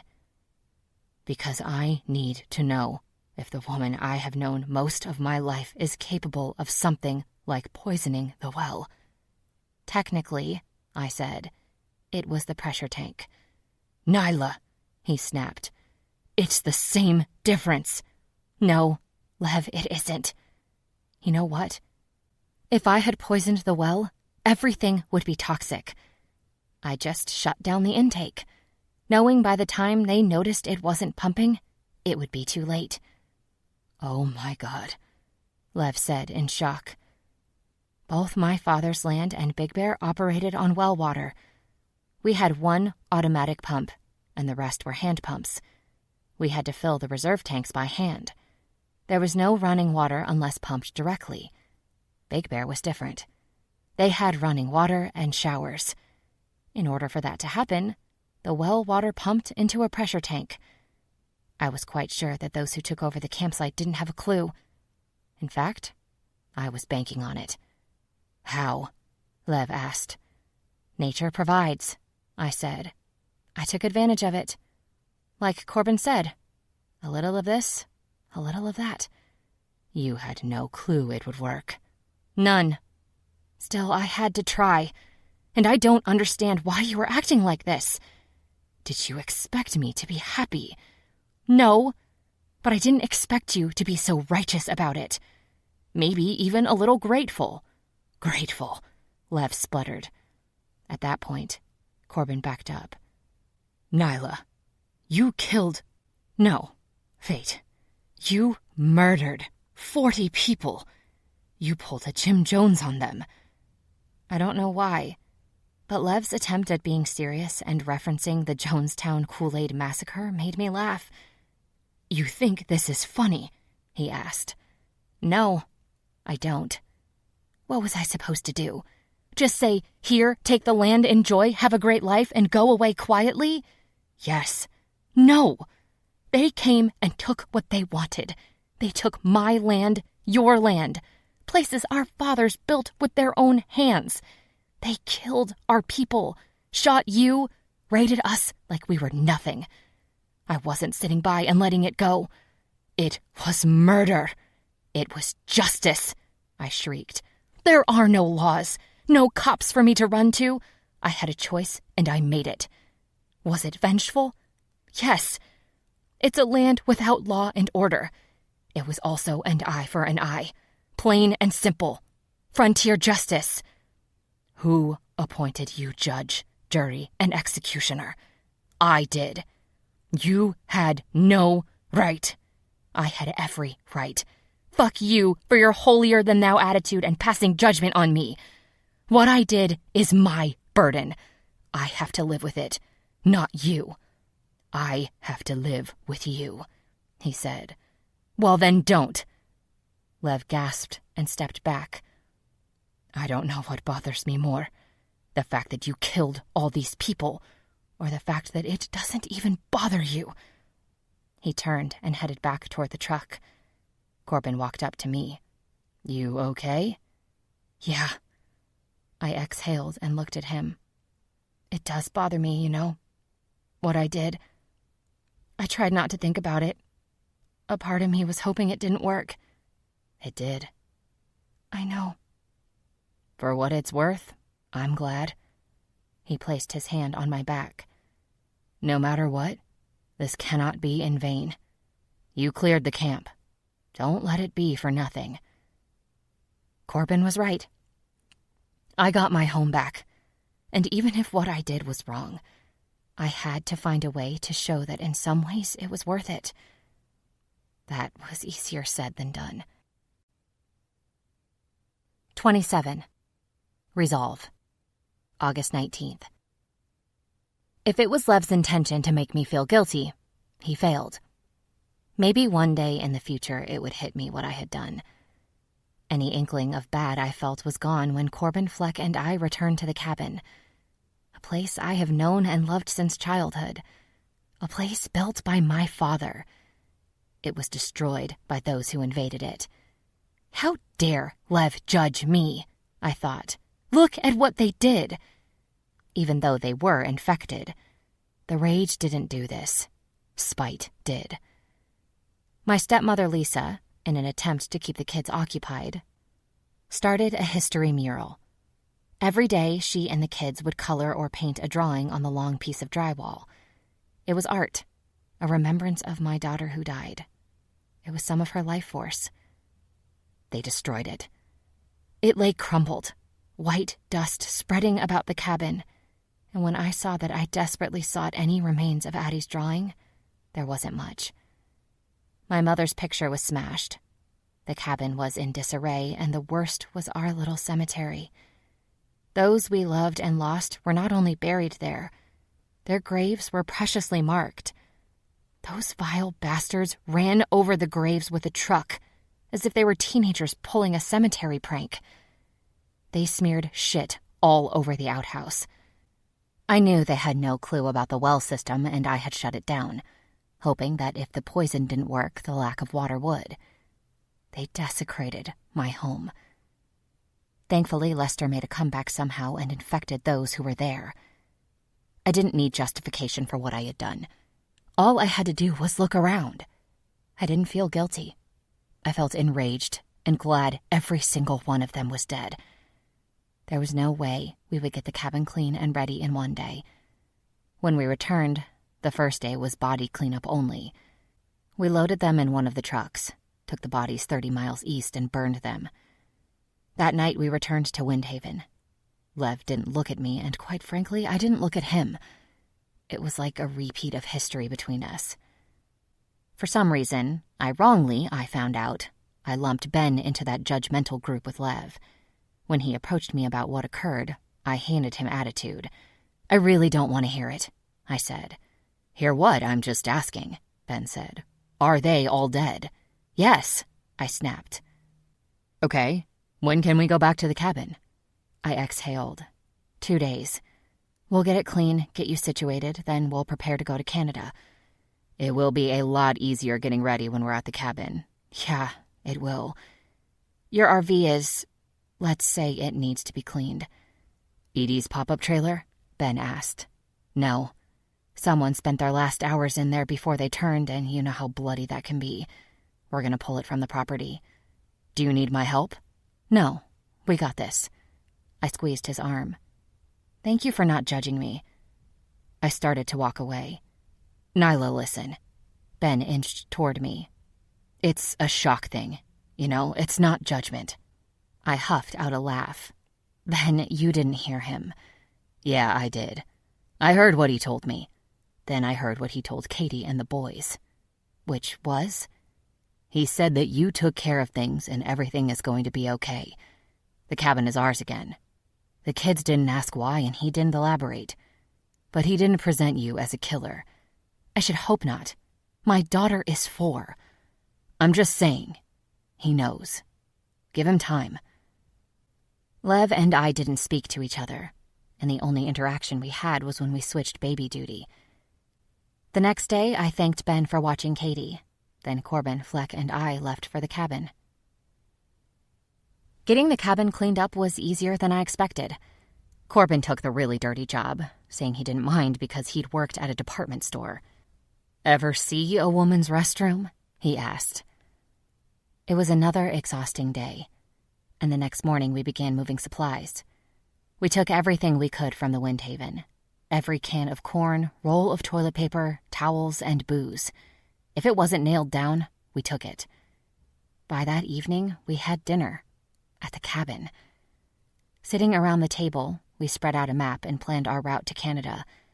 Being back in the cabin and surrounded by familiarity, knowing what the world was like outside our safety fence, had me doubting I wanted to leave. After getting the kids down for the evening, I checked the shed and storage. It was packed. Since Helena's people arrived in a convoy, we had our pick of vehicles for the trip. Corbin was getting one road ready, a station wagon, and when last I checked, Lev was loading supplies for the trip. It hadn't been that long, but I missed my nightly routine of sitting on the porch step. I grabbed my glass along with the bottle and walked through the cabin. Bella was on the couch holding the baby. You should get some sleep, she said. You have a long trip tomorrow. I will. I want to wind down. It was my tradition here. I lifted the drink. Thank you for letting us stay here, she said. I love it. You know, when I was your age, I hated it here. My father forced me to come here. The only saving grace was Lev. Now I love it. You don't want to go, do you? She asked. Not really. We have to try, though. If there is a civilized world out there, we have to find it.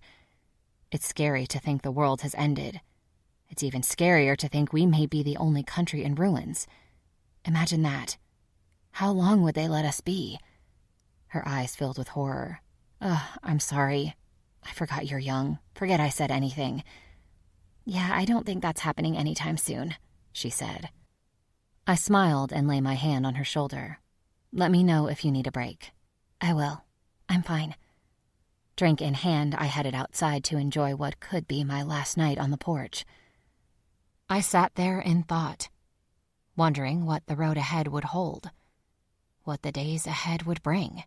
If Canada was indeed a live country, then what would entering be like? I had been there for a while, having my second drink when Lev came over and without saying a word sat next to me. After a long 30 seconds, Lev took the bottle and sipped from it while staring straight ahead. 22 years ago, you gave me a long, hard stare, turned away from me, and never spoke to me again, he said tonelessly.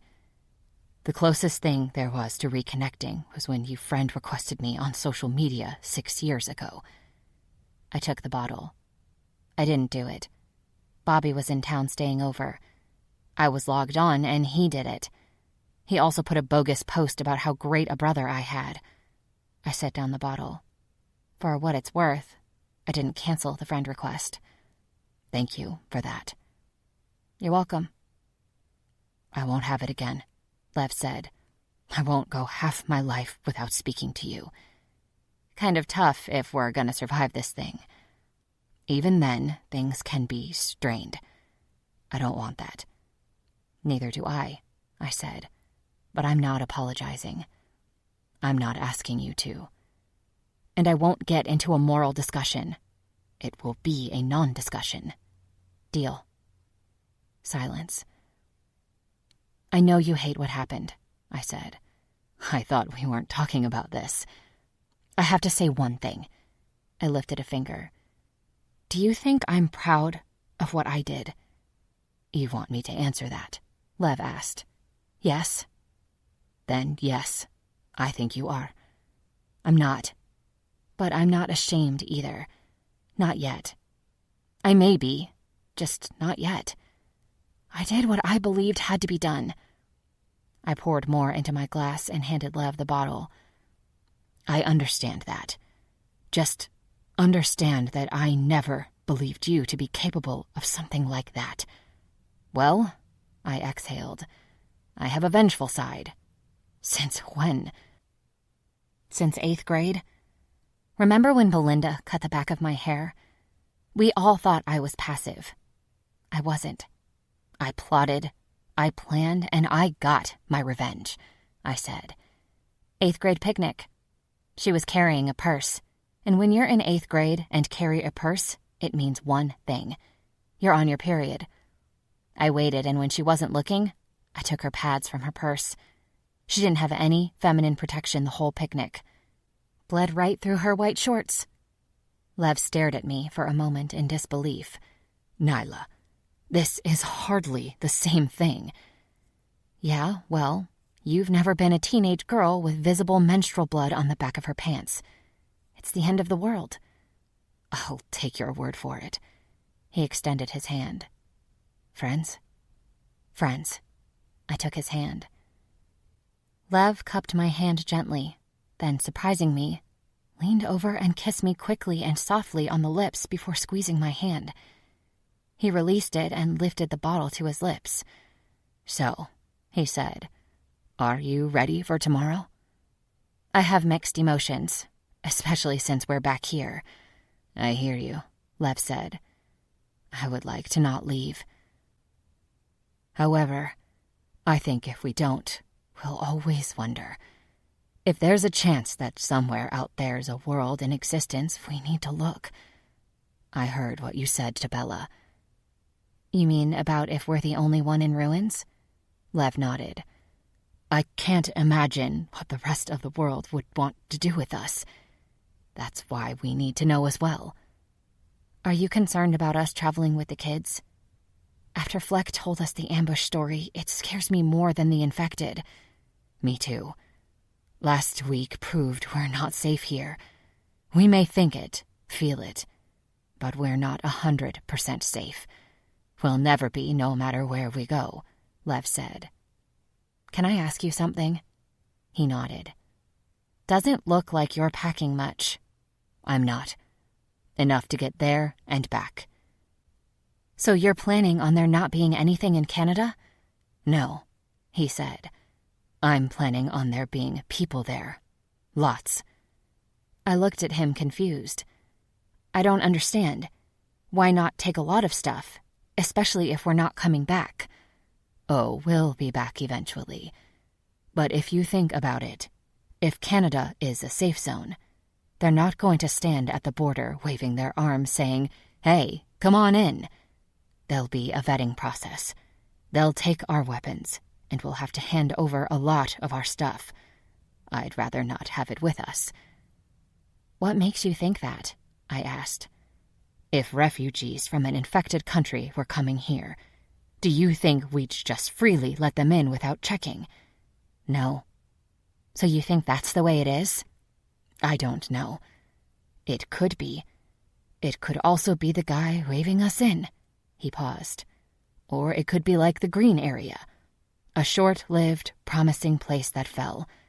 I believe that is the most probable. It was fine a while back, but now it's not, you mean? I asked. That's what I think. Then again, time will let us know. If all goes as planned, 24 hours from now, we'll know. 28.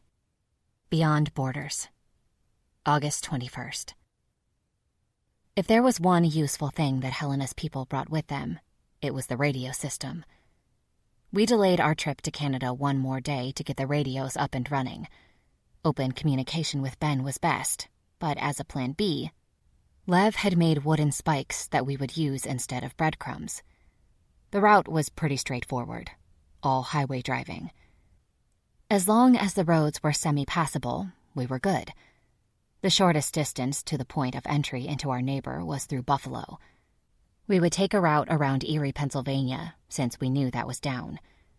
Saying goodbye wasn't hard because it didn't seem like a forever goodbye.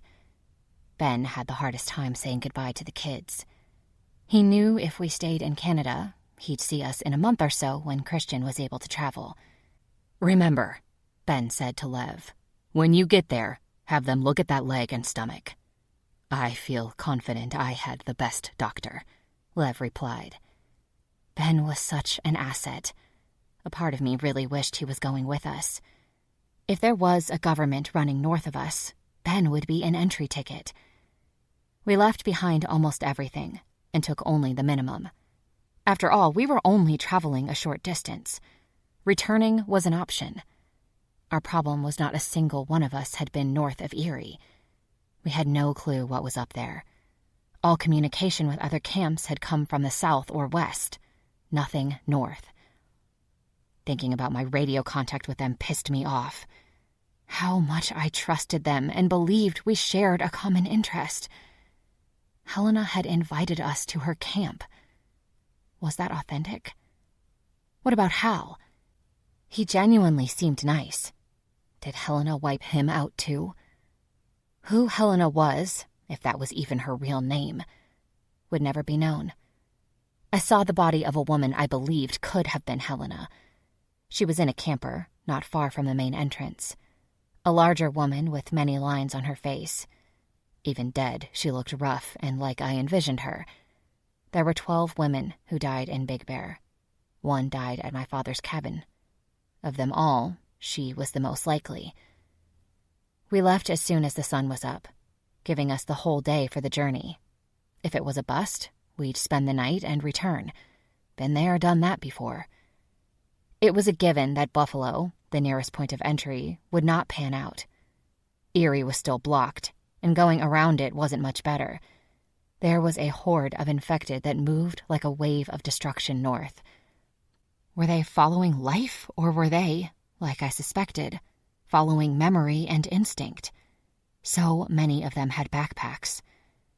Since it was months after the initial outbreak, I had to wonder where that many infected came from. Around Erie and just beyond it, we saw a lot of bodies. Though some were badly decomposed, most weren't even in one piece. That happened when they moved in their dead state. The decay caused them to pull apart limb by limb until nothing was left. A little further on, they were still moving, struggling, crawling along the ground with their lower torsos trailing behind, connected by tendons and intestines. The closer we got to Buffalo, the more full-blown infected we saw.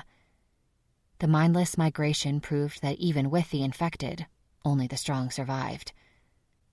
A part of me even wondered if farther north we'd see uninfected moving. Why this progression? I asked. I sat in the middle of the back seat. The kids stared out the window on either side. Billy was trying to count the infected. Back there were dead. Here are infected. The highway 100 miles before Buffalo was pretty clear. Only infected moved down it. We tried not to hit them because we didn't want any damage to the wagon. "I think people got the memo," Corbin said. "I think they were headed to Canada. Those who were infected further south died near Erie." "They probably infected more before they dropped," Lev said. "They, in turn, infected people. It was a domino effect." Where are they all coming from? Were there that many people that survived? "Nyla, we haven't seen much of the world. We saw a small fraction of the country.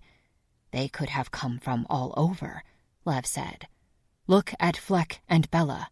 They traveled." "Plus," Corbin said, "think about it. Even a low 1% not affected out of 400 million Americans. That's 4 million fine and healthy. If half of them died for unknown reasons, that's still 2 million people heading north." I laughed. "I doubt 2 million people are headed north. 1% of them? That's 20,000 refugees," Corbin said. "That's pretty good," Lev said. Corbin pointed to his temple. "Math whiz. Did you have a big television?" "What?" I laughed my question. "And there it is."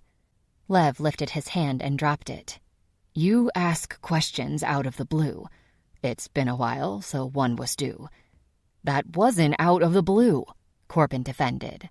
"We were talking about percentage of population, and you ask about TV size." "Because I learned about this on the History Channel. Geez. Hell, there's more people left now than in 1800. Corbin shook his head. "Out of the blue question. Good Lord, bet you feel dumb now." "No," Lev said. "Not at all." We tested the radio each time we made a stop for one of the kids to go to the bathroom. I hated stopping, simply because we didn't know if any infected would race out toward us. Just before Buffalo, it was apparent my suspicions were correct. On a large green sign that listed Buffalo exits was a spray-painted message. A large arrow blocked out the exit signs. On top of the arrow it read, "Buffalo dead. No CA entry." Below it, "Take 20 to 1,000 ISL." It was easy to decipher. Avoid Buffalo, it was dead, and there was no access to Canada. Take alternate route. We discussed it a little, then radioed Ben. Should we keep going or turn around? That sign could have been painted months earlier. A lot could happen in a month. It was decided we'd move forward. According to the map, Thousand Island Bridge and Border Patrol was another 3-hour drive. That wasn't much. If it was a bust, we'd go back to the cabin. We didn't see any cars. No traffic at all. Not that we expected to. We also didn't see any infected after Buffalo. Corbin joked. Maybe the infected remember they had to go to Canada but couldn't read. I didn't think it was funny, as I believed it to be true. 3 bathroom stops, and nearly 4 hours later, we hit the north stretch of highway that went from Watertown, New York to the Wesley Islands and the Thousand Island Bridge. We passed through Alexandria Bay, and everything was so green and peaceful. The winding road gave us a view of the lakes. The air smelled fresh, and I believed we saw only one body on the side of the road. It was exactly 2 miles to the border and bridge that everything came to a complete halt. All lanes across the highway were packed with cars, both sides utilized for inbound traffic across the border. If traffic was stopped, surely there were people. We didn't see a soul. "Stay here." Corbin opened the door and stepped out. Corbin walked ahead, looking in cars. There was a bit of disappointment on Lev's face. I think a part of him deep inside really wanted there to be a safe zone in Canada. "Empty," Corbin yelled. "They're all empty." He walked a little farther, then after a football field length returned. "Bodies?" Lev asked. "None," Corbin answered. "In fact, some of these cars have no dust on them. They haven't been here long." "We gotta get out of here," I said. "This many cars means that many infected around here." "I agree," Lev said. "Let's radio Ben and head home." Well, I loved that cabin, and I didn't mind going back. I truly wanted to believe a world was still in existence somewhere, that there was a fight for life instead of an easy road into extinction. My heart sank with disappointment that I didn't want to show the kids. We tried. We failed. Defeated, we approached the car, and that was when we heard a helicopter. My eyes widened. Filled with excitement, I spun around to Lev. "Do you hear that?" The whirling blades grew louder, and I nearly shrieked. It was so loud, the kids jumped out of the car, and Corbin raced over to Sawyer, lifting him in his arms and pointing to the sky. The chopper hovered above our heads, and then a male voice came over the speaker. "Attention, refugees. Ontario and Quebec are infection-free zones. Leave all belongings behind and proceed on foot." The message was then repeated in French. "Attention, les réfugiés. Ontario et du Québec sont des zones d'infection libre. Laissez tous les biens derrière et continuez à pied." The helicopter flew onward, and the same message repeated in English. It was a recording. Corbin placed down Sawyer, grabbed the radio, and called Ben. "We made it," Corbin said. "There's life." 29. Rules. We did as instructed, but like many others, we moved our wagon off to the side in case we needed to go back for it. We secured our belongings in the back under the floor hatch and buried the keys by the passenger front tire. Kids in tow, we walked the last 2 miles. The helicopter circled around every 10 minutes, repeating the message. As we got closer to the border, we could see others like us walking north. Small groups spread out, probably families like ours. All of those rumors that had traveled by word of mouth and radio chatter were true. I could feel civilization. We left at 7 in the morning, and before 4 in the afternoon, we would be walking into a safe zone, an area of the world that didn't have the infection. On the United States side of the border, right before the crossing, were armed Canadian soldiers standing guard. Before going across the bridge, we could see people stopping to read a sign. When we arrived there, we did the same. On top of the sign, bright and bold, it stated, "Please read. You are entering an infection-free zone. In order to keep our country safe, you will be asked to sign a health declaration. No one with visible signs of infection, bites, or scratches from the infected will be admitted. It is an executable crime to attempt to conceal any bites or infection and enter the country. Though severe, we ask that you understand. It is for your safety and ours. Welcome." "What's it say, Mommy?" Katie asked. "It says that they are not going down without a fight, that they keep all sick people out." Katie smiled at me. "We'll be safe. No more monsters." No more monsters. I hugged her, then looked at Lev. "We made it." He grinned. "We made it." At the border, there were more armed soldiers, and each of us was stopped and visually scanned. Even though we all signed that health declaration stating we weren't sick, Lev drew suspicion. He had hit his limit of exhaustion and looked bad. The walk did him in. "He's not infected," I said. "He was shot and his leg is fractured." They let us through, gave us a copy of our papers, told us to go check in the building to be assigned temporary living quarters, and the guard made a radio call as we walked to the next station. It was a large camp that was buzzing with people and structures set up everywhere. As we arrived at the check-in building, Lev was intercepted. "We need to take him to the medical building for evaluation," the man said. "We'll release him after everything checks out." "I understand," I said. I didn't mind the extra security. After all, it was for our benefit as well. Children were running around the camp, and Katie and Sawyer and Billy were pretty excited about that. "Will we be able to play with them, Mommy?" Katie asked. "I'm sure, sweetie." Upon registering our group, we made our first mistake. We didn't claim Billy as family. We told the truth that his father and mother had passed away. "We have a wonderful orphans program," the woman told us. "That won't be necessary," I said. "He's with us." "I don't think you understand," she explained.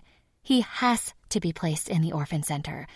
We have many Americans coming across looking for family. He may have family wanting to find him. You can see him and visit him, but we need to have him in the center for 30 days. That way, if we release him to you, you'll have a permanent residence, and we'll have record of his location should someone come looking for him."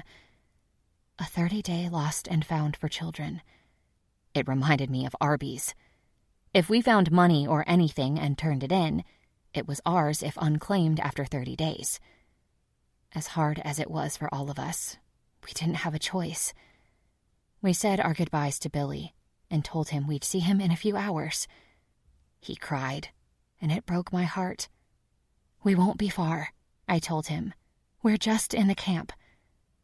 We were each given a small box of clothing, and we carried them as we were escorted to our tent. I jumped at the sound of a gunshot. "No worries," our soldier escort told us. "We get a lot of people sneaking in with infection. It sounds harsh, I know, but it's the only way to keep the infection away. Each month we have fewer sneaking in. In a few months, no one will come in with infection." "Why don't you kick them out?" I asked. "And put them where? Back in the U.S.? So they can infect someone else?" He shook his head. "Stop it early. That's what's best for them as well. You'll see." Corbin whispered. "Ben would totally disagree with this." "Their home, their rules, right?" "I guess." Corbin was leery. I would be too, if I didn't see so many people, and they didn't look miserable or scared. Some waved to us as we walked by. They were comfortable and relaxed, making the best of their new home in a safe zone. As horrible as the execution sounded, I understood it. Unlike the green area in Ohio, there was very little chance of the camp being overrun. Our escort showed us to our tent. Since there were 5 of us, we had our own. 6 cots were in the tent, along with a table. We were given a box of meals ready to eat, and were sorting through them and new clothes when the flap to the tent opened in a rush. Lev stepped in. His eyes were saddened, and he said hurriedly, "Nyla, I'm sorry. I'm so sorry." Instantly, I panicked. Was he infected and we didn't know? What was going on? A man in a mask entered, along with an armed soldier who wouldn't look at us. "Lev, what's going on?" I asked. "They asked who fixed me," Lev said. "I told them about Ben and how he's the reason we're here. I made the mistake of telling them that Corbin was a cure and—" The man in the mask stepped up to Corbin. "Were you bitten?" Corbin was pretty nonchalant about it. "Yeah, but no big deal.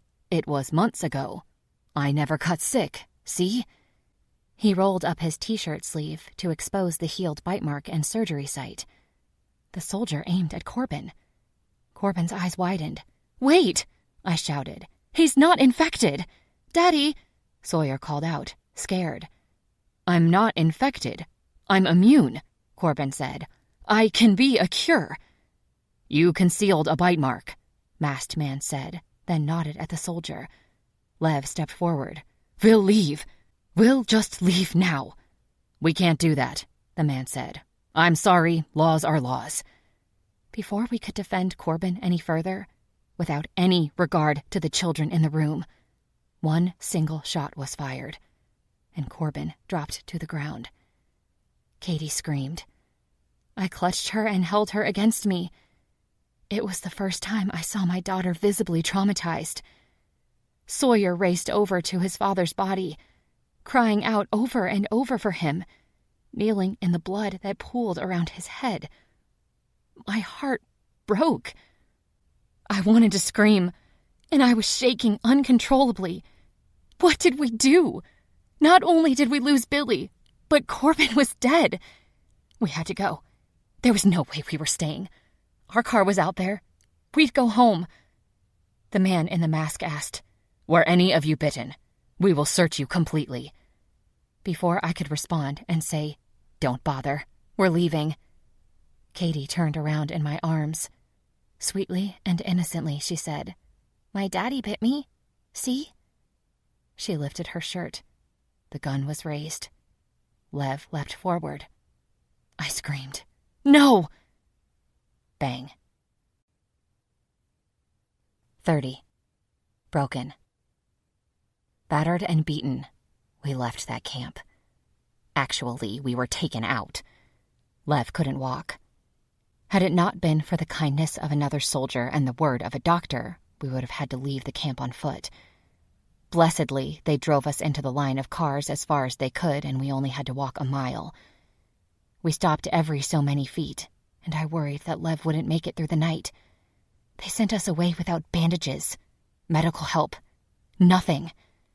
They told us that we were lucky that Lev wasn't executed because he beat the soldier to within an inch of his life and was the reason for the death of the man in the mask.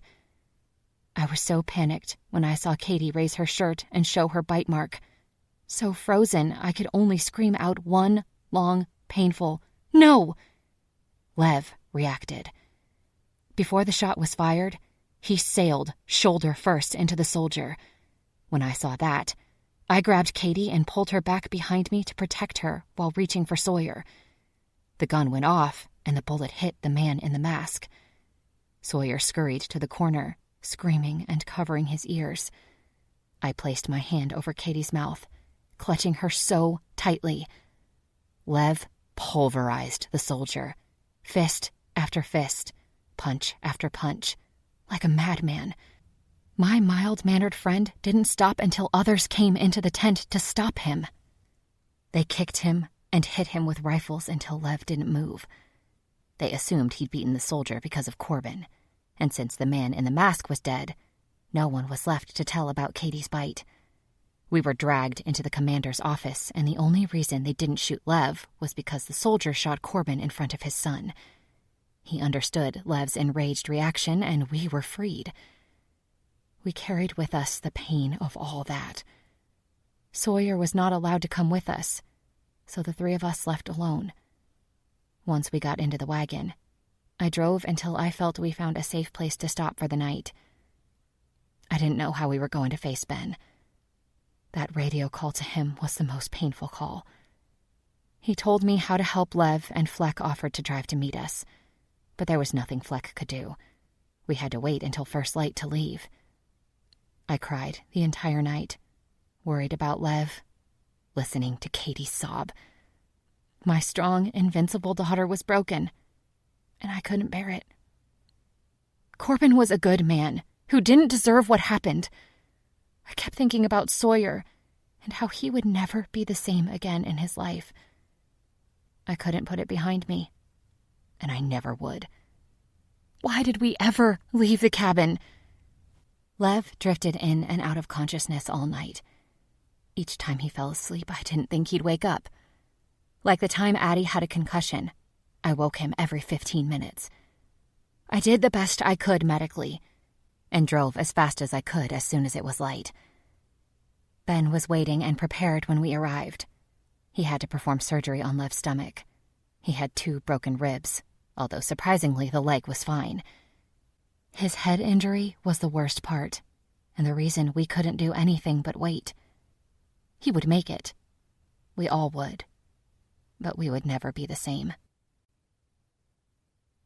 Epilogue. 1 year later. Lev had a long recovery. It took a good month, and he remained weak well into the cooler months. He tried to portray strength, but he wasn't strong.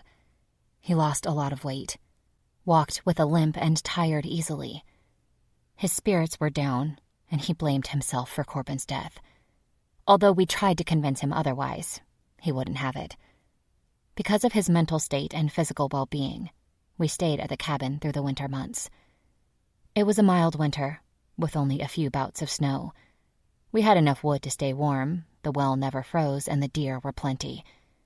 Though we never went hungry or cold, we never forgot those we lost. During the early months of winter, we made radio contact with Hal. He had made it to Canada and left, not because of their staunch rules, but rather the infection had finally hit. They were battling it like we had. We fought it first and were done first.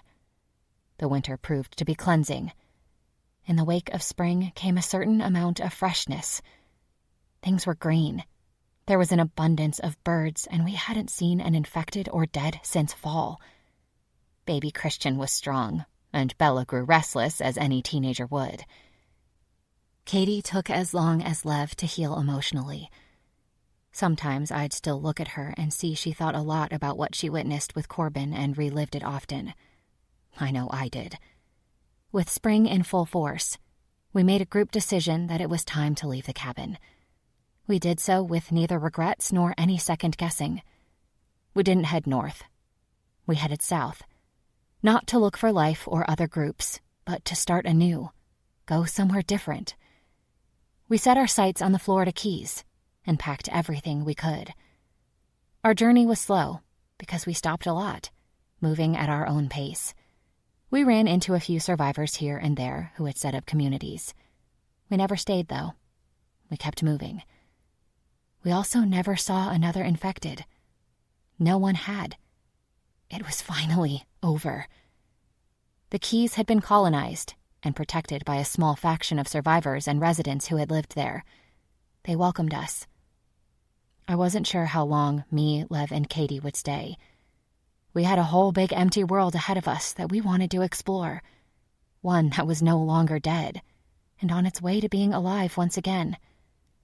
For the time being, we settled in Florida. Although it was far from home, the painful memories of what had happened up north were always with us. They were a part of us. We would carry them with us and build upon them as we started our new life. All of us. Lev, me, Ben, Bella, Fleck. We lost our families and became a family. Time gave that to us. Time would eventually heal us. We'd survived a world that fought diligently against us. We weren't better for our struggles. We were merely different. Broken at times and sad, but still alive and together.